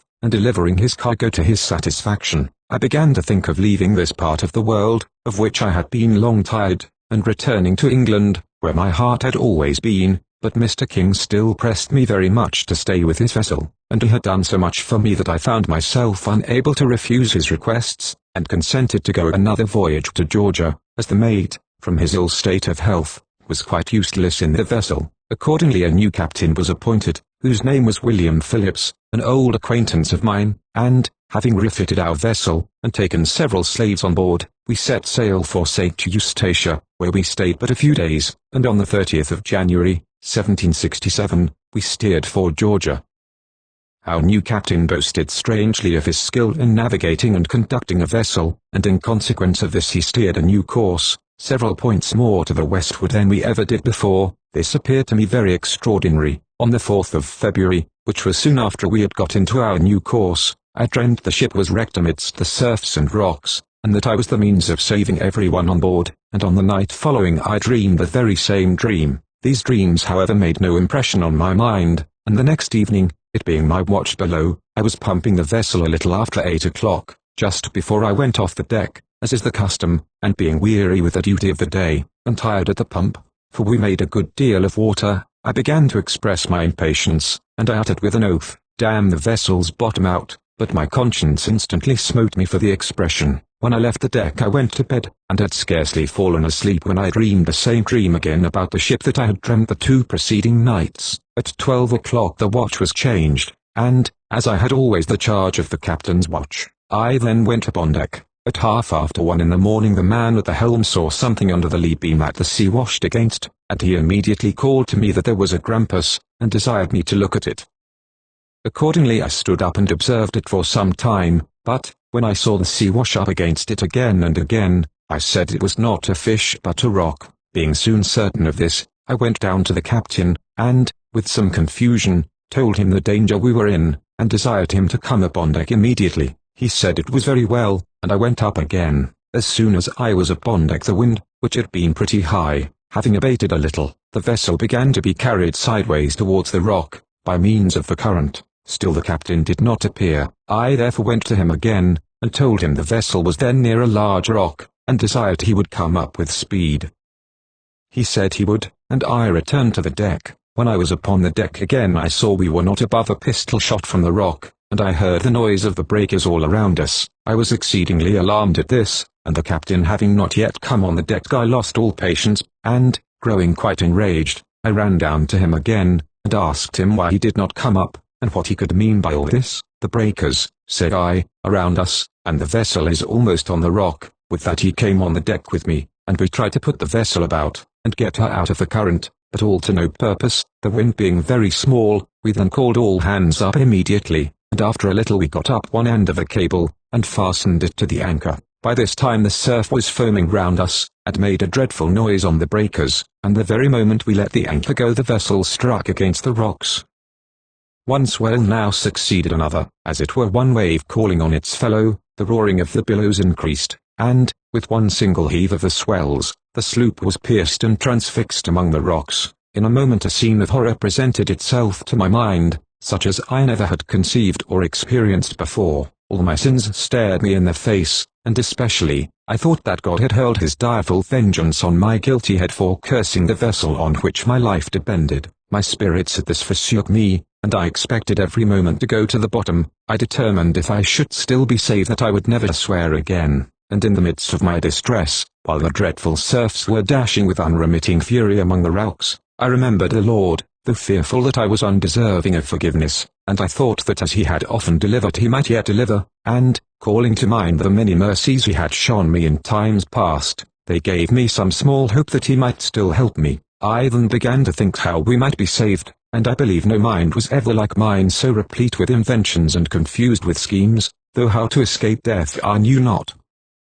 The captain immediately ordered the hatches to be nailed down on the slaves in the hold, where there were above 20, all of whom must unavoidably have perished if he had been obeyed. When he desired the man to nail down the hatches I thought that my sin was the cause of this, and that God would charge me with these people's blood. This thought rushed upon my mind that instant with such violence, that it quite overpowered me, and I fainted. I recovered just as the people were about to nail down the hatches, Perceiving which, I desired them to stop. The captain then said it must be done. I asked him why. He said that everyone would endeavor to get into the boat, which was but small, and thereby we should be drowned, for it would not have carried above 10 at the most. I could no longer restrain my emotion, and I told him he deserved drowning for not knowing how to navigate the vessel, and I believe that people would have tossed him overboard if I had given them the least hint of it. However, the hatches were not nailed down, and, as none of us could leave the vessel then on account of the darkness, and as we knew not where to go, and were convinced besides that the boat could not survive the surfs, we all said we would remain on the dry part of the vessel, and trust to God till daylight appeared, when we should know better what to do. I then advised to get the boat prepared against morning, and some of us began to set about it, but some abandoned all care of the ship and themselves, and fell to drinking. Our boat had a piece out of the bottom near 2 feet long, and we had no materials to mend her. However, necessity being the mother of invention, I took some pump leather and nailed it to the broken part, and plastered it over with tallow grease, and, thus prepared, with the utmost anxiety of mind we watched for daylight, and thought every minute and hour till it appeared. At last it saluted our longing eyes, and kind Providence accompanied its approach with what was no small comfort to us, for the dreadful swell began to subside, and the next thing that we discovered to raise our drooping spirits, was a small key or island, about 5 or 6 miles off, but a barrier soon presented itself, for there was not water enough for our boat to go over the reefs, and this threw us again into a sad consternation, but there was no alternative. We were therefore obliged to put but few in the boat at once, and, what is still worse, all of us were frequently under the necessity of getting out to drag and lift it over the reefs. This cost us much labor and fatigue, and, what was yet more distressing, we could not avoid having our legs cut and torn very much with the rocks. There were only 4 people that would work with me at the oars, and they consisted of 3 black men and a Dutch Creole sailor, and, though we went with the boat 5 times that day, we had no others to assist us. But, had we not worked in this manner, I really believe the people could not have been saved, for not one of the white men did anything to preserve their lives, and indeed they soon got so drunk that they were not able, but lay about the deck like swine, so that we were at last obliged to lift them into the boat and carry them on shore by force. This want of assistance made our labor intolerably severe, insomuch that, by putting on shore so often that day, the skin was entirely stripped off my hands. However, we continued all the day to toil and strain our exertions, till we had brought all on board safe to the shore, so that out of 32 people we lost not one. My dream now returned upon my mind with all its force. It was fulfilled in every part, for our danger was the same I had dreamt of, and I could not help looking on myself as the principal instrument in effecting our deliverance, for, owing to some of our people getting drunk, the rest of us were obliged to double our exertions, and it was fortunate we did, for in a very little time longer the patch of leather on the boat would have been worn out, and she would have been no longer fit for service. Situated as we were, who could think that men should be so careless of the danger they were in, for, if the wind had but raised the swell as it was when the vessel struck, we must have bid a final farewell to all hopes of deliverance, and though I warned the people who were drinking and entreated them to embrace the moment of deliverance, nevertheless they persisted, as if not possessed of the least spark of reason. I could not help thinking, that, if any of these people had been lost, God would charge me with their lives, which, perhaps, was one cause of my laboring so hard for their preservation, and indeed every one of them afterwards seemed so sensible of the service I had rendered them, and while we were on the quay I was a kind of chieftain amongst them. I brought some limes, oranges, and lemons ashore, and, finding it to be a good soil where we were, I planted several of them as a token to anyone that might be cast away hereafter. This key, as we afterwards found, was one of the Bahama Islands, which consist of a cluster of large islands, with smaller ones or keys, as they are called, interspersed among them. It was about 1 mile in circumference, with a white sandy beach running in a regular order along it. On that part of it where we first attempted to land there stood some very large birds, called flamingos. These, from the reflection of the sun, appeared to us at a little distance as large as men, and, when they walked backwards and forwards, we could not conceive what they were. Our captain swore they were cannibals. This created a great panic among us, and we held a consultation how to act. The captain wanted to go to a quay that was within sight, but a great way off, but I was against it, as in so doing we should not be able to save all the people, and therefore, said I, let us go on shore here, and perhaps these cannibals may take to the water. Accordingly we steered towards them, and when we approached them, to our very great joy and no less wonder, they walked off one after the other very deliberately, and at last they took flight and relieved us entirely from our fears. About the quay there were turtles and several sorts of fish in such abundance that we caught them without bait, which was a great relief to us after the salt provisions on board. There was also a large rock on the beach, about 10 feet high, which was in the form of a punch bowl at the top. This we could not help thinking Providence had ordained to supply us with rain water, and it was something singular that, if we did not take the water when it rained, in some little time after it would turn as salt as sea water. Our first care, after refreshment, was to make ourselves tents to lodge in, which we did as well as we could with some sails we had brought from the ship. We then began to think how we might get from this place, which was quite uninhabited, and we determined to repair our boat, which was very much shattered, and to put to sea in quest of a ship or some inhabited island. It took us up however 11 days before we could get the boat ready for sea in the manner we wanted it, with a sail and other necessaries. When we had got all things prepared, the captain wanted me to stay on shore while he went to sea in quest of a vessel to take all the people off the quay, but this I refused, and the captain and myself, with 5 more, set off in the boat towards New Providence. We had no more than 2 musket load of gunpowder with us if anything should happen, and our stock of provisions consisted of 3 gallons of rum, 4 of water, some salt beef, some biscuit, and in this manner we proceeded to sea. On the 2nd day of our voyage we came to an island called Abaco, the largest of the Bahama Islands. We were much in want of water, for by this time our water was expended, and we were exceedingly fatigued in pulling 2 days in the heat of the sun, and it being late in the evening, we hauled the boat ashore to try for water and remained during the night. When we came ashore we searched for water, but could find none. When it was dark, we made a fire around us for fear of the wild beasts, as the place was an entire thick wood, and we took it by turns to watch. In this situation we found very little rest, and waited with impatience for the morning. As soon as the light appeared we set off again with our boat, in hopes of finding assistance during the day. We were now much dejected and weakened by pulling the boat, for our sail was of no use, and we were almost famished, for want of fresh water to drink. We had nothing left to eat but salt beef, and that we could not use without water. In this situation we toiled all day in sight of the island, which was very long. In the evening, seeing no relief, we made ashore again, and fastened our boat.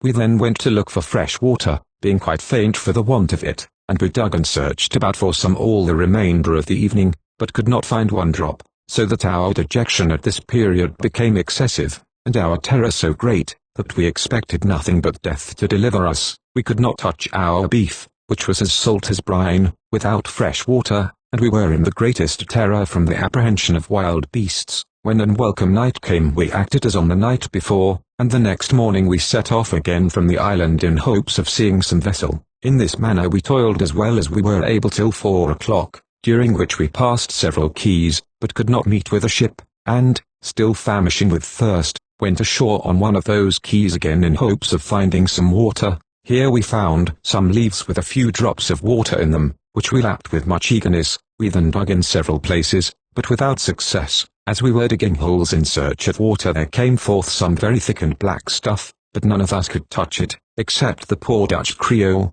who drank above a quart of it as eagerly as if it had been wine.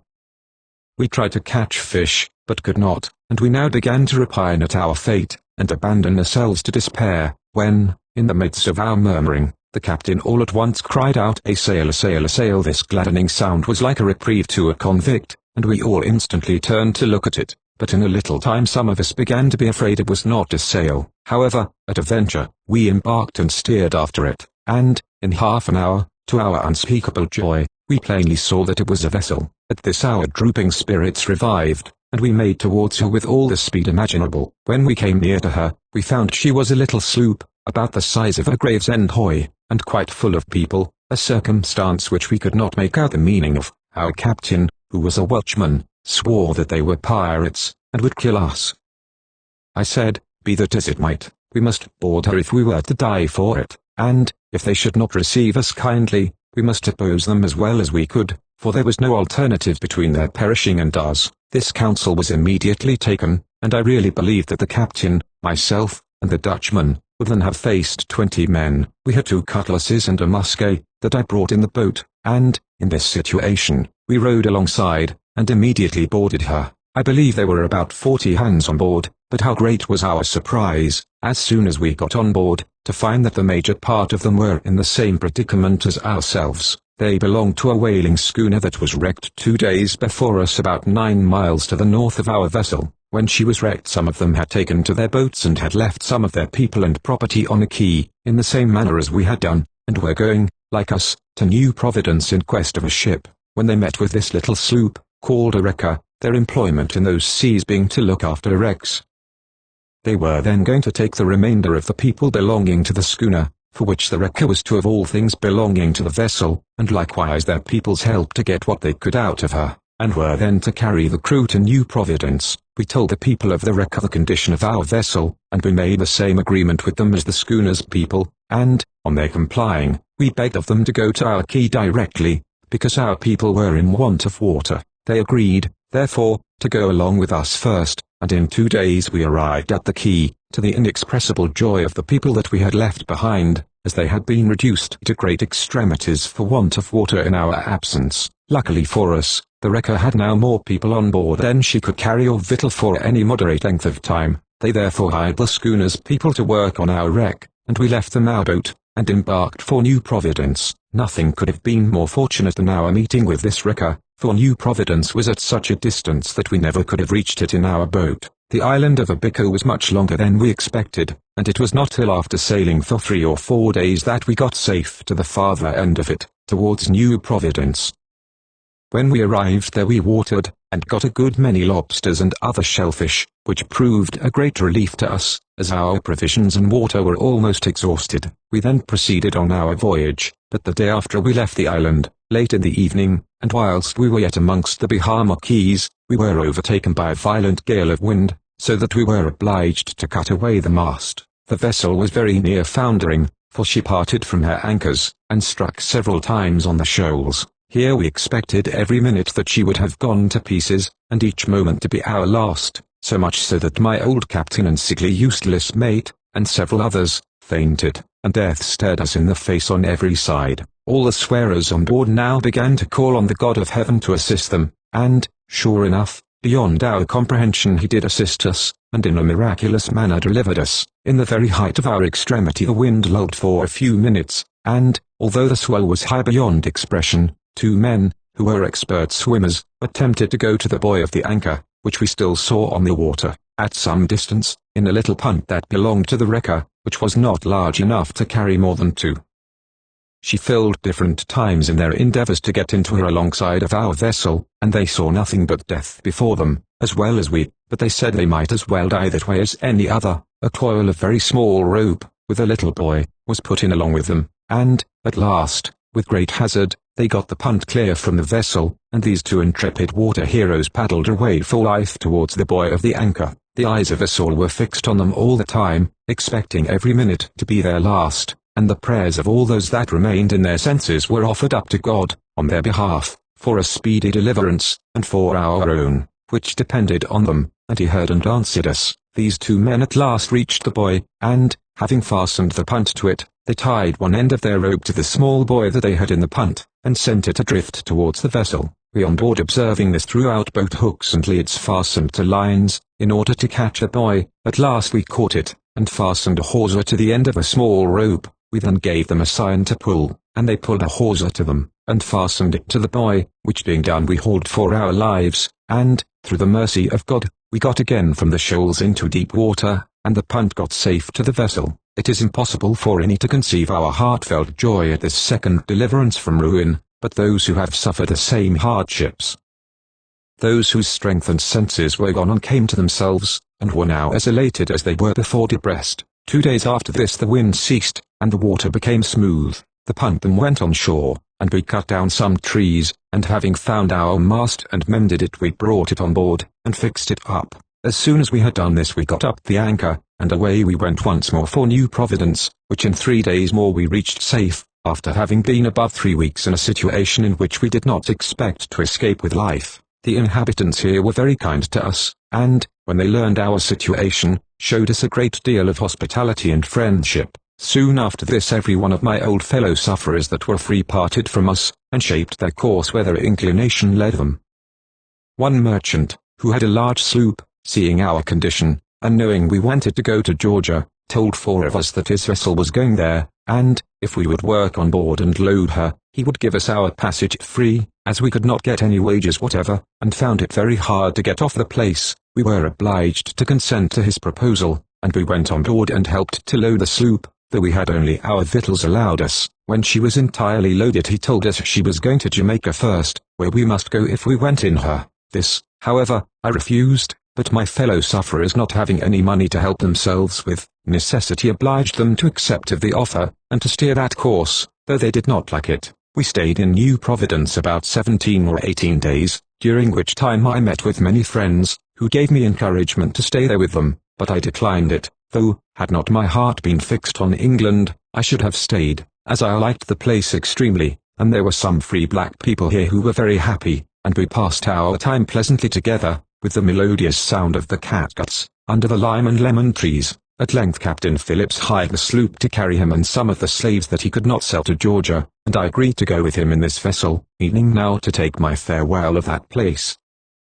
When the vessel was ready we all embarked, and I took my leave of New Providence, not without regret. We sailed about 4 o'clock in the morning, with a fair wind, for Georgia, and about 11 o'clock the same morning a short and sudden gale sprung up and blew away most of our sails, and, as we were still amongst the keys, in a very few minutes it dashed the sloop against the rocks. Luckily for us the water was deep, and the sea was not so angry but that, after having for some time laboured hard, and being many in number, we were saved through God's mercy, and, by using our greatest exertions, we got the vessel off. The next day we returned to Providence, where we soon got her again refitted. Some of the people swore that we had spells set upon us by somebody in Montserrat, and others that we had witches and wizards amongst the poor helpless slaves, and that we never should arrive safe at Georgia. But these things did not deter me. I said, let us again face the winds and seas, and swear not, but trust to God, and he will deliver us. We therefore once more set sail, and, with hard labor, in 7 days' time arrived safe at Georgia.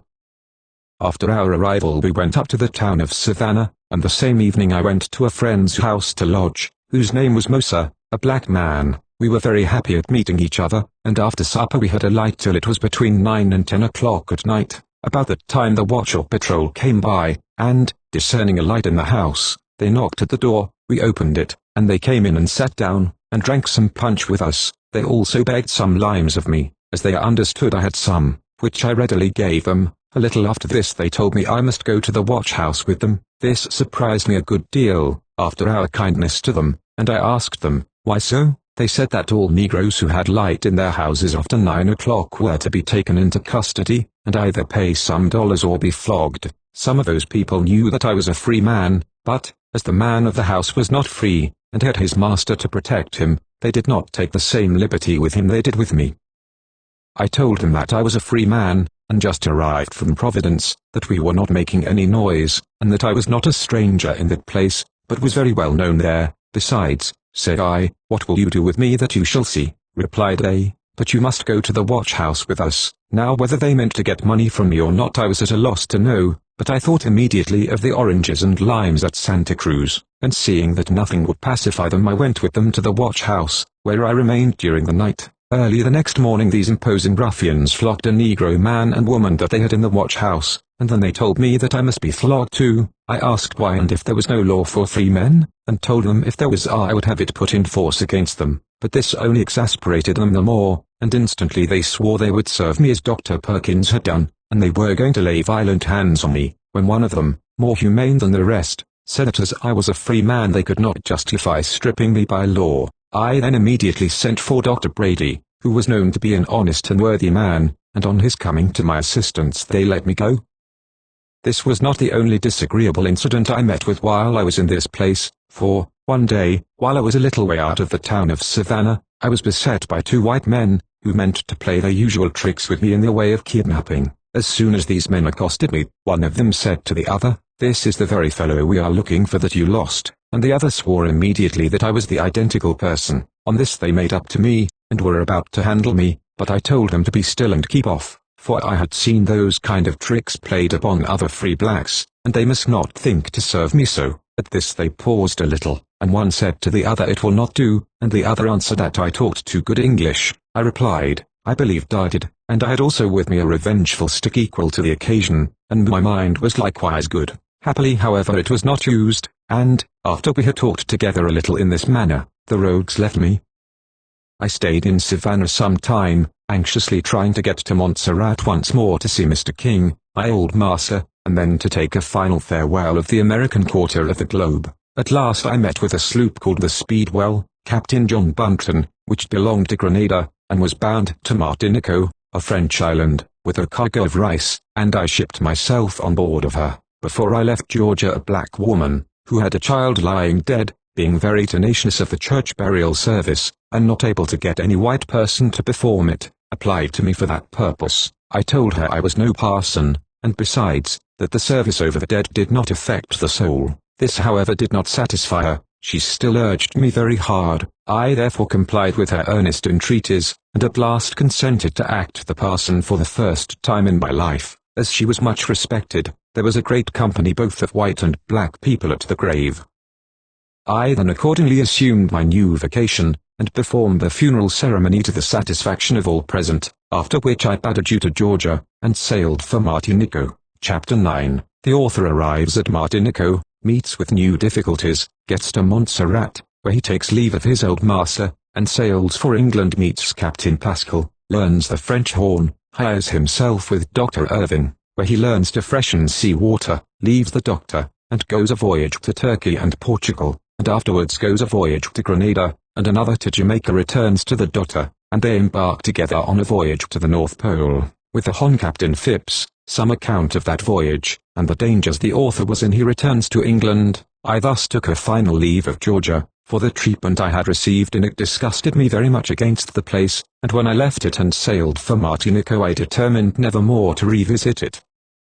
My new captain conducted his vessel safer than my former one, and, after an agreeable voyage, we got safe to our intended port. While I was on this island I went about a good deal, and found it very pleasant. In particular I admired the town of St. Pierre, which is the principal one in the island, and built more like an European town than any I had seen in the West Indies. In general also, slaves were better treated, had more holidays, and looked better than those in the English islands. After we had done our business here, I wanted my discharge, which was necessary, for it was then the month of May, and I wished much to be at Montserrat to bid farewell to Mr. King, and all my other friends there, in time to sail for Old England in the July fleet. But, alas, I had put a great stumbling block in my own way, by which I was near losing my passage at season to England.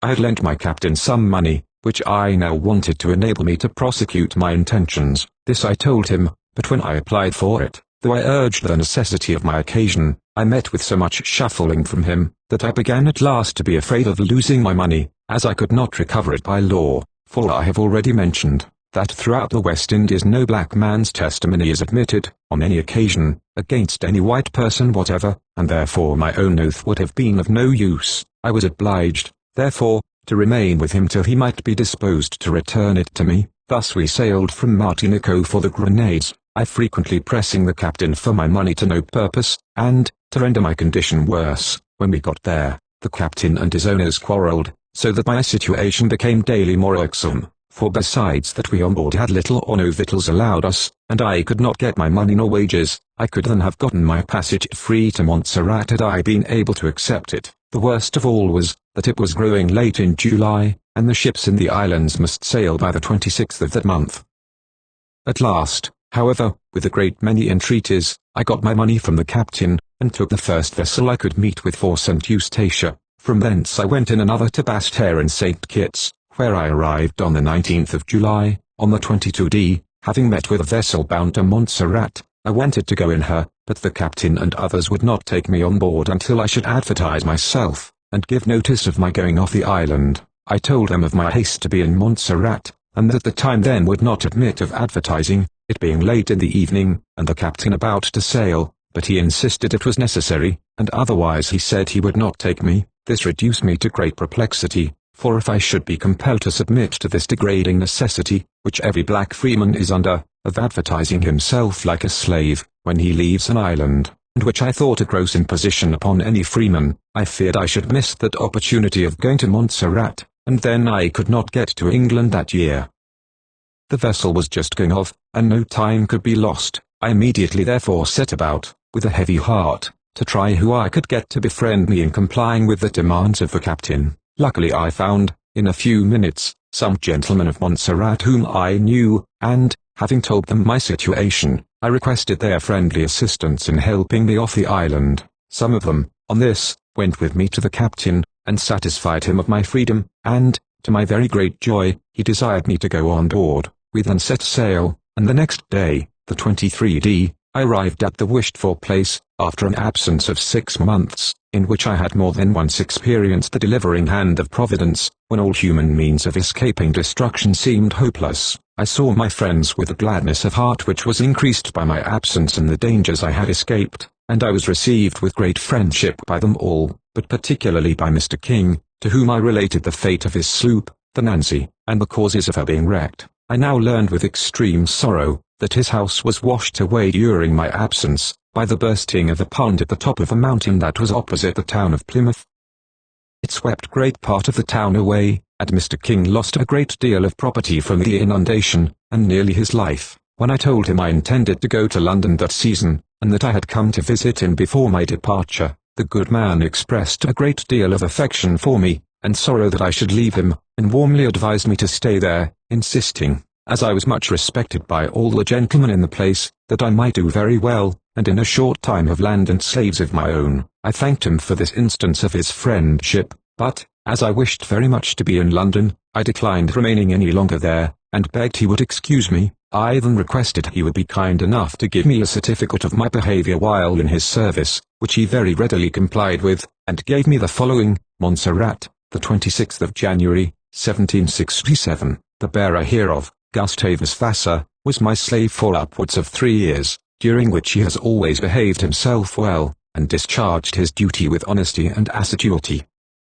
Robert King. To all whom this may concern, having obtained this, I parted from my kind master, after many sincere professions of gratitude and regard, and prepared for my departure for London. I immediately agreed to go with one Captain John Hamer, for 7 guineas, the passage to London, on board a ship called the Andromache, and on the 24th and 25th I had free dances, as they are called, with some of my countrymen, previous to my setting off, after which I took leave of all my friends, and on the 26th I embarked for London, exceedingly glad to see myself once more on board of a ship, and still more so, in steering the course I had long wished for. With a light heart I bade Montserrat farewell, and never had my feet on it since, and with it I bade adieu to the sound of the cruel whip, and all other dreadful instruments of torture, adieu to the offensive sight of the violated chastity of the sable females, which has too often accosted my eyes, adieu to oppressions, although to me less severe than most of my countrymen, and adieu to the angry howling, dashing surfs. I wished for a grateful and thankful heart to praise the Lord God on high for all his mercies. We had a most prosperous voyage, and, at the end of 7 weeks, arrived at Cherry Garden Stairs. Thus were my longing eyes once more gratified with a sight of London. After having been absent from it above 4 years, I immediately received my wages, and I never had earned 7 guineas so quick in my life before. I had 37 guineas in all, when I got cleared of the ship. I now entered upon a scene, quite new to me, but full of hope. In this situation my first thoughts were to look out for some of my former friends, and amongst the first of those were the Miskerins. As soon, therefore, as I had regaled myself I went in quest of those kind ladies, whom I was very impatient to see, and with some difficulty and perseverance, I found them at Maze Hill, Greenwich. They were most agreeably surprised to see me, and I quite overjoyed at meeting with them. I told them my history, at which they expressed great wonder, and freely acknowledged it to their cousin, Captain Pascal. No honor. He then visited there frequently, and I met him 4 or 5 days after in Greenwich Park. When he saw me he appeared a good deal surprised, and asked me how I came back. I answered, in a ship, to which he replied dryly, I suppose you did not walk back to London on the water, as I saw, by his manner, that he did not seem to be sorry for his behavior to me, and that I had not much reason to expect any favor from him. I told him that he had used me very ill, after I had been such a faithful servant to him for so many years, on which, without saying any more, he turned about and went away. A few days after this I met Captain Pascal at Miss Guerin's house, and asked him for my prize money. He said there was none due to me, for, if my prize money had been £10,000 he had a right to it all. I told him I was informed otherwise, on which he bade me defiance, and, in a bantering tone, desired me to commence a lawsuit against him for it. "There are lawyers enough," said he, "that will take the cause in hand, and you had better try it." I told him then that I would try it, which enraged him very much. However, out of regard to the ladies, I remained still, and never made any farther demand of my right. Some time afterwards these friendly ladies asked me what I meant to do with myself, and how they could assist me. I thanked them, and said, if they pleased, I would be their servant, but if not, as I had 37 guineas, which would support me for some time, I would be much obliged to them to recommend me to some person who would teach me a business whereby I might earn my living. They answered me very politely, that they were sorry it did not suit them to take me as their servant, and asked me what business I should like to learn. I said, hairdressing. They then promised to assist me in this, and soon after they recommended me to a gentleman whom I had known before, one Captain O'Hara, who treated me with much kindness, and procured me a master, a hairdresser, in Coventry Court, Haymarket, with whom he placed me. I was with this man from September till the February following. In that time we had a neighbour in the same court who taught the French horn. He used to blow it so well that I was charmed with it, and agreed with him to teach me to blow it. Accordingly he took me in hand, and began to instruct me, and I soon learned all the three parts. I took great delight in blowing on this instrument, the evenings being long, and besides that I was fond of it, I did not like to be idle, and it filled up my vacant hours innocently. At this time also I agreed with the Reverend Mr. Gregory, who lived in the same court, where he kept an academy and an evening school, to improve me in arithmetic. This he did as far as barter and allegation, so that all the time I was there I was entirely employed. In February, 1768, I hired myself to Dr. Charles Irving, in Pall Mall, so celebrated for his successful experiments in making sea water fresh, and here I had plenty of hairdressing to improve my hand. This gentleman was an excellent master. He was exceedingly kind and good-tempered, and allowed me in the evenings to attend my schools, which I esteemed a great blessing. Therefore I thanked God and him for it, and used all my diligence to improve the opportunity. This diligence and attention recommended me to the notice and care of my three preceptors, who on their parts bestowed a great deal of pains in my instruction, and besides were all very kind to me. My wages, however, which were by 2/3 less than I ever had in my life, for I had only 12 litres per annum, I soon found would not be sufficient to defray this extraordinary expense of masters, and my own necessary expenses. My old 37 guineas had by this time worn all away to one. I thought it best, therefore, to try the sea again in quest of more money, as I had been bred to it, and had hitherto found the profession of it successful. I had also a very great desire to see Turkey, and I now determined to gratify it. Accordingly, in the month of May, 1768, I told the daughter my wish to go to sea again, to which she made no opposition, and we parted on friendly terms. The same day I went into the city in quest of a master. I was extremely fortunate in my inquiry, for I soon heard of a gentleman who had a ship going to Italy and Turkey, and he wanted a man who could dress hair well. I was overjoyed at this, and went immediately on board of his ship, as I had been directed, which I found to be fitted up with great taste, and I already foreboded no small pleasure in sailing in her. Not finding the gentleman on board, I was directed to his lodgings, where I met with him the next day, and gave him a specimen of my dressing. He liked it so well that he hired me immediately, so that I was perfectly happy, for the ship, master, and voyage, were entirely to my mind. The ship was called the Delaware, and my master's name was John Jolly, a neat, smart, good-humoured man, just such an one as I wished to serve. We sailed from England in July following, and our voyage was extremely pleasant. We went to Villafranca, Nice, and Leghorn, and in all these places I was charmed with the richness and beauty of the countries, and struck with the elegant buildings with which they abound. We had always in them plenty of extraordinary good wines and rich fruits, which I was very fond of, and I had frequent occasions of gratifying both my taste and curiosity, for my captain always lodged on shore in those places, which afforded me opportunities to see the country around. I also learned navigation of the mate, which I was very fond of.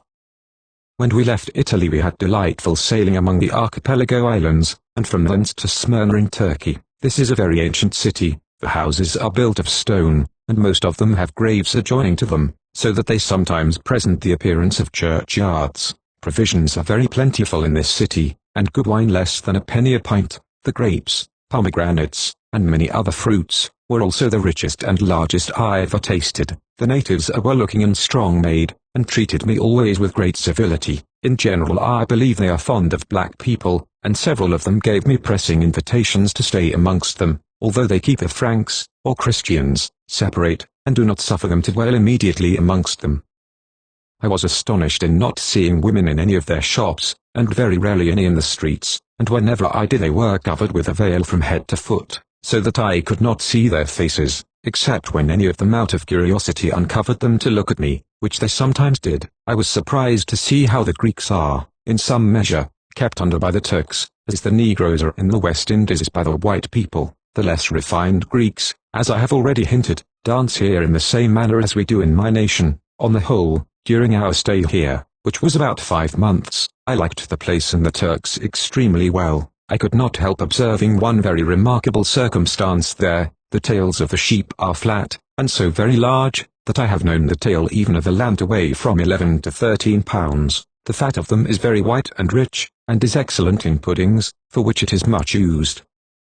Our ship being at length richly loaded with silk, and other articles, we sailed for England, in May, 1769, soon after our return from Turkey. Our ship made a delightful voyage to Oporto in Portugal, where we arrived at the time of the carnival. On our arrival, there were sent on board to us 36 articles to observe, with very heavy penalties if we should break any of them, and none of us even dared to go on board any other vessel or on shore till the Inquisition had sent on board and searched for everything illegal, especially Bibles, such as were produced, and certain other things, were sent on shore till the ships were going away, and any person in whose custody a Bible was found concealed was to be imprisoned and flogged, and sent into slavery for 10 years. I saw here many very magnificent sights, particularly the Garden of Eden, where many of the clergy and laity went in procession in their several orders with the host, and sung Te Deum. I had a great curiosity to go into some of their churches, but could not gain admittance without using the necessary sprinkling of holy water at my entrance.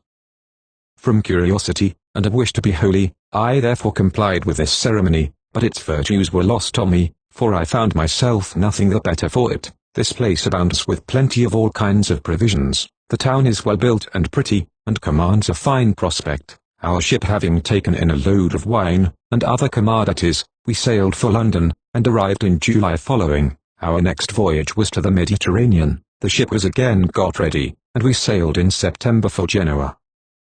This is one of the finest cities I ever saw. Some of the edifices were of beautiful marble, and made a most noble appearance, and many had very curious fountains before them. The churches were rich and magnificent, and curiously adorned both in the inside and out, but all this grandeur was in my eyes disgraced by the galley slaves, whose condition both there and in other parts of Italy is truly piteous and wretched. After we had stayed there some weeks, during which we bought many different things which we wanted, and got them very cheap, we sailed to Naples, a charming city, and remarkably clean. The bay is the most beautiful I ever saw. The mills for shipping are excellent. I thought it extraordinary to see grand operas acted here on Sunday nights, and even attended by their majesties. I too, like these great ones, went to those sights, and vainly served God in the day while I thus served Mammon effectually at night. While we remained here there happened an eruption of Mount Vesuvius, of which I had a perfect view. It was extremely awful, and we were so near that the ashes from it used to be thick on our deck. After we had transacted our business at Naples we sailed with a fair wind once more for Smyrna, where we arrived in December. A Seraskier or officer took a liking to me here, and wanted me to stay, and offered me 2 wives. However I refused the temptation. The merchants here travel in caravans or large companies. I have seen many caravans from India, with some hundreds of camels, laden with different goods. The people of these caravans are quite brown. Among other articles, they brought with them a great quantity of locusts, which are a kind of pulse, sweet and pleasant to the palate, and in shape resembling French beans, but longer. Each kind of goods is sold in a street by itself, and I always found the Turks very honest in their dealings. They let no Christians into their mosques or churches, for which I was very sorry, as I was always fond of going to see the different modes of worship of the people wherever I went. The plague broke out while we were in Smyrna, and we stopped taking goods into the ship till it was over. She was then richly laden, and we sailed in about March, 1770, for England. One day in our passage we met with an accident which was near burning the ship. A black cook, in melting some fat, overset the pan into the fire under the deck, which immediately began to blaze, and the flame went up very high under the foretop. With the fright the poor cook became almost white, and altogether speechless. Happily however we got the fire out without doing much mischief. After various delays in this passage, which was tedious, we arrived in Stanger Creek in July, and, at the latter end of the year, some new event occurred, so that my noble captain, the ship, and I all separated. In April, 1771, I shipped myself as a steward with Captain W.M. Robertson of the ship Grenada Planter, once more to try my fortune in the West Indies, and we sailed from London for Madeira, Barbados, and the Grenades. When we were at this last place, having some goods to sell, I met once more with my former kind of West India customers. A white man, an islander, bought some goods of me to the amount of some pounds, and made me many fair promises as usual, but without any intention of paying me. He had likewise bought goods from some more of our people, whom he intended to serve in the same manner, but he still amused us with promises. However, when our ship was loaded, and near sailing, this honest buyer discovered no intention or sign of paying for anything he had bought of us, but on the contrary, when I asked him for my money he threatened me and another black man he had bought goods of, so that we found we were like to get more blows than payment. On this we went to complain to one Mr. Emintosh, a justice of the peace. We told his worship of the man's villainous tricks, and begged that he would be kind enough to see us redressed, but being Negroes, although free, we could not get any remedy, and our ship being then just upon the point of sailing, we knew not how to help ourselves, though we thought it hard to lose our property in this manner. Luckily for us however, this man was also indebted to 3 white sailors, who could not get a farthing from him. They therefore readily joined us, and we all went together in search of him. When we found where he was, I took him out of a house and threatened him with vengeance, on which, finding he was likely to be handled roughly, the rogue offered each of us some small allowance, but nothing near our demands. This exasperated us much more, and some were for cutting his ears off, but he begged hard for mercy, which was at last granted him. After we had entirely stripped him, we then let him go, for which he thanked us, glad to get off so easily, and ran into the bushes. After having wished us a good voyage, we then repaired on board, and shortly after set sail for England.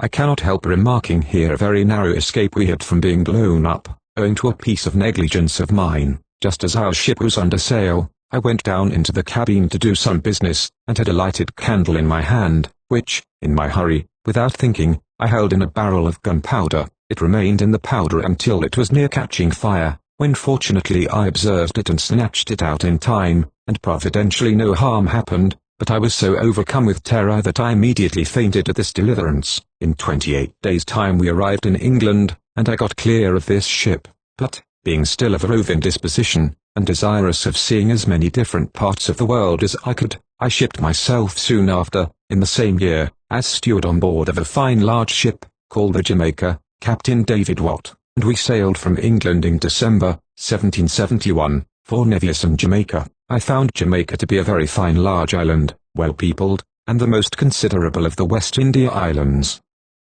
There was a vast number of Negroes here, whom I found as usual exceedingly imposed upon by the white people, and the slaves punished as in the other islands. There are Negroes whose business it is to flog slaves. They go about to different people for employment, and the usual pay is from 1 to 4 bits. I saw many cruel punishments inflicted on the slaves in the short time I stayed here. In particular I was present when a poor fellow was tied up and kept hanging by the wrists at some distance from the ground, and then some 1/2 weights were fixed to his ankles, in which posture he was flogged most unmercifully. There were also, as I heard, 2 different masters noted for cruelty on the island, who had staked up 2 Negroes naked, and in 2 hours the vermin stung them to death. I heard a gentleman I well knew tell my captain that he passed sentence on a Negro man to be burnt alive for attempting to poison an overseer. I pass over numerous other instances, in order to relieve the reader by a milder scene of roguery. Before I had been long on the island, one Mr. Smith at Port Morand bought goods of me to the amount of £25 sterling, but when I demanded payment from him, he was going each time to beat me, and threatened that he would put me in gaol. One time he would say I was going to set his house on fire, at another he would swear I was going to run away with his slaves. I was astonished at this usage from a person who was in the situation of a gentleman, but I had no alternative. I was therefore obliged to submit. When I came to Kingston, I was surprised to see the number of Africans who were assembled together on Sundays, particularly at a large commodious place, called Spring Path. Here each different nation of Africa meet and dance after the manner of their own country. They still retain most of their native customs. They bury their dead, and put victuals, pipes and tobacco, and other things, in the grave with the core, in the same manner as in Africa. Our ship having got her loading, we sailed for London, where we arrived in the August following. On my return to London, I waited on my old and good master, Dr. Irving, who made me an offer of his service again. Being now tired of the sea, I gladly accepted it. I was very happy in living with this gentleman once more, during which time we were daily employed in reducing old Neptune's dominions by purifying the briny element and making it fresh. Thus I went on till May, 1773, when I was roused by the sound of fame, to seek new adventures, and to find, towards the North Pole, what our Creator never intended we should, a passage to India. An expedition was now fitting out to explore a northeast passage, conducted by the Honourable John Constantine Phipps, since Lord Mulgrave, in His Majesty's sloop of war the Race Horse, my master being anxious for the reputation of this adventure, we therefore prepared everything for our voyage, and I attended him on board the Race Horse. The 24th day of May, 1773, we proceeded to Sheerness, where we were joined by His Majesty's sloop the Carcass, commanded by Captain Lutwidge. On the 4th of June we sailed towards our destined place, the Pole, and on the 15th of the same month we were off Shetland. On this day I had a great and unexpected deliverance from an accident which was near blowing up the ship and destroying the crew, which made me ever after during the voyage uncommonly cautious. The ship was so filled that there was very little room on board for anyone, which placed me in a very awkward situation. I had resolved to keep a journal of this singular and interesting voyage, and I had no other place for this purpose but a little cabin, or the Dotter's storeroom, where I slept. This little place was stuffed with all manner of combustibles, particularly with tow and aquafortis, and many other dangerous things. Unfortunately it happened in the evening as I was writing my journal, that I had occasion to take the candle out of the lantern, and a spark having touched a single thread of the tow, all the rest caught the flame, and immediately the whole was in a blaze. I saw nothing but present death before me, and expected to be the first to perish in the flames. In a moment the alarm was spread, and many people who were near ran to assist in putting out the fire. All this time I was in the very midst of the flames. My shirt, and the handkerchief on my neck, were burnt, and I was almost smothered with the smoke. However, through God's mercy, as I was nearly giving up all hopes, some people brought blankets and mattresses and threw them on the flames, by which means in a short time the fire was put out. I was severely reprimanded and menaced by such of the officers who knew it, and strictly charged never more to go there with a light, and, indeed, even my own fears made me give heed to this command for a little time, but at last, not being able to write my journal in any other part of the ship, I was tempted again to venture by stealth with a light in the same cabin, though not without considerable fear and dread on my mind. On the 20th of June we began to use Dr. Irving's apparatus for making salt water fresh. I used to attend the distillery. I frequently purified from 26 to 40 gallons a day. The water thus distilled was perfectly pure, well tasted, and free from salt, and was used on various occasions on board the ship. On the 28th of June, being in lat. 78, we made Greenland, where I was surprised to see the sun did not set. The weather now became extremely cold, and as we sailed between north and east, which was our course, we saw many very high and curious mountains of ice, and also a great number of very large whales, which used to come close to our ship, and blow the water up to a very great height in the air. One morning we had vast quantities of sea horses about the ship, which neighed exactly like any other horses. We fired some harpoon guns amongst them, in order to take some, but we could not get any. The 30th, the captain of a Greenland ship came on board, and told us of 3 ships that were lost in the ice. However, we still held on our course till July the 11th, when we were stopped by one compact impenetrable body of ice. We ran along it from east to west above 10 degrees, and on the 27th we got as far north as 37, and in 19 or 20 degrees east longitude from London. On the 29th and 30th of July we saw one continued plain of smooth unbroken ice, bounded only by the horizon, and we fastened to a piece of ice that was 8 yards 11 inches thick.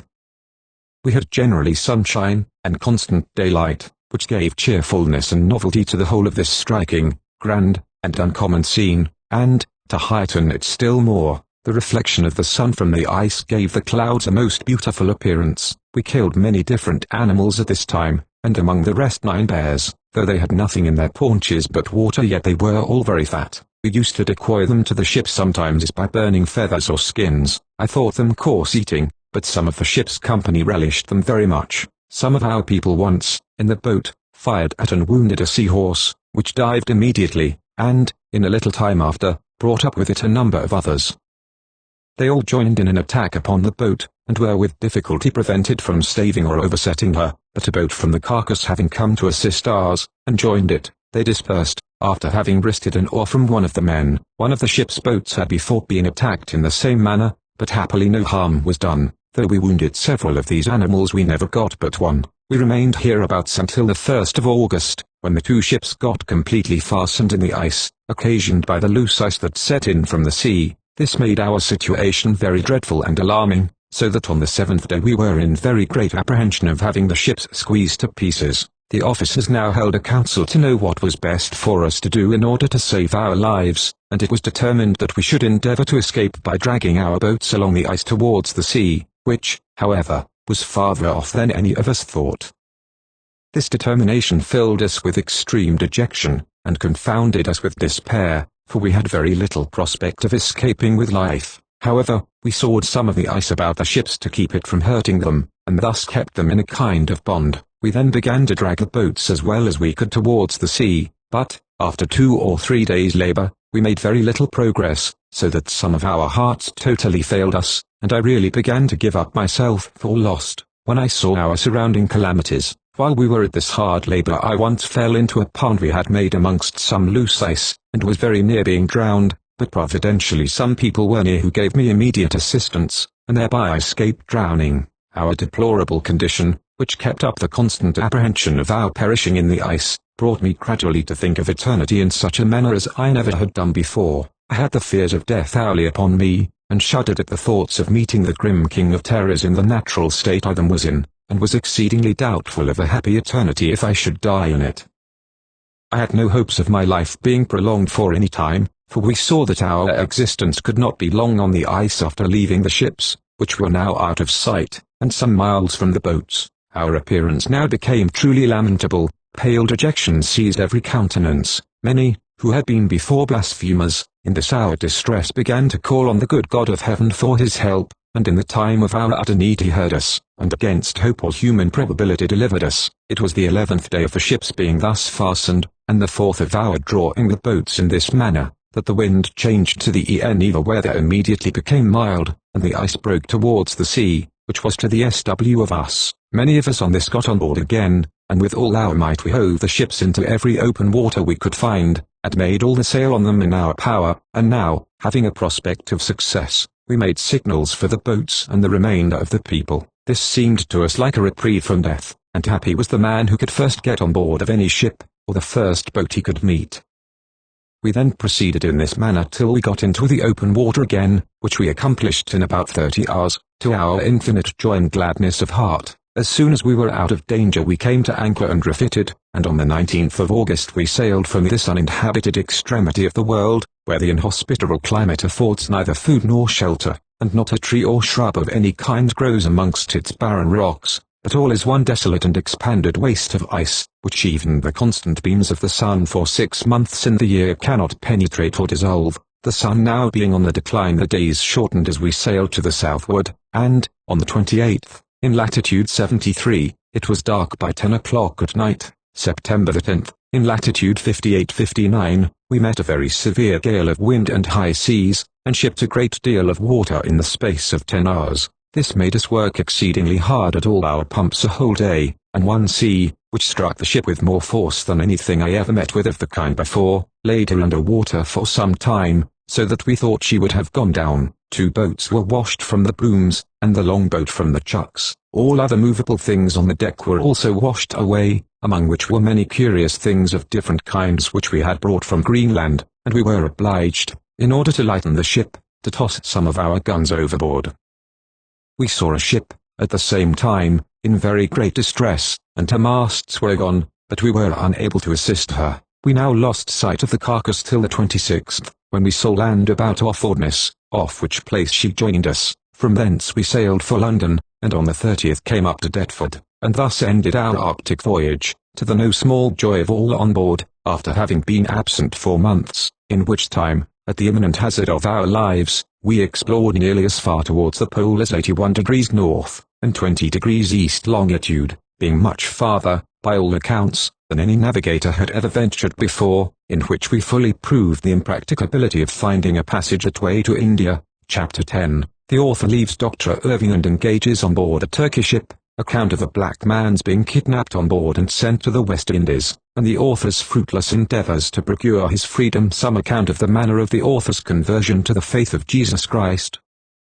Our voyage to the North Pole being ended, I returned to London with Dr. Irving, with whom I continued for some time, during which I began seriously to reflect on the dangers I had escaped, particularly those of my last voyage, which made a lasting impression on my mind, and, by the grace of God, proved afterwards a mercy to me. It caused me to reflect deeply on my eternal state, and to seek the Lord with full purpose of heart ere it was too late. I rejoiced greatly, and heartily thanked the Lord for directing me to London, where I was determined to work out my own salvation, and in so doing procure a title to heaven, being the result of a mind blended by ignorance and sin. In process of time I left my master, Dr. Irving, the purifier of waters, and lodged in Coventry Court, Haymarket, where I was continually oppressed and much concerned about the salvation of my soul, and was determined, in my own strength, to be a first-rate Christian. I used every means for this purpose, and, not being able to find any person amongst my acquaintance that agreed with me in point of religion, or, in scripture language, that would show me any good, I was much dejected, and knew not where to seek relief. However, I first frequented the neighbouring churches, St. James's, and others, 2 or 3 times a day, for many weeks. Still I came away dissatisfied. Something was wanting that I could not obtain, and I really found more heartfelt relief in reading my Bible at home than in attending the church, and, being resolved to be saved, I pursued other methods still. First I went among the Quakers, where the word of God was neither read or preached, so that I remained as much in the dark as ever. I then searched into the Roman Catholic principles, but was not in the least satisfied. At length I had recourse to the Jews, which availed me nothing, for the fear of eternity daily harassed my mind, and I knew not where to seek shelter from the wrath to come. However, this was my conclusion, at all events, to read the 4 evangelists, and whatever sect or party I found adhering thereto such I would join. Thus I went on heavily without any guide to direct me the way that leadeth to eternal life. I asked different people questions about the manner of going to heaven, and was told different ways. Here I was much staggered, and could not find any at that time more righteous than myself, or indeed so much inclined to devotion. I thought we should not all be saved. This is agreeable to the Holy Scriptures, nor would all be damned. I found none among the circle of my acquaintance that kept wholly the 10 Commandments. So righteous was I in my own eyes, that I was convinced I excelled many of them in the point, by keeping 8 out of 10, and finding those who in general termed themselves Christians not so honest or so good in their morals as the Turks. I really thought the Turks were in a safer way of salvation than my neighbors, so that between hopes and fears I went on, and the chief comforts I enjoyed were in the musical French horn, which I then practiced, and also dressing of hair. Such was my situation some months. Experiencing the dishonesty of many people here, I determined at last to set out for Turkey, and there to end my days. It was now early in the spring 1774. I sought for a master, and found a Captain John Hughes, commander of a ship called Anglicania, fitting out in the River Thames, and bound to Smyrna in Turkey. I shipped myself with him as a steward. At the same time I recommended to him a very clever black man, John Annis, as a cook. This man was on board the ship near 2 months doing his duty. He had formerly lived many years with Mr. William Kirkpatrick, a gentleman of the island of St. Kitts, from whom he parted by consent, though he afterwards tried many schemes to inveigle the poor man. He had applied to many captains who traded to St. Kitts to trepan him, and when all their attempts and schemes of kidnapping proved abortive, Mr. Kirkpatrick came to our ship at Union Stairs on Easter Monday, April the 4th, with 2 wherry boats and 6 men, having learned that the man was on board, and tied, and forcibly took him away from the ship, in the presence of the crew and the chief mate, who had detained him after he had noticed to come away. I believe that this was a combined piece of business, but, at any rate, it certainly reflected great disgrace on the mate and captain also, who, although they had desired the abreast man to stay on board, yet he did not in the least assist to recover him, or pay me a farthing of his wages, which was about £5. I proved the only friend he had, who attempted to regain him his liberty if possible. Having known the want of liberty myself, I sent as soon as I could to Gravesend, and got knowledge of the ship in which she was, but unluckily she had sailed the first tide after he was put on board. My intention was then immediately to apprehend Mr. Kirkpatrick, who was about setting off for Scotland, and, having obtained a habeas corpus for him, and got a tipstaff to go with me to St. Paul's churchyard, where he lived, he, suspecting something of this kind, set a watch to look out. My being known to them occasioned me to use the following deception. I whitened my face, that they might not know me, and this had its desired effect. He did not go out of his house that night, and next morning I contrived a well-plotted stratagem notwithstanding he had a gentleman in his house to personate him. My direction to the tipstaff, who got admittance into the house, was to conduct him to a judge, according to the writ. When he came there, his plea was, that he had not the body in custody, on which he was admitted to bail. I proceeded immediately to that philanthropist, Granville Sharp, Esq., who received me with the utmost kindness, and gave me every instruction that was needful on the occasion. I left him in full hope that I should gain the unhappy man his liberty, with the warmest sense of gratitude towards Mr. Sharp for his kindness, but, alas! My attorney proved unfaithful. He took my money, lost me many months' employ, and did not do the least good in the cause, and when the poor man arrived at St. Kitts, he was, according to custom, staked to the ground with 4 pins through a cord, 2 on his wrists, and 2 on his ankles, was cut and flogged most unmercifully, and afterwards loaded cruelly with irons about his neck. I had 2 very moving letters from him, while he was in this situation, and also was told of it by some very respectable families now in London, who saw him in St. Kitts, in the same state in which he remained till kind death released him out of the hands of his tyrants. During this disagreeable business I was under strong convictions of sin, and thought that my state was worse than any man's. My mind was unaccountably disturbed. I often wished for death, though at the same time convinced I was altogether unprepared for that awful summons. Suffering much by villains in the late cause, and being much concerned about the state of my soul, these things, but particularly the latter, brought me very low, so that I became a burden to myself, and viewed all things around me as emptiness and vanity, which could give no satisfaction to a troubled conscience. I was again determined to go to Turkey, and resolved, at that time, never more to return to England. I engaged as steward on board a Turkeyman, the Westerhall, Captain Linner, but was prevented by means of my late captain, Mr. Hughes, and others. All this appeared to be against me, and the only comfort I then experienced was, in reading the Holy Scriptures, where I saw that there is no new thing under the sun, equals I 9, and what was appointed for me I must submit to. Thus I continued to travel in much heaviness, and frequently murmured against the Almighty, particularly in his providential dealings, and, awful to think, I began to blaspheme, and wished often to be anything but a human being. In these severe conflicts the Lord answered me by awful visions of the night, when deep sleep falleth upon men, in slumberings upon the bed. Job 33:15. He was pleased, in much mercy, to give me to see, and in some measure to understand, the great and awful scene of the judgment day, that no unclean person, no unholy thing, can enter into the kingdom of God. FV 5. I would then, if it had been possible, have changed my nature with the meanest worm on the earth, and was ready to say to the mountains and rocks, fall on me, Reverend V 16, but all in vain. I then requested the divine Creator that he would grant me a small space of time to repent of my follies and vile iniquities, which I felt were grievous. The Lord, in his manifold mercies, was pleased to grant my request, and being yet in a state of time, the sense of God's mercies was so great on my mind when I woke, that my strength entirely failed me for many minutes, and I was exceedingly weak. This was the first spiritual mercy I ever was sensible of, and being on praying ground, as soon as I recovered a little strength, and got out of bed and dressed myself, I invoked heaven from my inmost soul, and fervently begged that God would never again permit me to blaspheme his most holy name. The Lord, who is long-suffering, and full of compassion to such poor rebels as we are, condescended to hear and answer. I felt that I was altogether unholy, and saw clearly what a bad use I had made of the faculties I was endowed with. They were given me to glorify God with. I thought, therefore, I had better want them here, and enter into life eternal, than abuse them and be cast into hell fire. I prayed to be directed, if there were any holier than those with whom I was acquainted, that the Lord would point them out to me. I appealed to the Searcher of hearts, whether I did not wish to love him more, and serve him better.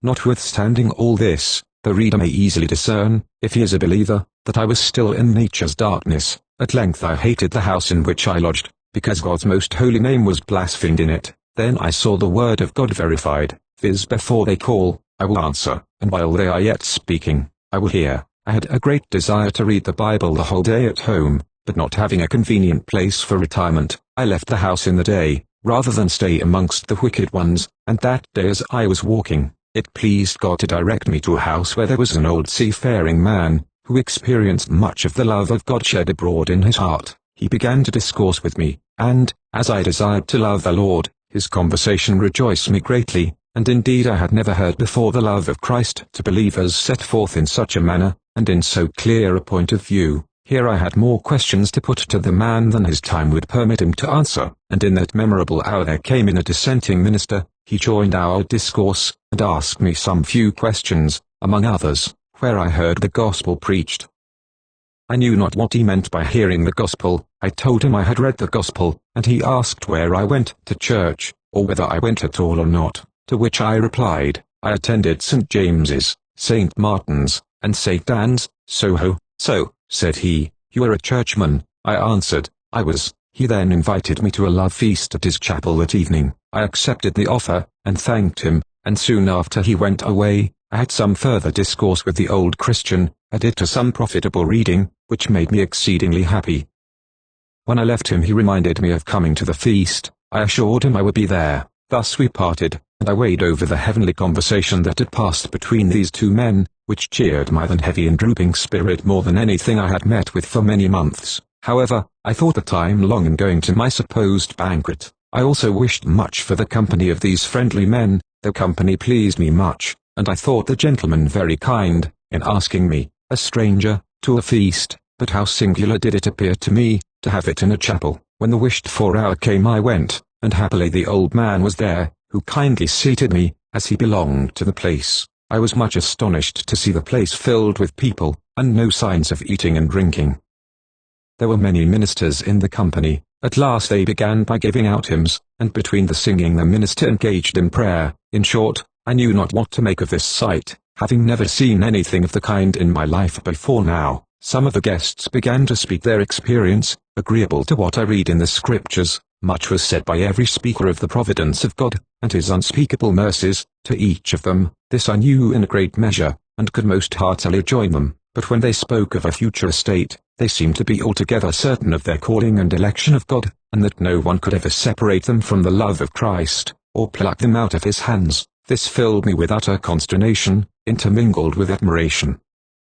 I was so amazed as not to know what to think of the company. My heart was attracted and my affections were enlarged. I wished to be as happy as them, and was persuaded in my mind that they were different from the world that leath in wickedness. 1 John v. 19. Their language and singing, and see did well harmonize. I was entirely overcome, and wished to live and die thus. Lastly, some persons in the place produced some neat baskets full of buns, which they distributed about, and each person communicated with his neighbor, and sipped water out of different mugs, which they handed about to all who were present. This kind of Christian fellowship I had never seen, nor ever thought of seeing on earth. It fully reminded me of what I had read in the Holy Scriptures, of the primitive Christians, who loved each other and broke bread. In partaking of it, even from house to house, this entertainment, which lasted about 4 hours, ended in singing and prayer. It was the first soul feast I ever was present at. This last 24 hours produced me things, spiritual and temporal, sleeping and waking, judgment and mercy, that I could not but admire the goodness of God, in directing the blind, blasphemous sinner in the path that he knew not of, even among the just, and instead of judgment he has showed mercy, and will hear and answer the prayers and supplications of every returning prodigal. O to grace how great a debtor daily I am constrained to be. After this I was resolved to win heaven if possible, and if I perished I thought it should be at the feet of Jesus, in praying to him for salvation. After having been an eyewitness to some of the happiness which attended those who feared God, I knew not how, with any propriety, to return to my lodgings, where the name of God was continually profaned, at which I felt the greatest horror.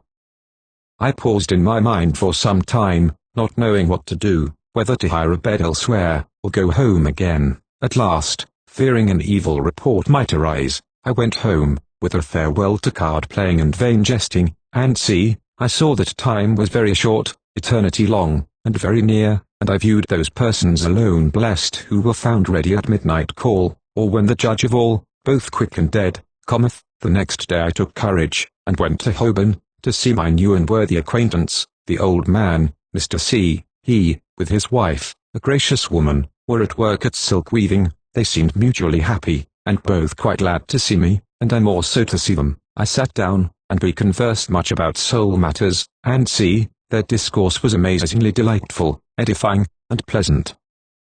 I knew not at last how to leave this agreeable pair, till time summoned me away. As I was going they lent me a little book, entitled The Conversion of an Indian. It was in questions and answers. The poor man came over the sea to London, to inquire after the Christian's God, who, through rich mercy, he found, and had not his journey in vain. The above book was of great use to me, and at that time was a means of strengthening my faith. However, in parting, they both invited me to call on them when I pleased. This delighted me, and I took care to make all the improvement from it I could, and so far I thanked God for such company and desires. I prayed that the many evils I felt within might be done away, and that I might be weaned from my former carnal acquaintances.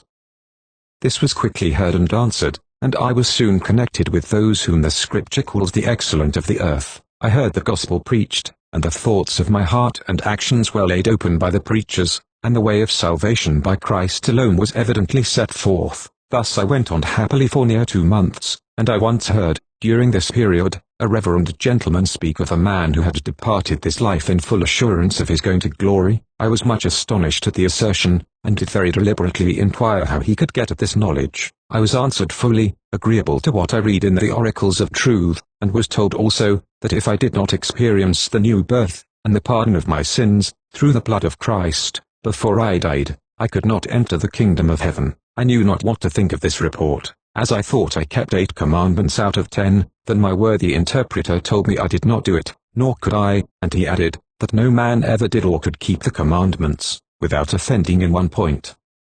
I thought this sounded very strange, and puzzled me much for many weeks, for I thought it a hard saying. I then asked my friend, Mr. L.D., who was a clerk in a chapel, why the commandments of God were given, if we could not be saved by them, to which he replied, the law is a schoolmaster to bring us to Christ, who alone couldn't keep the commandments, and fulfilled all their requirements for his elect people, even those to whom he had given a living faith, and the sins of those chosen vessels were already atoned for and forgiven them whilst living, and if I did not experience the same before my exit, the Lord would say at that great day to me, go ye cursed, and see, for God would appear faithful in his judgments to the wicked, as he would be faithful in showing mercy to those who were ordained to it before the world was. Therefore Christ Jesus seemed to be all in all to that man's soul. I was much wounded at this discourse, and brought into such a dilemma as I never expected. I asked him, if he was to die that moment, whether he was sure to enter the kingdom of God?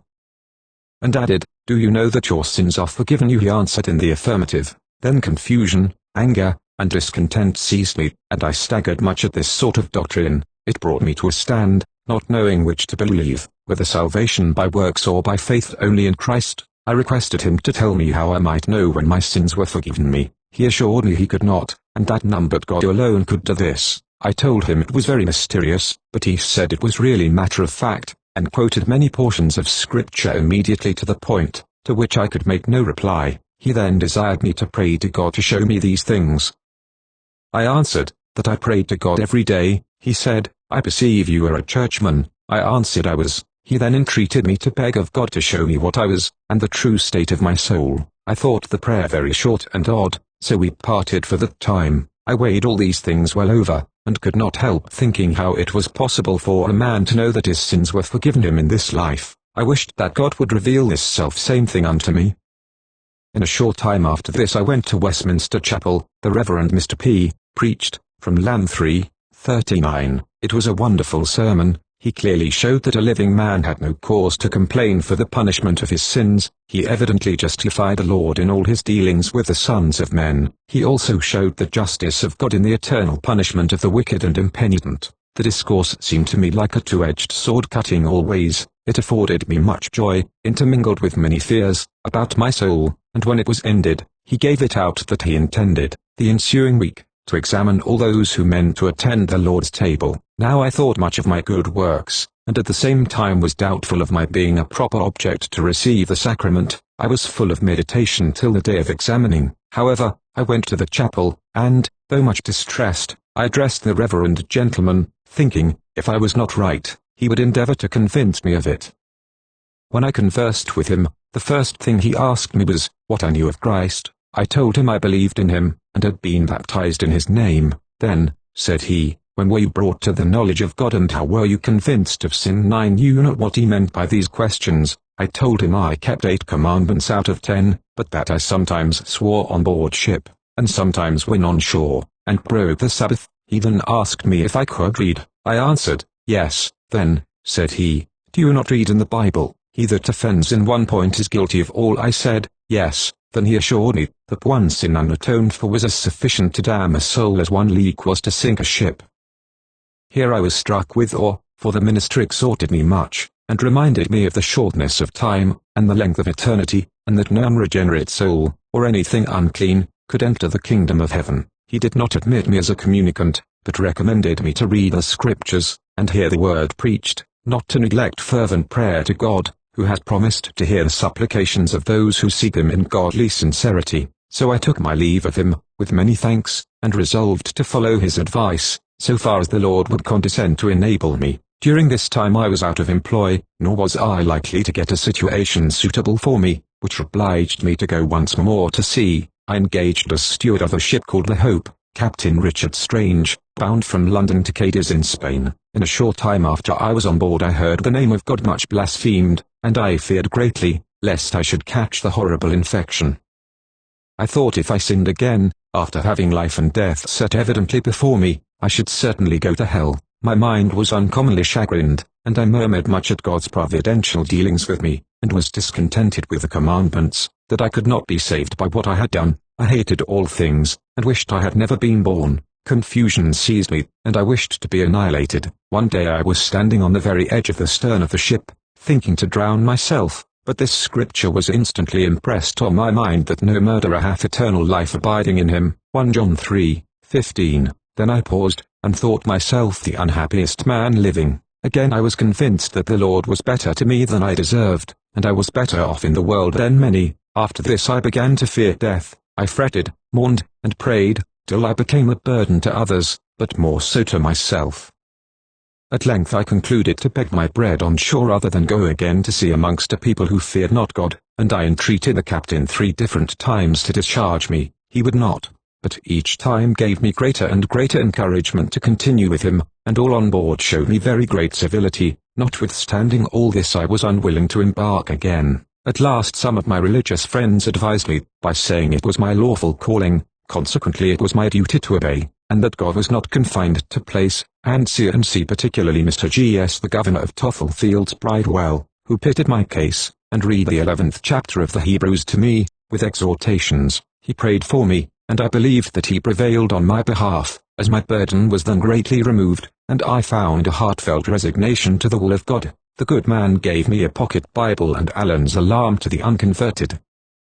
We parted, and the next day I went on board again. We sailed for Spain, and I found favor with the captain. It was the 4th of the month of September when we sailed from London. We had a delightful voyage to Cadiz, where we arrived the 23rd of the same month. The place is strong, commands a fine prospect, and is very rich. The Spanish galloons frequent that port, and some arrived whilst we were there. I had many opportunities of reading the Scriptures.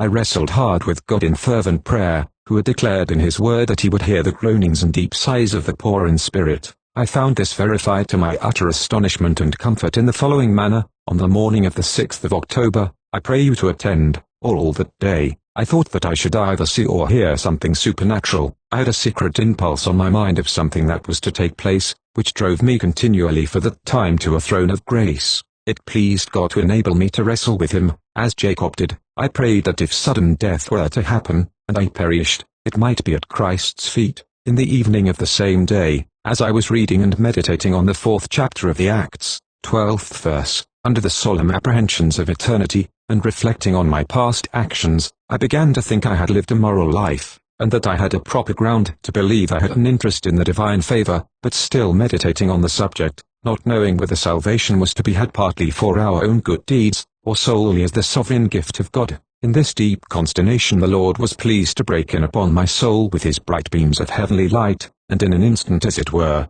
removing the veil, and letting light into a dark place, I saw clearly with the eye of faith the crucified Saviour bleeding on the cross on Mount Calvary. The Scriptures became an unsealed book. I saw myself a condemned criminal under the law, which came with its full force to my conscience, and when the commandment came, sin revived, and I died. I saw the Lord Jesus Christ in his humiliation, loaded and bearing my reproach, sin, and shame. I then clearly perceived that by the deeds of the law no flesh living could be justified. I was then convinced that by the first Adam sin came, and by the second Adam, the Lord Jesus Christ, all that are saved must be made alive. It was given me at that time to know what it was to be born again. John 3:5. I saw the 8th chapter to the Romans, and the doctrines of God's decrees, verified agreeable to his eternal, everlasting, and unchangeable purposes. The word of God was sweet to my taste, yea, sweeter than honey in the honeycomb. Christ was revealed to my soul as the chiefest among 10,000. These heavenly moments were really as life to the dead, and what John calls an earnest of the Spirit 22. This was indeed unspeakable, and I firmly believe undeniable by many. Now every leading providential circumstance that happened to me, from the day I was taken from my parents to that hour, was then in my view, as if it had but just then occurred. I was sensible of the invisible hand of God, which guided and protected me when in truth I knew it not. Still the Lord pursued me although I slighted and disregarded it. This mercy melted me down. When I considered my poor wretched state I wept, seeing what a great debtor I was to sovereign free grace. Now the Ethiopian was willing to be saved by Jesus Christ, the sinner's only surety, and also to rely on none other person or thing for salvation. Self was obnoxious, and good works he had none, for it is God that worketh in us both to will and to do. The amazing things of that hour can never be told. It was joy in the Holy Ghost. I felt an astonishing change. The burden of sin, the gaping jaws of hell, and the fears of death, that weighed me down before, now lost their horror. Indeed I thought death would now be the best earthly friend I ever had. Such were my grief and joy as I believe I seldom experienced. I was bathed in tears, and said, "What am I that God should thus look on me, the vilest of sinners?" I felt a deep concern for my mother and friends, which occasioned me to pray with fresh ardor, and, in the abyss of thought, I viewed the unconverted people of the world in a very awful state, being without God and without hope. It pleased God to pour out on me the spirit of prayer and the grace of supplication, so that in loud acclamations I was enabled to praise and glorify his most holy name. When I got out of the cabin, and told some of the people what the Lord had done for me, alas, who could understand me or believe my report? None but to whom the arm of the Lord was revealed. I became a barbarian to them in talking of the love of Christ. His name was to me as ointment poured forth. Indeed it was sweet to my soul, but to them a rock of offence. I thought my case singular, and every hour a day until I came to London, for I much longed to be with some to whom I could tell of the wonders of God's love towards me, and join in prayer to him whom my soul loved and thirsted after. I had uncommon commotions within, such as few can tell aught about. Now the Bible was my only companion and comfort. I prized it much, with many thanks to God that I could read it for myself, and was not left to be tossed about or led by man's devices and notions. The worth of a soul cannot be told. May the Lord give a reader an understanding in this. Whenever I looked in the Bible I saw things new, and many texts were immediately applied to me with great comfort, for I knew that to me was the word of salvation sent. Sure I was that the Spirit which indited the word opened my heart to receive the truth of it as it is in Jesus, that the same Spirit enabled me to act faith upon the promises that were so precious to me, and enabled me to believe to the salvation of my soul. By free grace I was persuaded that I had a part in the first resurrection, and was enlightened with the light of the living. Job 33:30. I wished for a man of God with whom I might converse. My soul was like the chariots of Aminadab. Canticles v12. These, among others, were the precious promises that were so powerfully applied to me. All things whatsoever ye shall ask in prayer, believing, you shall receive. Matt 21:22. Peace I leave with you, my peace I give unto you. John 14:27. I saw the blessed Redeemer to be the fountain of life, and the well of salvation. I experienced him all in all. He had brought me by a way that I knew not, and he had made crooked paths straight. Then in his name I set up my Ebenezer, saying, Hitherto he hath helped me. and could say to the sinners about me, Behold what a Saviour I have. Thus I was, by the teaching of that all-glorious deity, the Great One in Three, and Three in One, confirmed in the truths of the Bible, those oracles of everlasting truth, on which every soul living must stand or fall eternally, agreeable to Acts 5:12, neither is there salvation in any other, for there is none other name under heaven given among men whereby we must be saved, but only Christ Jesus. May God give a reader a right understanding in these facts. To him that believeth all things are possible, but to them that are unbelieving nothing is pure. Titus 5:15. During this period we remained at Cadiz until our ship got laden. We sailed about the 4th of November, and, having a good passage, we arrived in London the month following, to my comfort, with heartfelt gratitude to God for his rich and unspeakable mercies. On my return I had but one text which puzzled me, or that the devil endeavoured to buffet me with, viz. Rom G6, and, as I had heard of the Reverend Mr. Romaine, and his great knowledge in the Scriptures, I wished much to hear him preach. One day I went to Blackfriars Church, and, to my great satisfaction and surprise, he preached from that very text.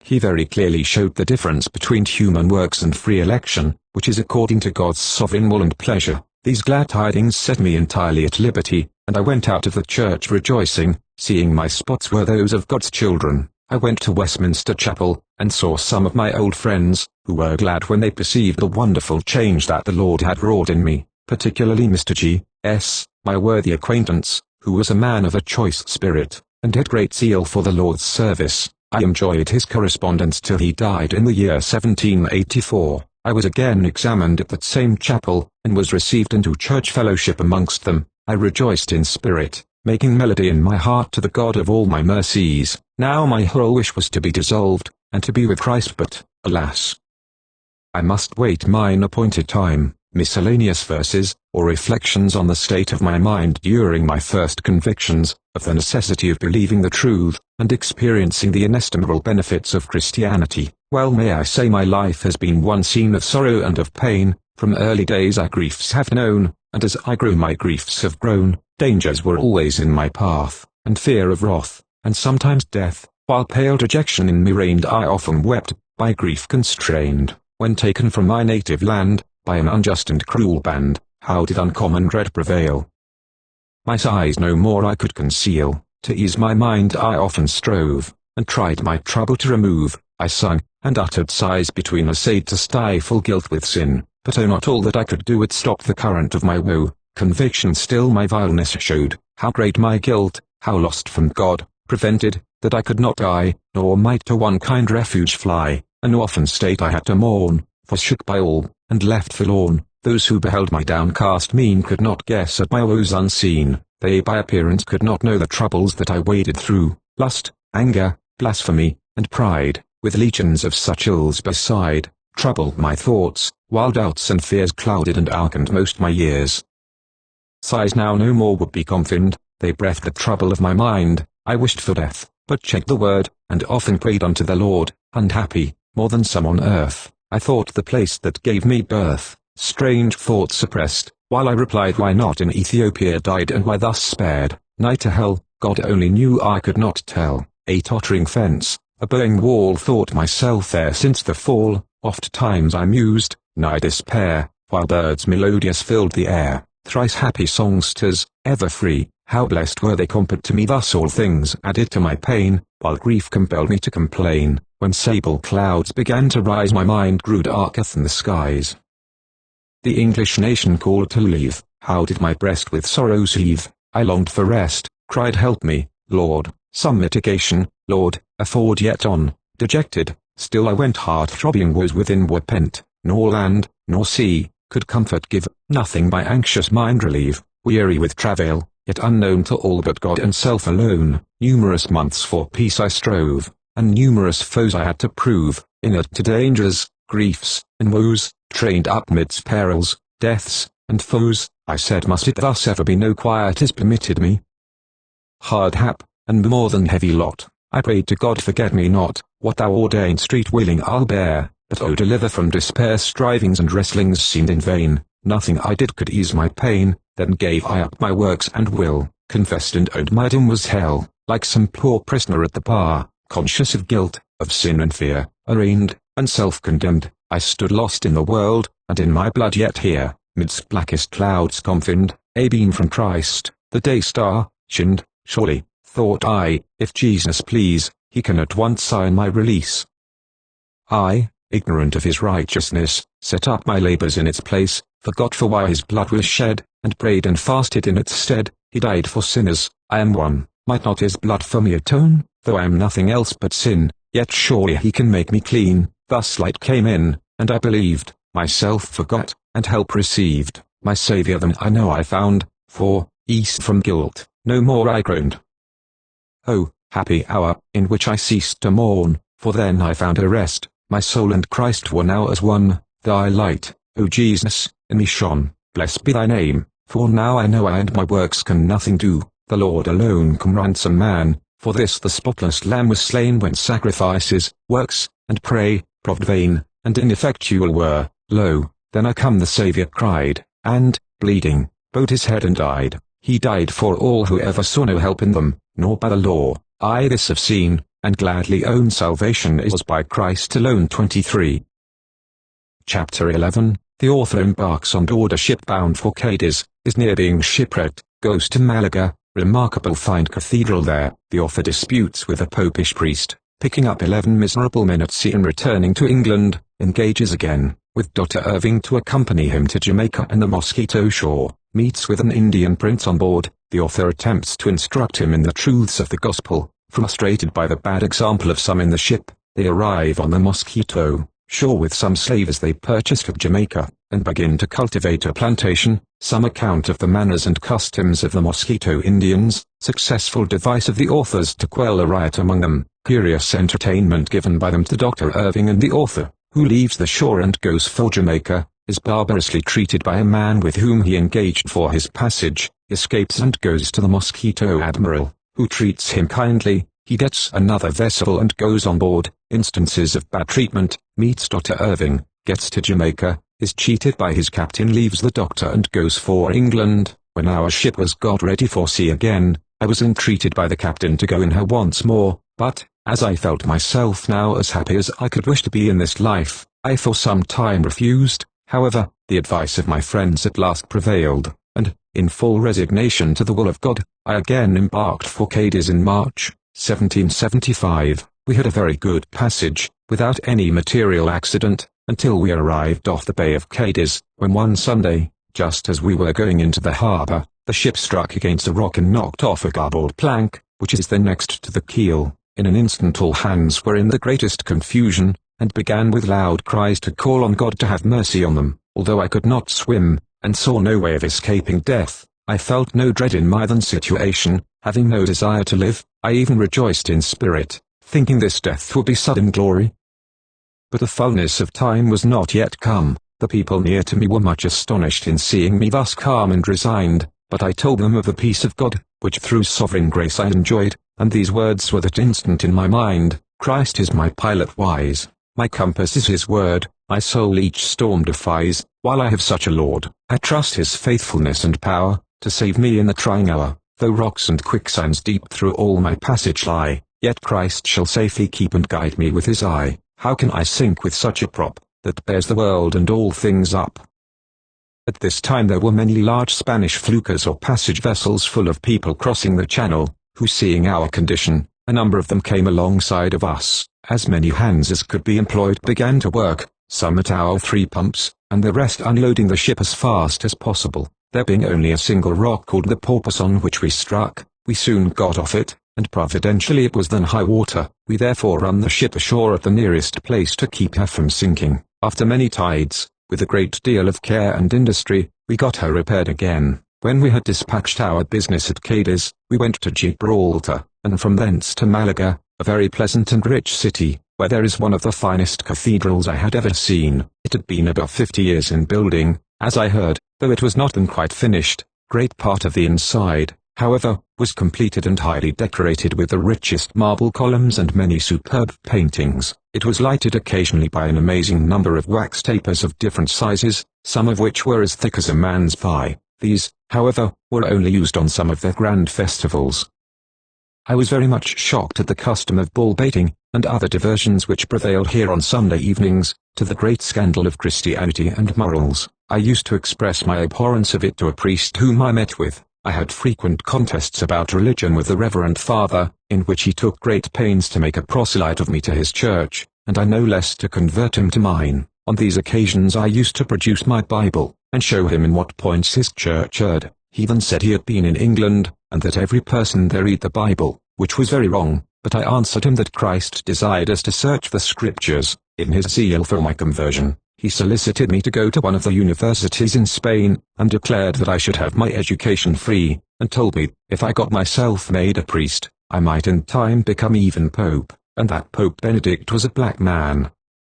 As I was ever desirous of learning, I paused for some time upon this temptation, and thought by being crafty I might catch some with guile, but I began to think that it would be only hypocrisy in me to embrace his offer, as I could not in conscience conform to the opinions of his church. I was therefore enabled to regard the word of God, which says, "Come out from amongst them," and refused Father Vincent's offer, so it parted without conviction on either side. Having taken at this place some fine wines, fruits, and money, we proceeded to Cadiz, where we took about 2 tons more of money, and then sailed for England in the month of June. When we were about the north latitude 42, we had contrary wind for several days, and the ship did not make in that time above 6 or 7 miles straight course.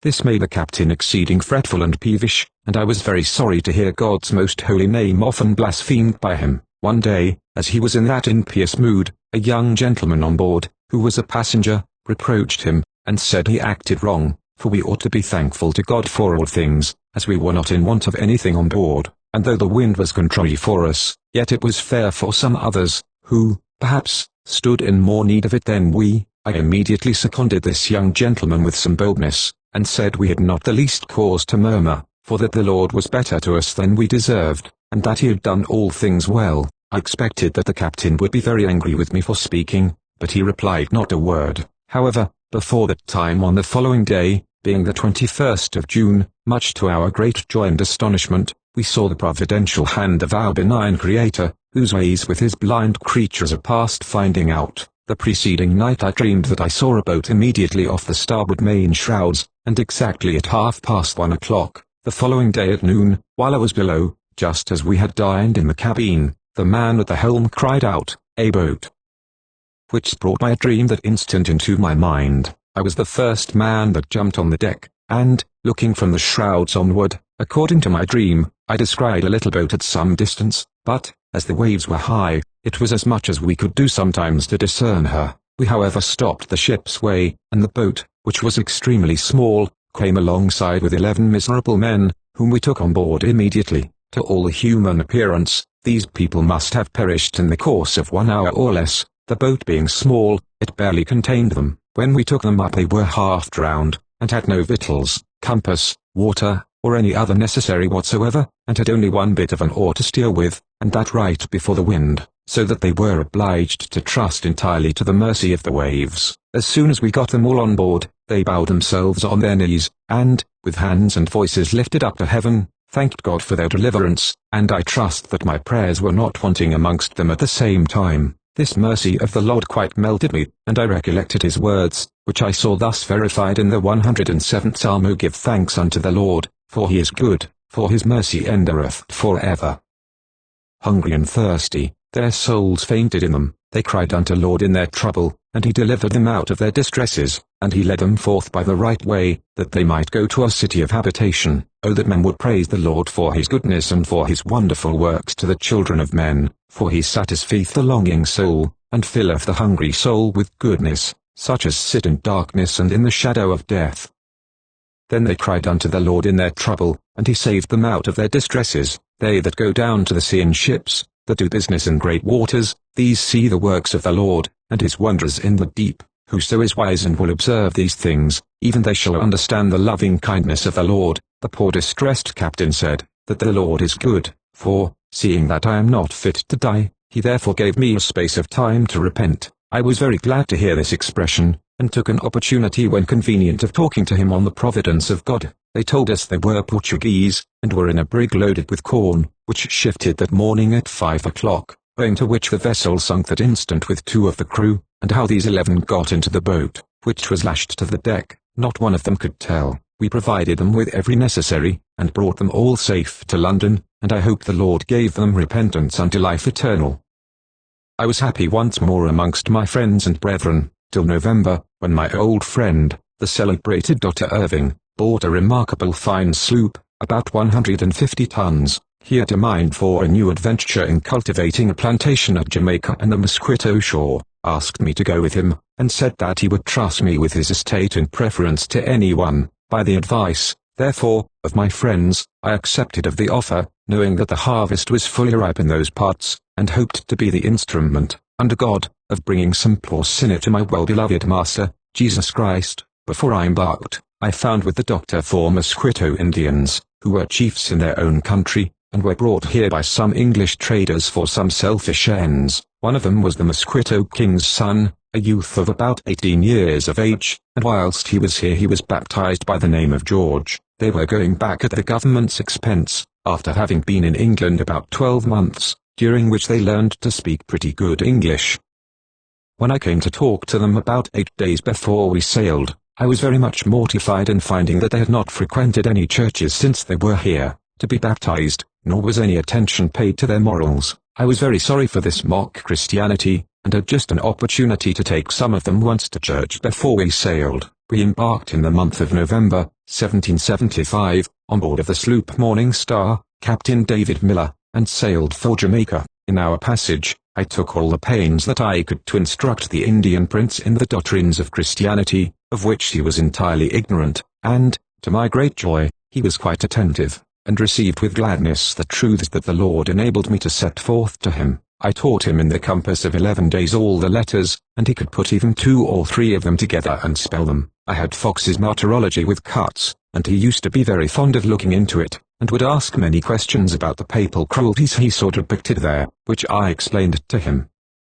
I made such progress with this youth, especially in religion, that when I used to go to bed at different hours of the night, if he was in his bed, he would get up on purpose to go to prayer with me, without any other clothes than his shirt, and before he would eat any of his meals amongst the gentlemen in the cabin, he would first come to me to pray, as he called it. I was well pleased at this, and took great delight in him, and used much supplication to God for his conversion. I was in full hope of seeing daily every appearance of that change which I could wish, not knowing the devices of Satan, who had many of his emissaries to sow his tares as fast as I sowed the good seed, and pull down as fast as I built up. Thus we went on nearly 4/5 of our passage, when Satan at last got the upper hand. Some of his messengers, seeing this poor heathen much advanced in piety, began to ask him whether I had converted him to Christianity, laughed, and made a jest at him, for which I rebuked them as much as I could. But this treatment caused the prince to halt between 2 opinions. Some of the true sons of Belial,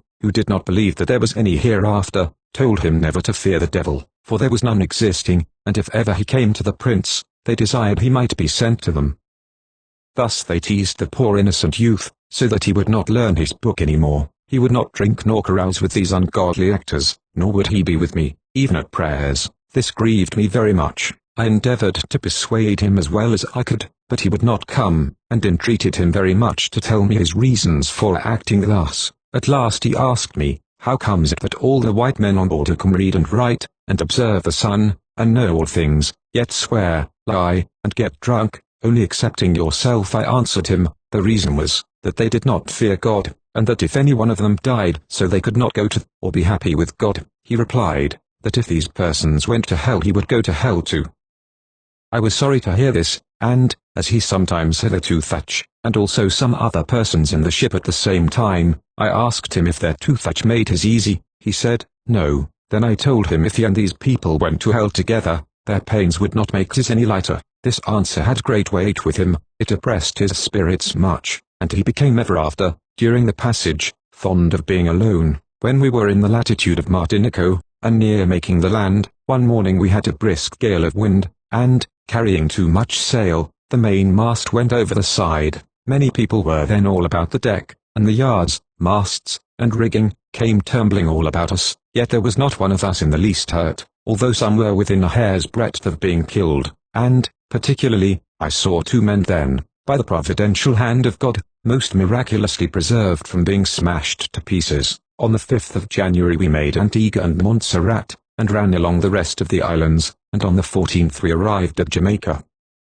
One Sunday while we were there I took the Mosquito Prince George to church, where he saw the sacrament administered. When we came out we saw all kinds of people, almost from the church door for the space of half a mile down to the waterside, buying and selling all kinds of commodities, and these acts afforded me great matter of exhortation to this youth, who was much astonished. Our vessel being ready to sail for the Mosquito shore, I went with the doctor on board a Guinea man, to purchase some slaves to carry with us, and cultivate a plantation, and I chose them all my own countrymen. On the 12th of February we sailed from Jamaica, and on the 18th arrived at the Mosquito shore, at a place called Dupipi. All our Indian guests now, after I had admonished them and a few cases of liquor given them by the doctor, took an affectionate leave of us, and went ashore, where they were met by the Mosquito King, and we never saw one of them afterwards. We then sailed to the southward of the shore, to a place called Cape Gracious at Dios, where there was a large lagoon or lake, which received the emptying of 2 or 3 very fine large rivers, and abounded much in fish and land tortoise.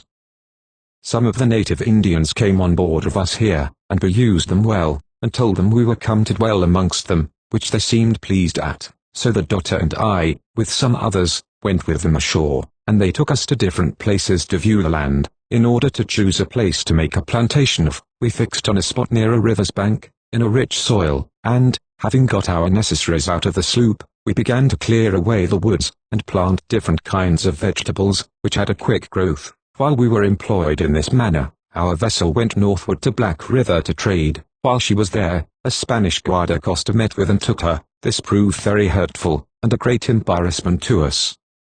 However, we went on with the culture of the land. We used to make fires every night all around us, to keep off wild beasts, which, as soon as it was dark, set up a most hideous roaring. Our habitation being far up in the woods, we frequently saw different kinds of animals, but none of them ever hurt us, except poisonous snakes, the bite of which the doctor used to cure by giving to the patient, as soon as possible, about half a tumbler of strong rum, with a good deal of cayenne pepper in it. In this manner he cured 2 natives and 1 of his own slaves. The Indians were exceedingly fond of the doctor, and they had good reason for it, for I believe they never had such an useful man amongst them. They came from all quarters to our dwelling, and some Woolao, or flat-headed Indians, who lived 50 or 60 miles above our river, and this side of the South Sea, brought us a good deal of silver in exchange for our goods.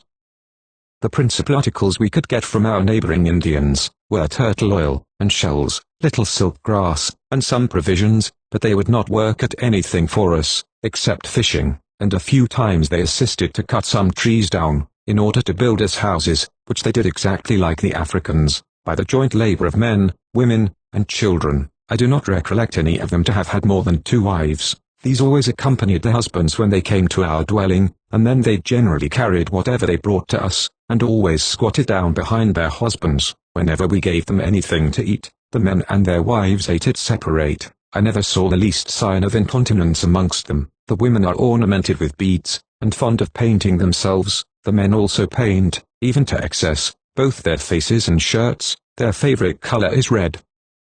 The women generally cultivate the ground, and the men are all fishermen and canoe makers. Upon the whole, I never met any nation that was so simple in their manners as these people, or had so little ornament in their houses. Neither had they, as I ever could learn, one word expressive of an oath. The worst word I ever heard amongst them when they were quarrelling, was one that they had got from the English, which was, "You rascal." I never saw any mode of worship among them, but in this they were not worse than their European brethren or neighbors, for I am sorry to say that there was not one white person in our dwelling, nor anywhere else that I saw in different places I was at on the shore, that was better or more pious than those unenlightened Indians, but they either worked or slept on Sundays, and, to my sorrow, working was too much Sunday's employment with ourselves, so much so, that in some length of time we really did not know one day from another. This mode of living laid the foundation of my decamping at last. The natives are well made and warlike, and they particularly boast of having never been conquered by the Spaniards.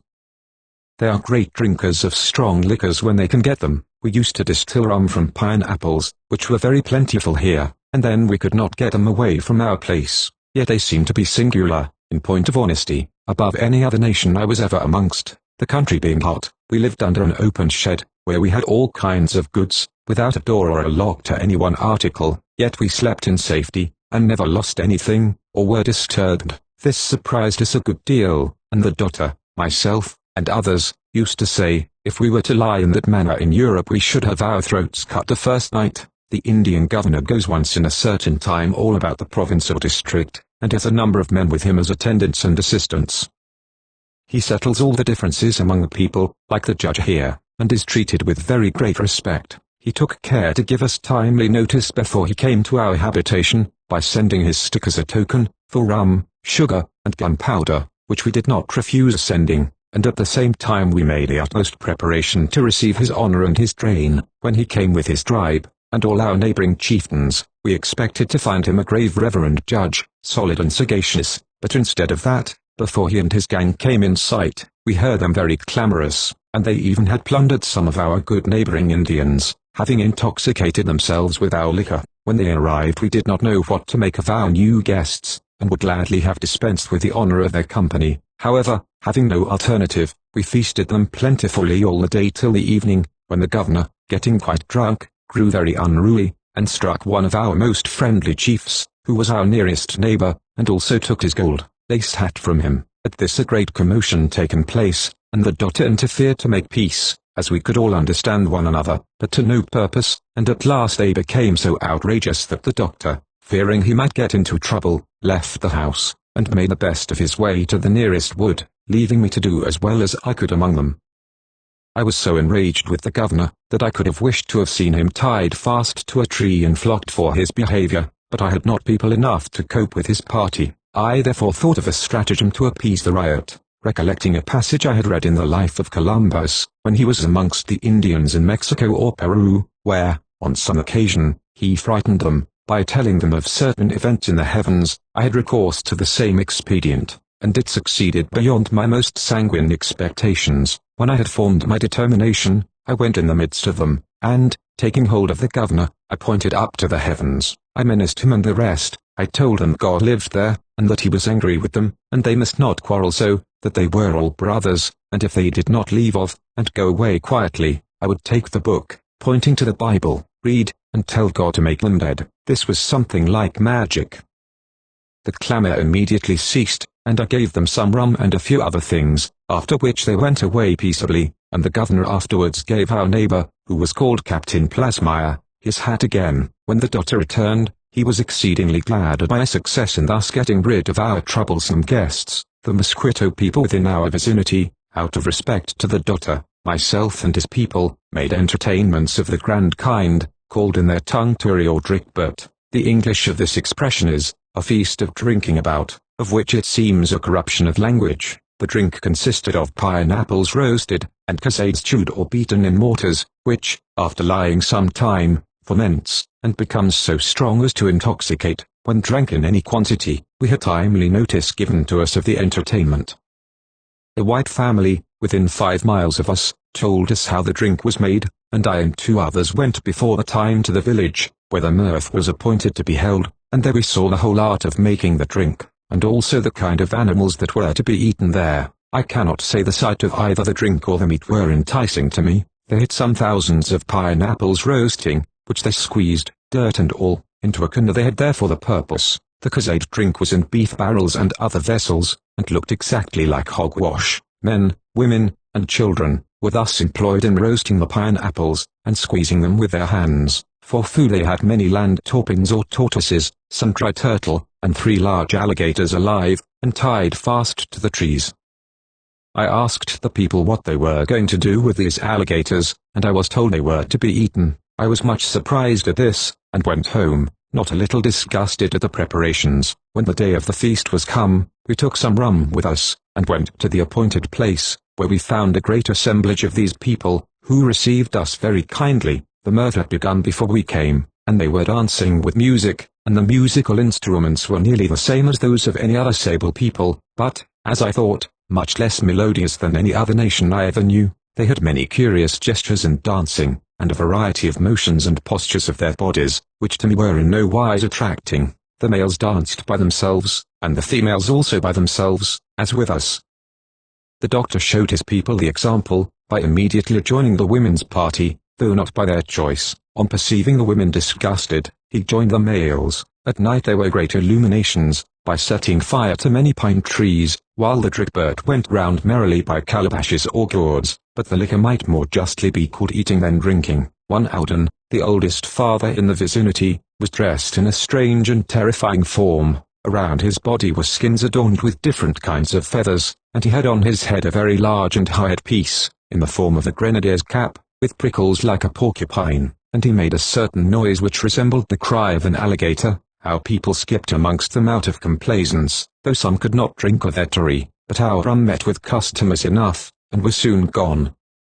The alligators were killed and some of them roasted. Their manner of roasting was by digging a hole in the earth, and filling it with wood, which they burned to cool, and then they lay sticks across, on which they set the meat. I had a raw piece of the alligator in my hand. It was very rich. I thought it looked like fresh salmon, and it had a most fragrant smell, but I could not eat any of it. This merrymaking at last ended without the least discord in any person in the company, although it was made up of different nations and complexions. The rainy season came on here about the latter end of May, which continued till August very heavily, so that the rivers were overflowed, and our provisions then in the ground were washed away. I thought this was in some measure a judgment upon us for working on Sundays, and it hurt my mind very much.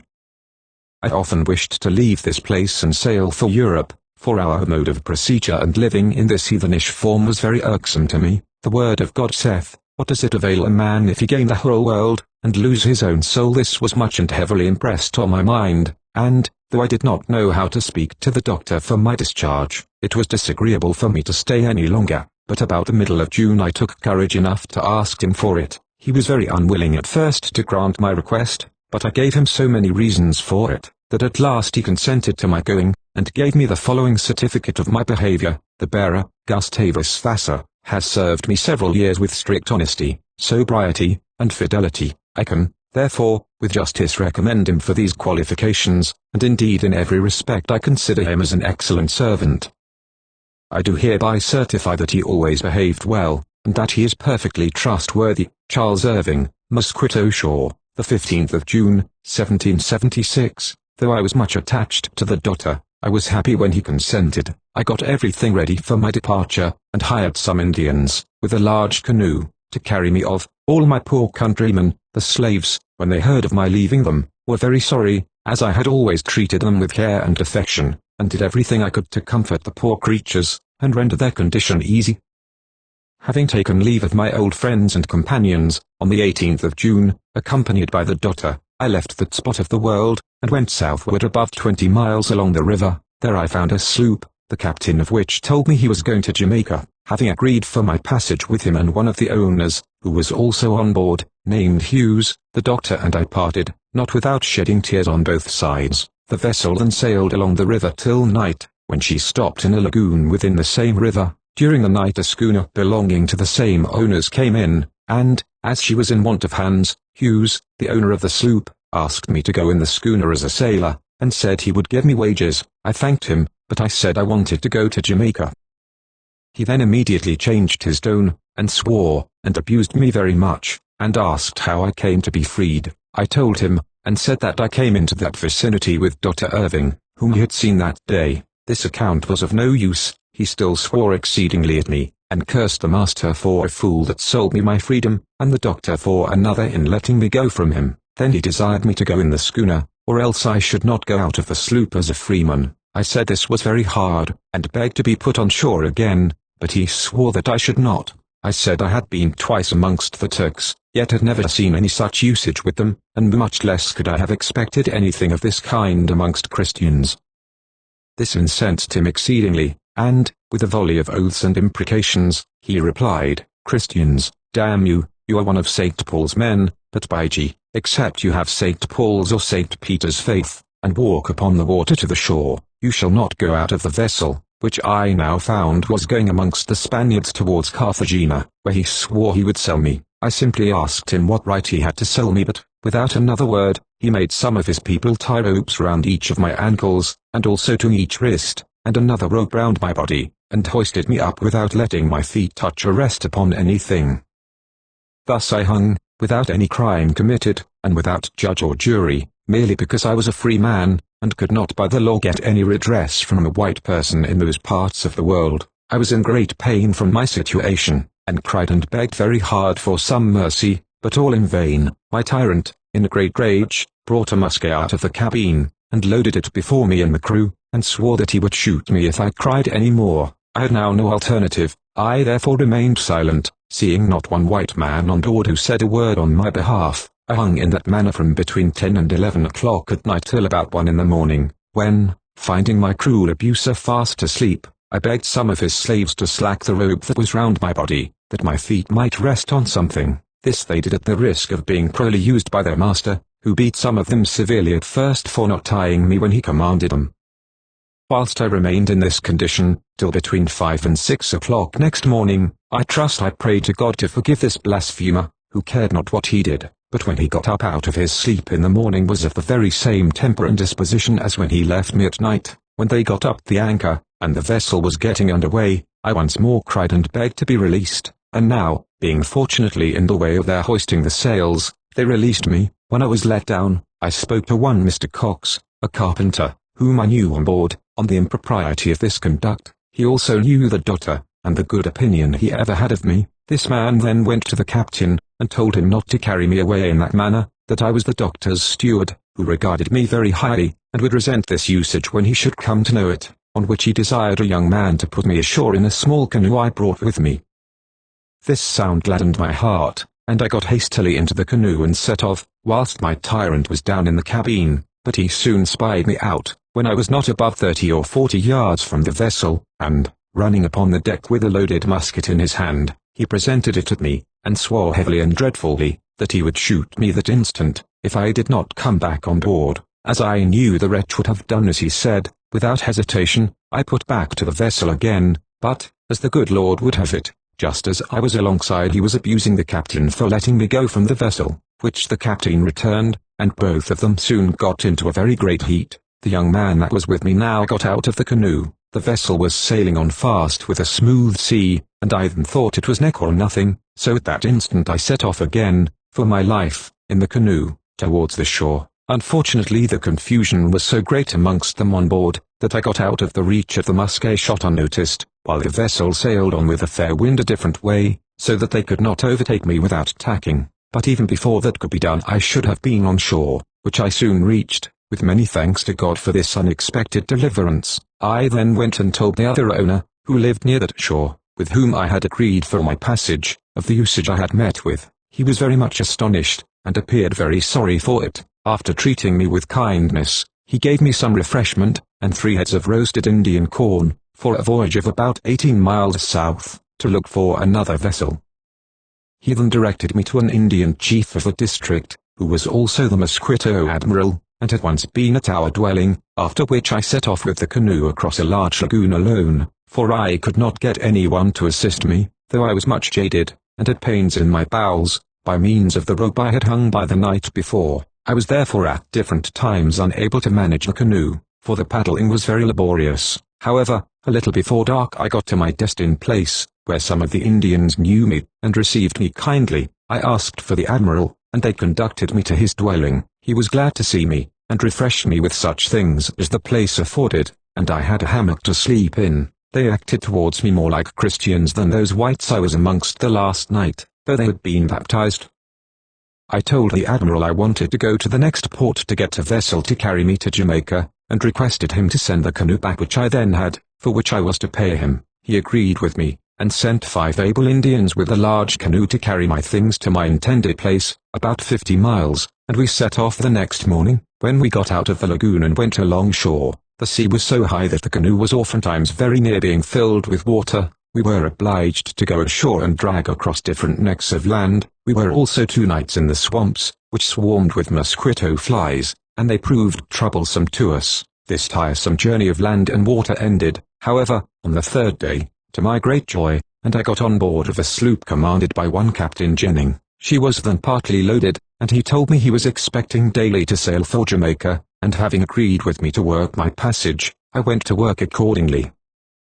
I was not many days on board before we sailed, but to my sorrow and disappointment, though used to such tricks, we went to the southward along the Mosquito shore, instead of steering for Jamaica, I was compelled to assist in cutting a great deal of mahogany wood on the shore as we coasted along it, and load a vessel with it, before she sailed. This fretted me much, but, as I did not know how to help myself among these deceivers, I thought patience was the only remedy I had left, and even that was forced.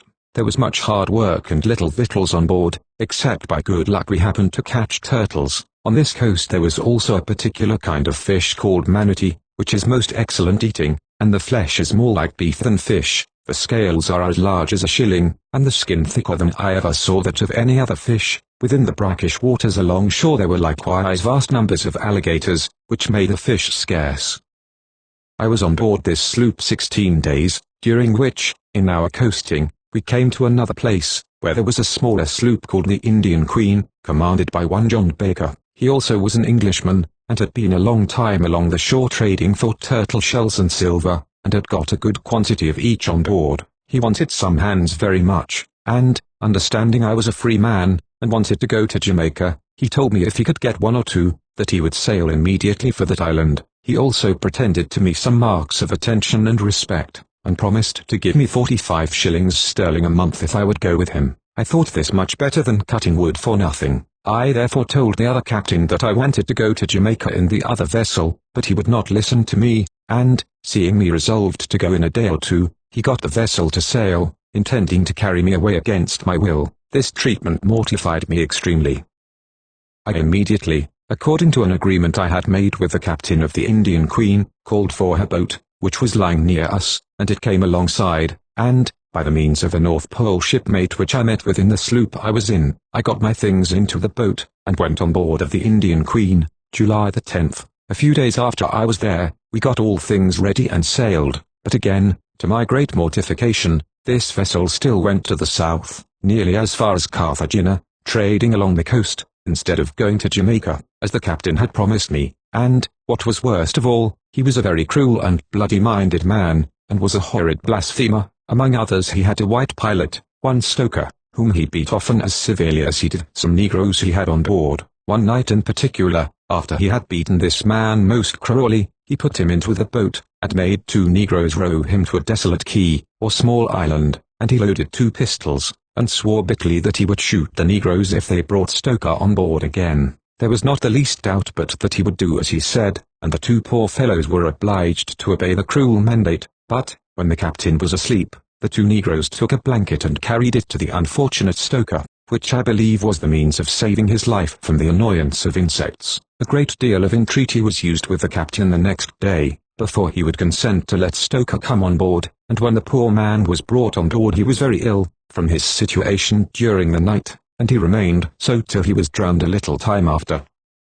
As we sailed southward we came to many uninhabited islands, which were overgrown with fine large cocoa nuts. As I was very much in want of provisions, I brought a boatload of them on board, which lasted me and others for several weeks, and afforded us many a delicious repast in our scarcity. One day, before this, I could not help observing the providential hand of God, that ever supplies all our wants, though in the ways and manner we know not. I had been a whole day without food, and made signals for boats to come off, but in vain. I therefore earnestly prayed to God for relief in my need, and at the close of the evening I went off the deck. Just as I lay down I heard a noise on the deck, and, not knowing what it meant, I went directly on the deck again, when what should I see but a fine large fish about 7 or 8 pounds, which had jumped aboard.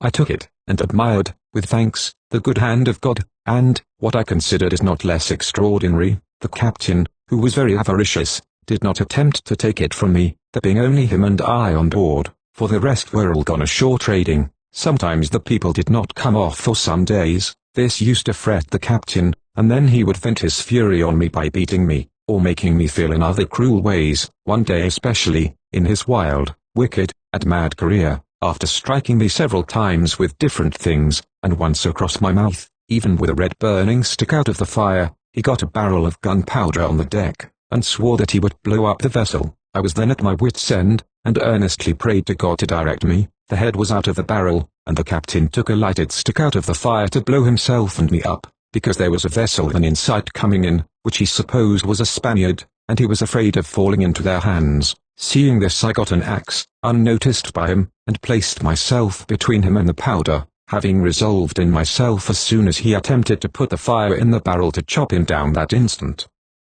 I was more than an hour in this situation, during which he struck me often, still keeping the fire in his hand for this wicked purpose. I really should have thought myself justifiable in any other part of the world if I had killed him, and prayed to God, who gave me a mind which rested solely on himself. I prayed for resignation, that his will might be done, and the following two portions of his holy word, which occurred to my mind, buoyed up my hope, and kept me from taking the life of this wicked man. He hath determined the times before appointed, and set bounds to our habitations, Acts 17:26, and, who is there amongst you that feareth the Lord, that obeyeth the voice of his servant, that walketh in darkness and hath no light? Let him trust in the name of the Lord, and stay upon his God. Isaiah 1:10. And thus by the grace of God I was enabled to do. I found him a present help in the time of need, and the captain's fury began to subside as the night approached, but I found that he who cannot stem his anger's tide doth the wild horse without a bridle ride. The next morning we discovered that the vessel which had caused such a fury in the captain was an English sloop. They soon came to an anchor where we were, and, to my no small surprise, I learned that Dr. Irving was on board of her on his way from the Mosquito shore to Jamaica. I was for going immediately to see this old master and friend, but the captain would not suffer me to leave the vessel.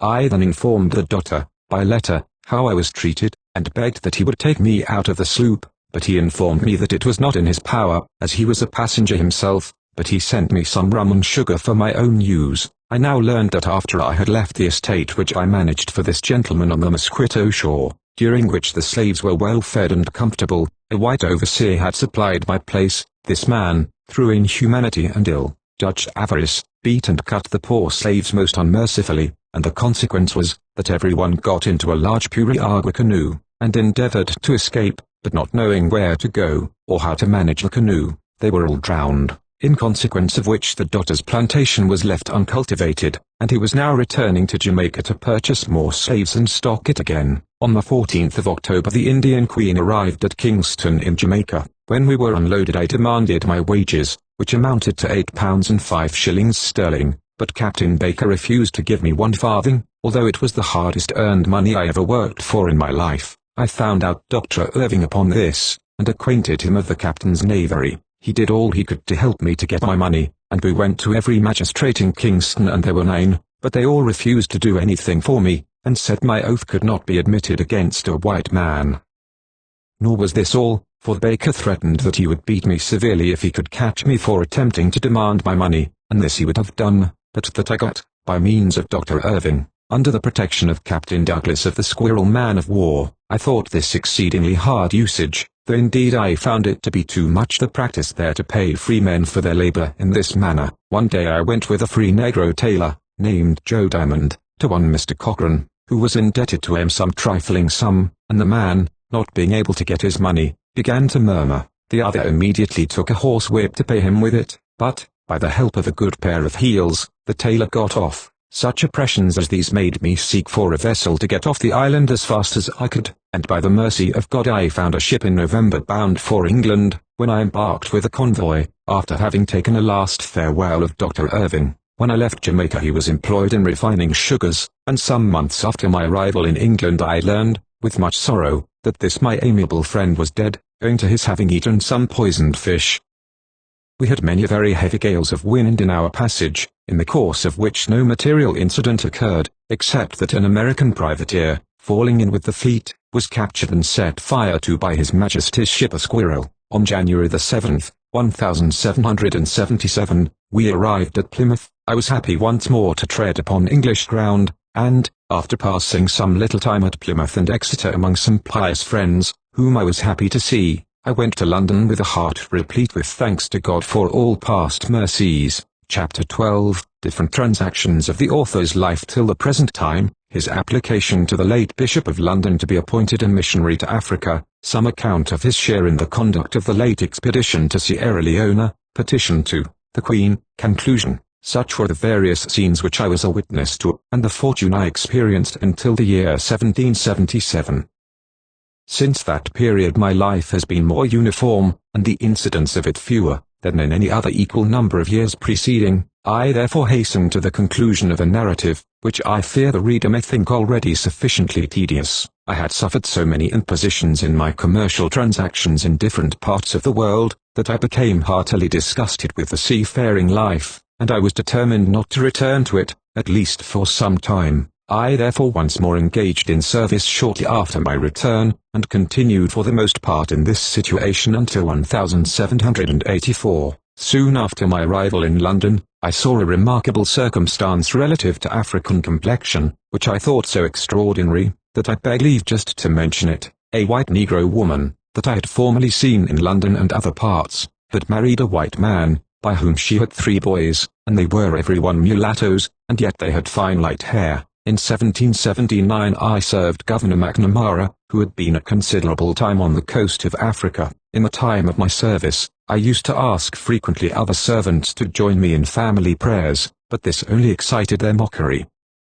However, the governor, understanding that I was of a religious turn, wished to know of what religion I was. I told him I was a Protestant of the Church of England, agreeable to the 39 articles of that church, and that whomsoever I found to preach according to that doctrine, those I would hear. A few days after this, we had some more discourse on the same subject. The governor spoke to me on it again, and said that he would, if I chose, as he thought I might be of service in converting my countrymen to the gospel faith, get me sent out as a missionary to Africa. I at first refused going, and told him how I had been served on a like occasion by some white people the last voyage I went to Jamaica, when I attempted, if it were the will of God, to be the means of converting the Indian prince, and I said I supposed they would serve me worse than Alexander the coppersmith did St. Paul, if I should attempt to go amongst them in Africa. He told me not to fear, for he would apply to the Bishop of London to get me ordained. On these terms I consented to the governor's proposal to go to Africa, in hope of doing good if possible amongst my countrymen. So, in order to have me sent out properly, we immediately wrote the following letters to the late Bishop of London.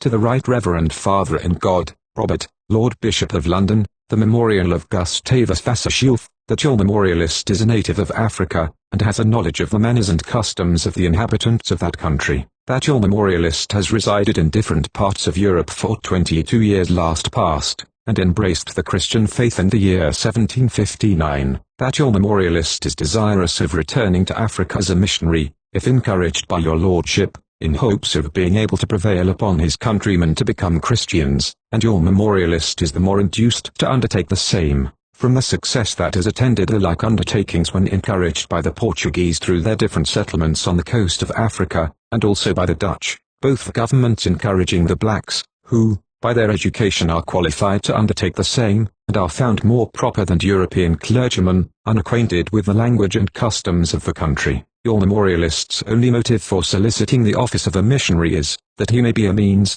under God, of reforming his countrymen and persuading them to embrace the Christian religion. Therefore your memorialist humbly prays your lordship's encouragement and support in the undertaking.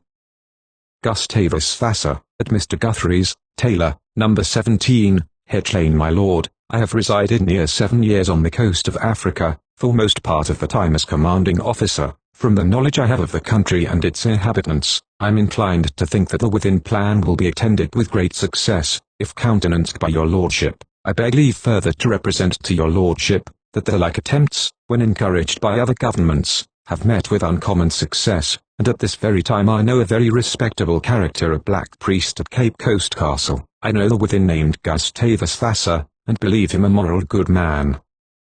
I have the honour to be, my lord, your lordship's humble and obedient servant, Matt, McNamara Grove, the 11th of March, 1779. This letter was also accompanied by the following from Dr. Wallace, who had resided in Africa for many years, and whose sentiments on the subject of an African mission were the same with Governor McNamara's. The 13th of March, 1779. My lord, I have resided near 5 years on Senegambia on the coast of Africa, and have had the honour of filling very considerable employments in that province. I do approve of the within plan, and think the undertaking very laudable and proper, and that it deserves your lordship's protection and encouragement, in which case it must be attended with the intended success.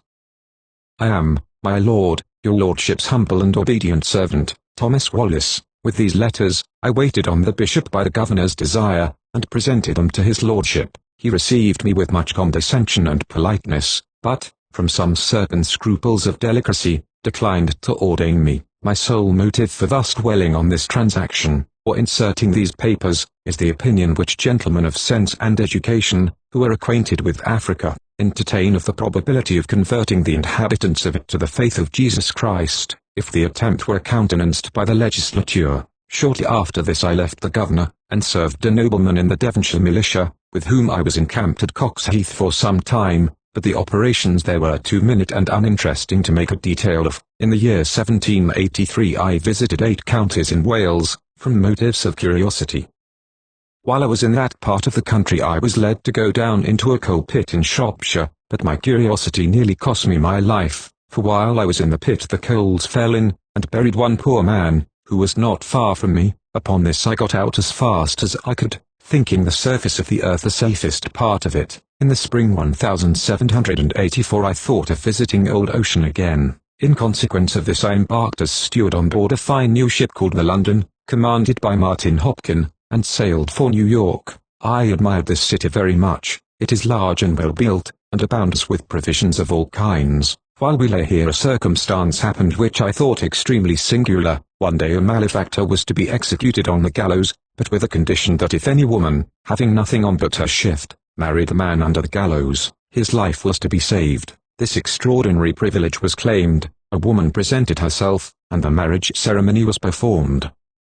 Our ship having got laden we returned to London in January, 1785, when she was ready again for another voyage. The captain being an agreeable man, I sailed with him from hence in the spring, March, 1785, for Philadelphia. On the 5th of April we took our departure from the Land's End, with a pleasant gale, and about 9 o'clock that night the moon shone bright, and the sea was smooth, while our ship was going free by the wind, at the rate of about 4 or 5 miles an hour. At this time another ship was going nearly as fast as we on the opposite point, meeting us right in the teeth, yet none on board observed either ship until we struck each other forcibly head and head, to the astonishment and consternation of both crews. She did us much damage, but I believe we did her more, for when we passed by each other, which we did very quickly, they called to us to bring to and hoist out our boat, but we had enough to do to mind ourselves, and in about 8 minutes we saw no more of her. We refitted as well as we could the next day, and proceeded on our voyage, and in May arrived at Philadelphia. I was very glad to see this favourite old town once more, and my pleasure was much increased in seeing the worthy Quakers freeing and easing the burthens of many of my oppressed African brethren. It rejoiced my heart when one of these friendly people took me to see a free school they had erected for every denomination of black people, whose minds are cultivated here and forwarded to virtue, and thus they are made useful members of the community. Does not the success of this practice say loudly to the planters in the language of Scripture, "Go ye and do likewise"? In October, 1785, I was accompanied by some of the Africans, and presented this address of thanks to the gentlemen called Friends or Quakers, in Grasser Church Court, Lombard Street. Gentlemen, by reading your book, entitled A Caution to Great Britain and Her Colonies, concerning the calamitous state of the enslaved Negroes, we the poor, oppressed, needy, and much degraded Negroes, desire to approach you with this address of thanks, with our inmost love and warmest acknowledgment, and with the deepest sense of your benevolence, unwearied labor, and kind interposition, towards breaking the yoke of slavery, and to administer a little comfort and ease to thousands and tens of thousands of very grievously afflicted, and too heavy burthened Negroes. Gentlemen, could you, by perseverance, at last be enabled, under God, to lighten in any degree the heavy burthen of the afflicted, no doubt it would, in some measure, be the possible means, under God, of saving the souls of many of the oppressors, and, if so, shall we that the God, whose eyes are ever upon all his creatures, and always rewards every true act of virtue, and regards the prayers of the oppressed, will give to you and yours those blessings which it is not in our power to express or conceive, but which we, as a part of those captived, oppressed, and afflicted people, most earnestly wish and pray for. These gentlemen received us very kindly, with a promise to exert themselves on behalf of the oppressed Africans, and we parted. While in town I chanced once to be invited to a Quaker's wedding. The simple and yet expressive mode used at their solemnizations is worthy of note. The following is the true form of it. After the company have met they have seasonable exhortations by several of the members. The bride and bridegroom stand up, and, taking each other by the hand in a solemn manner, the man audibly declares to this purpose, "Friends, in the fear of the Lord, and in the presence of this assembly, whom I desire to be my witnesses, I take this my friend, Amen. To be my wife, promising, through divine assistance, to be unto her a loving and faithful husband till death separate us, and the woman makes the like declaration. Then the two first sign their names to the record, and as many more witnesses as have a mind. I had the honor to subscribe mine to a register in Grasser Church Court, Lombard Street. We returned to London in August, and our ship not going immediately to sea, I shipped as a steward in an American ship called the Harmony, Captain John Willett, and left London in March, 1786, bound to Philadelphia. 11 days after sailing we carried our foremast away. We had a 9 weeks passage, which caused our trip not to succeed well, the market for our goods proving bad, and, to make it worse, my commander began to play me the like tricks as others too often practice on free Negroes in the West Indies. But I thank God I found many friends here, who in some measure prevented him. On my return to London in August I was very agreeably surprised to find that the benevolence of government had adopted the plan of some philanthropic individuals to send the Africans from hence to their native quarter, and that some vessels were then engaged to carry them to Sierra Leone, an act which redounded to the honor of all concerned in its promotion, and filled me with prayers and much rejoicing. There was then in the city a select committee of gentlemen for the black poor, to some of whom I had the honor of being known, and, as soon as they heard of my arrival they sent for me to the committee. When I came there they informed me of the intention of government, and as they seemed to think me qualified to superintend part of the undertaking, they asked me to go with the black poor to Africa. I pointed out to them many objections to my going, and particularly I expressed some difficulties on the account of the slave dealers, as I would certainly oppose their traffic in the human species by every means in my power. However, these objections were overruled by the gentlemen of the committee, who prevailed on me to go, and recommended me to the honourable commissioners of His Majesty's Navy as a proper person to act as commissary for government in the intended expedition, and they accordingly appointed me in November, 1786, to that office, and gave me sufficient power to act for the government in the capacity of commissary, having received my warrant and the following order. By the principal officers and commissioners of His Majesty's Navy, whereas you were directed, by our warrant of the 4th of last month, to receive into your charge from Mr. Irving the surplus provisions remaining of what was provided for the voyage, as well as the provisions for the support of the black poor, after the landing at Sierra Leone, with the clothing, tools, and all other articles provided at government's expense, and as the provisions were laid in at the rate of 2 months for the voyage, and for 4 months after the landing, but the number embarked being so much less than was expected, whereby there may be a considerable surplus of provisions, clothing, and these are, in addition to former orders, to direct and require you to appropriate or dispose of such surplus to the best advantage you can for the benefit of government, keeping and rendering to us a faithful account of what you do herein, and for your guidance in preventing any white persons going, who are not intended to have the indulgences of being carried thither. We send you here with a list of those recommended by the Committee for the Black Poor as proper persons to be permitted to embark, and acquaint you that you are not to suffer any others to go who do not produce a certificate from the Committee for the Black Poor, of their having their permission for it, for which this shall be your warrant, dated at the Navy Office, the 16th of January, 1787. J. Henslow, G.O., Marsh, W. Palmer, to Mr. Gustavus Vassar, Commissary of Provisions and Stores for the Black Poor going to Sierra Leone. I proceeded immediately to the execution of my duty on board the vessels destined for the voyage, where I continued till the March following. During my continuance in the employment of government, I was struck with the flagrant abuses committed by the agent, and endeavoured to remedy them, but without effect. One instance, among many which I could produce, may serve as a specimen. Government had ordered to be provided all necessaries, slops, as they are called, included for 750 persons. However, not being able to muster more than 426, I was ordered to send the superfluous slops, and see to the King's stores at Portsmouth, but, when I demanded them for that purpose from the agent, it appeared they had never been bought, though paid for by government. But that was not all. Government were not the only objects of peculation. These poor people suffered infinitely more. Their accommodations were most wretched. Many of them wanted beds, and many more clothing and other necessaries. For the truth of this, and much more, I do not seek credit from my own assertion. I appeal to the testimony of Captain Thompson, of the Nautilus, who convoyed us, to whom I applied in February, 1787, for a remedy, when I had remonstrated to the agent in vain, and even brought him to be a witness of the injustice and oppression I complained of.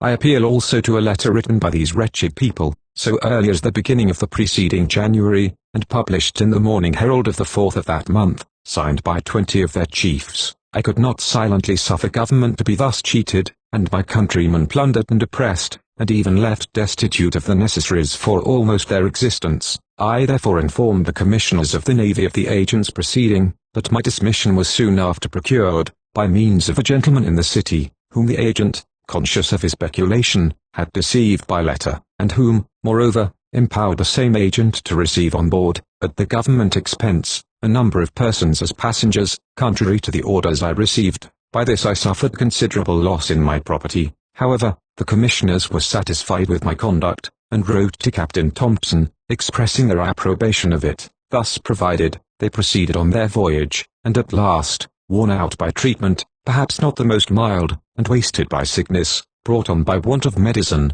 clothes, bedding, and sea, they reached Sierra Leone just at the commencement of the rains. At that season of the year it is impossible to cultivate the lands, their provisions therefore were exhausted before they could derive any benefit from agriculture, and it is not surprising that many, especially the Lascars, whose constitutions are very tender, and who had been cooped up in ships from October to June, and accommodated in the manner I have mentioned, should be so wasted by their confinement as not long to survive it. Thus ended my part of the long-talked-of expedition to Sierra Leone, an expedition which, however unfortunate in the event, was humane and politic in its design, nor was its failure owing to government. Everything was done on their part, but there was evidently sufficient mismanagement attending the conduct and execution of it to defeat its success. I should not have been so ample in my account of this transaction, had not the share I bore in it been made a subject of partial animadversion, and even my dismission from my employment thought worthy of being made by some a matter of public triumph. 24.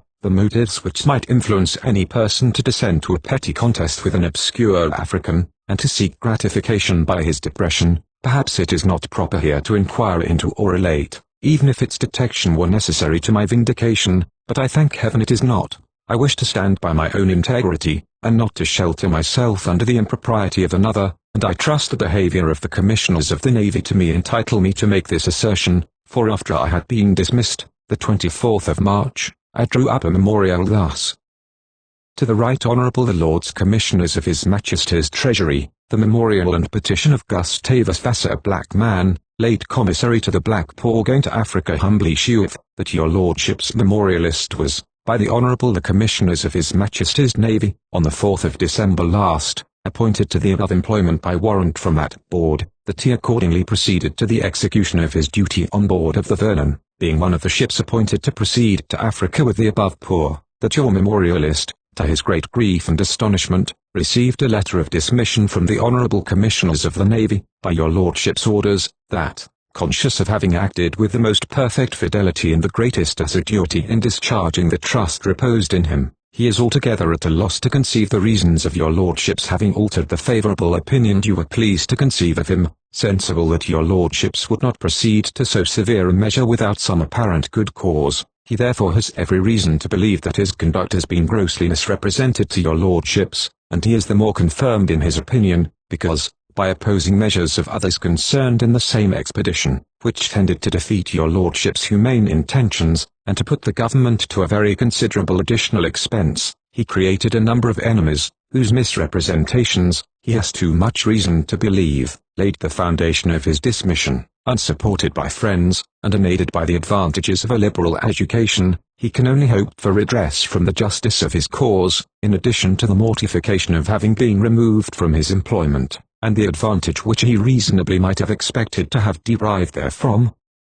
He has had the misfortune to have sunk a considerable part of his little property in fitting himself out, and in other expenses arising out of his situation, an account of which he here annexes. Your memorialist will not trouble your Lordships with the vindication of any part of his conduct, because he knows not of what crimes he is accused. He, however, earnestly entreats that you will be pleased to direct an inquiry into his behaviour during the time he acted in the public service, and, if it be found that his dismission arose from false representations, he is confident that in your Lordship's justice he shall find redress. Your petitioner therefore humbly prays that your Lordships will take his case into consideration, and that you will be pleased to order payment of the above referred to account, amounting to 32 litres 4s, and also the wages intended, which is most humbly submitted. London, the 12th of May, 1787. The above petition was delivered into the hands of their lordships, who were kind enough, in the space of some few months afterwards, without hearing, to order me 50 litres sterling, that is, 18 litres wages for the time, upwards of 4 months. I acted a faithful part in their service. Certainly the sum is more than a free Negro would have had in the Western colonies. March the 21st, 1788, I had the honour of presenting the Queen with a petition on behalf of my African brethren, which was received most graciously by Her Majesty. 25, to the Queen's most excellent Majesty. Madam, your Majesty's well-known benevolence and humanity emboldens me to approach your royal presence, trusting that the obscurity of my situation will not prevent your Majesty from attending to the sufferings for which I plead. Yet I do not solicit your royal pity for my own distress. My sufferings, although numerous, are in a measure forgotten. I supplicate your Majesty's compassion for millions of my African countrymen, who groan under the lash of tyranny in the West Indies. The oppression and cruelty exercised to the unhappy Negroes there, have at length reached the British legislature, and they are now deliberating on its redress. Even several persons of property and slaves in the West Indies, have petitioned Parliament against its continuance, sensible that it is as impolitic as it is unjust, and what is inhuman must ever be unwise. Your Majesty's reign has been hitherto distinguished by private acts of benevolence and bounty. Surely the more extended the misery is, the greater claim it has to your Majesty's compassion, and the greater must be your Majesty's pleasure in administering to its relief. I presume, therefore, gracious Queen, to implore your interposition with your royal consort, in favour of the wretched Africans, that, by your Majesty's benevolent influence, a period may now be put to their misery, and that they may be raised from the condition of brutes, to which they are at present degraded, to the rights and situation of free men, and admitted to partake of the blessings of your Majesty's happy government. So shall your Majesty enjoy the heartfelt pleasure of procuring happiness to millions, and be rewarded in the grateful prayers of themselves, and of their posterity. And may the all-bountiful Creator shower on your Majesty, and the royal family, every blessing that this world can afford, and every fullness of joy which divine revelation has promised us in the next. I am your Majesty's most dutiful and devoted servant to command, Gustavus Vassa, the oppressed Ethiopian. Number 53, Baldwin's Gardens. The Negro Consolidated Act, made by the Assembly of Jamaica last year, and the new Act of Amendment now in agitation there, contain a proof of the existence of those charges that have been made against the planters relative to the treatment of their slaves. I hope to have the satisfaction of seeing the renovation of liberty and justice resting on the British government, to vindicate the honour of our common nature. These are concerns which do not perhaps belong to any particular office, but, to speak more seriously to every man of sentiment, actions like these are the just and sure foundation of future fame. A reversion, though remote, is coveted by some noble minds as a substantial good. It is upon these grounds that I hope and expect the attention of gentlemen in power. These are designs consonant to the elevation of their rank, and the dignity of their stations. They are ends suitable to the nature of a free and generous government, and, connected with views of empire and dominion, suited to the benevolence and solid merit of the legislature. It is a pursuit of substantial greatness. May the time come, at least the speculation to me is pleasing, when the sable people shall gratefully commemorate the auspicious era of extensive freedom. Then shall those persons 26 particularly be named with praise and honour, who generously proposed and stood forth in the cause of humanity, liberty, and good policy, and brought to the ear of the legislature designs worthy of royal patronage and adoption. May heaven make the British senators the dispersers of light, liberty, and science, to the uttermost parts of the earth. Then will be glory to God on the highest, on earth peace, and goodwill to men, glory, honour, peace, and see to every soul of man that worketh good, to the Britons first, because to them the gospel is preached, and also to the nations.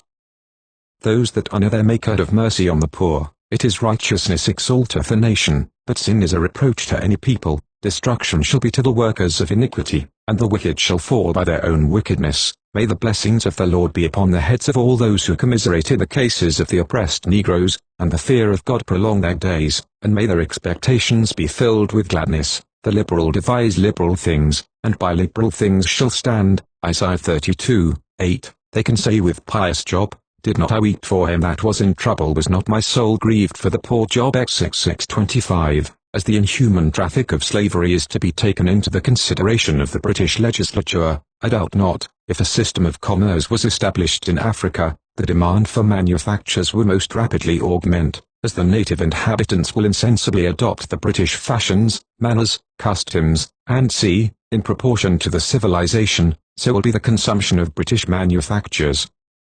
The wear and tear of a continent, nearly twice as large as Europe, and rich in vegetable and mineral productions, is much easier conceived than calculated. A case in point, it cost the aborigines of Britain little or nothing in clothing, and see, the difference between their forefathers and the present generation, in point of consumption, is literally infinite. The supposition is most obvious, it will be equally immense in Africa. The same cause, viz. Civilization, will ever have the same effect.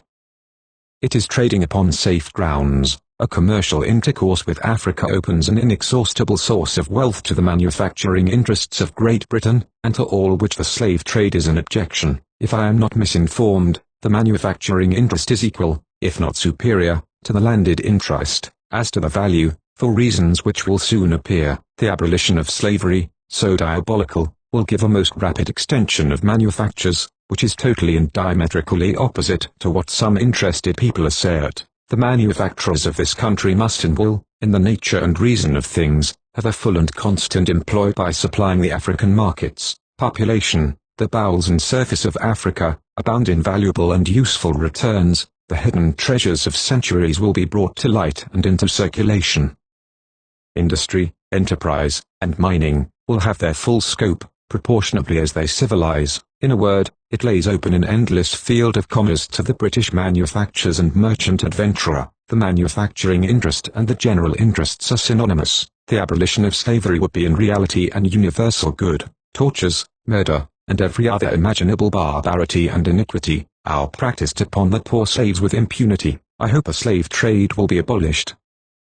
I pray it may be an event at hand. The great body of manufacturers, uniting in the cause, will considerably facilitate and expedite it, and, as I have already stated, it is most substantially their interest and advantage, and as such the nations at large, except those persons concerned in the manufacturing neck yokes, collars, chains, handcuffs, leg bolts, drags, thumb screws, iron muzzles, and coffins, cats, scourges, and other instruments of torture used in the slave trade. In a short time one sentiment alone will prevail, from motives of interest as well as justice and humanity. Europe contains 120 millions of inhabitants. Query, how many millions doth Africa contain? Supposing the Africans, collectively and individually, to expend 5 litres a head in raiment and furniture yearly when civilized, and see an immensity beyond the reach of imagination, this I conceive to be a theory founded upon facts, and therefore an infallible one. If the blacks were permitted to remain in their own country, they would double themselves every 15 years. In proportion to such increase will be the demand for manufactures. Cotton and indigo grow spontaneously in most parts of Africa, a consideration this of no small consequence to the manufacturing towns of Great Britain. It opens a most immense, glorious, and happy prospect the clothing, and sea of a continent 10,000 miles in circumference, and immensely rich in productions of every denomination in return for manufactures. I have only therefore to request the reader's indulgence and conclude. I am far from the vanity of thinking there is any merit in this narrative. I hope censure will be suspended, when it is considered that it was written by one who was as unwilling as unable to adorn the plainness of truth by the colouring of imagination. My life and fortune have been extremely checkered, and my adventures various. Even those I have related are considerably abridged. If any incident in this little work should appear uninteresting and trifling to most readers, I can only say, as my excuse for mentioning it, that almost every event of my life made an impression on my mind and influenced my conduct. I early accustomed myself to look for the hand of God in the minutest occurrence, and to learn from it a lesson of morality and religion, and in this light every circumstance I have related was to me of importance. After all, what makes any event important, unless by its observation we become better and wiser, and learn to do justly, to love mercy, and to walk humbly before God to those who are possessed of this spirit? There is scarcely any book or incident so trifling that does not afford some profit, while to others the experience of ages seems of no use, and even to pour out to them the treasures of wisdom is throwing the jewels of instruction away. The end. I'm Julie, the woman who runs Global Grey, the website where this ebook was published. These are my own formatted editions, and I hope you enjoyed reading this particular one. If you have this book because you bought it as part of a collection, thank you so much for your support. If you downloaded it for free, please consider, if you haven't already, making a small donation to help keep the site running. If you bought this from Amazon or anywhere else, you have been ripped off by someone taking free ebooks from my site and selling them as their own. You should definitely get a refund. Thanks for reading this, and I hope you visit the site again. New books are added regularly, so you'll always find something of interest.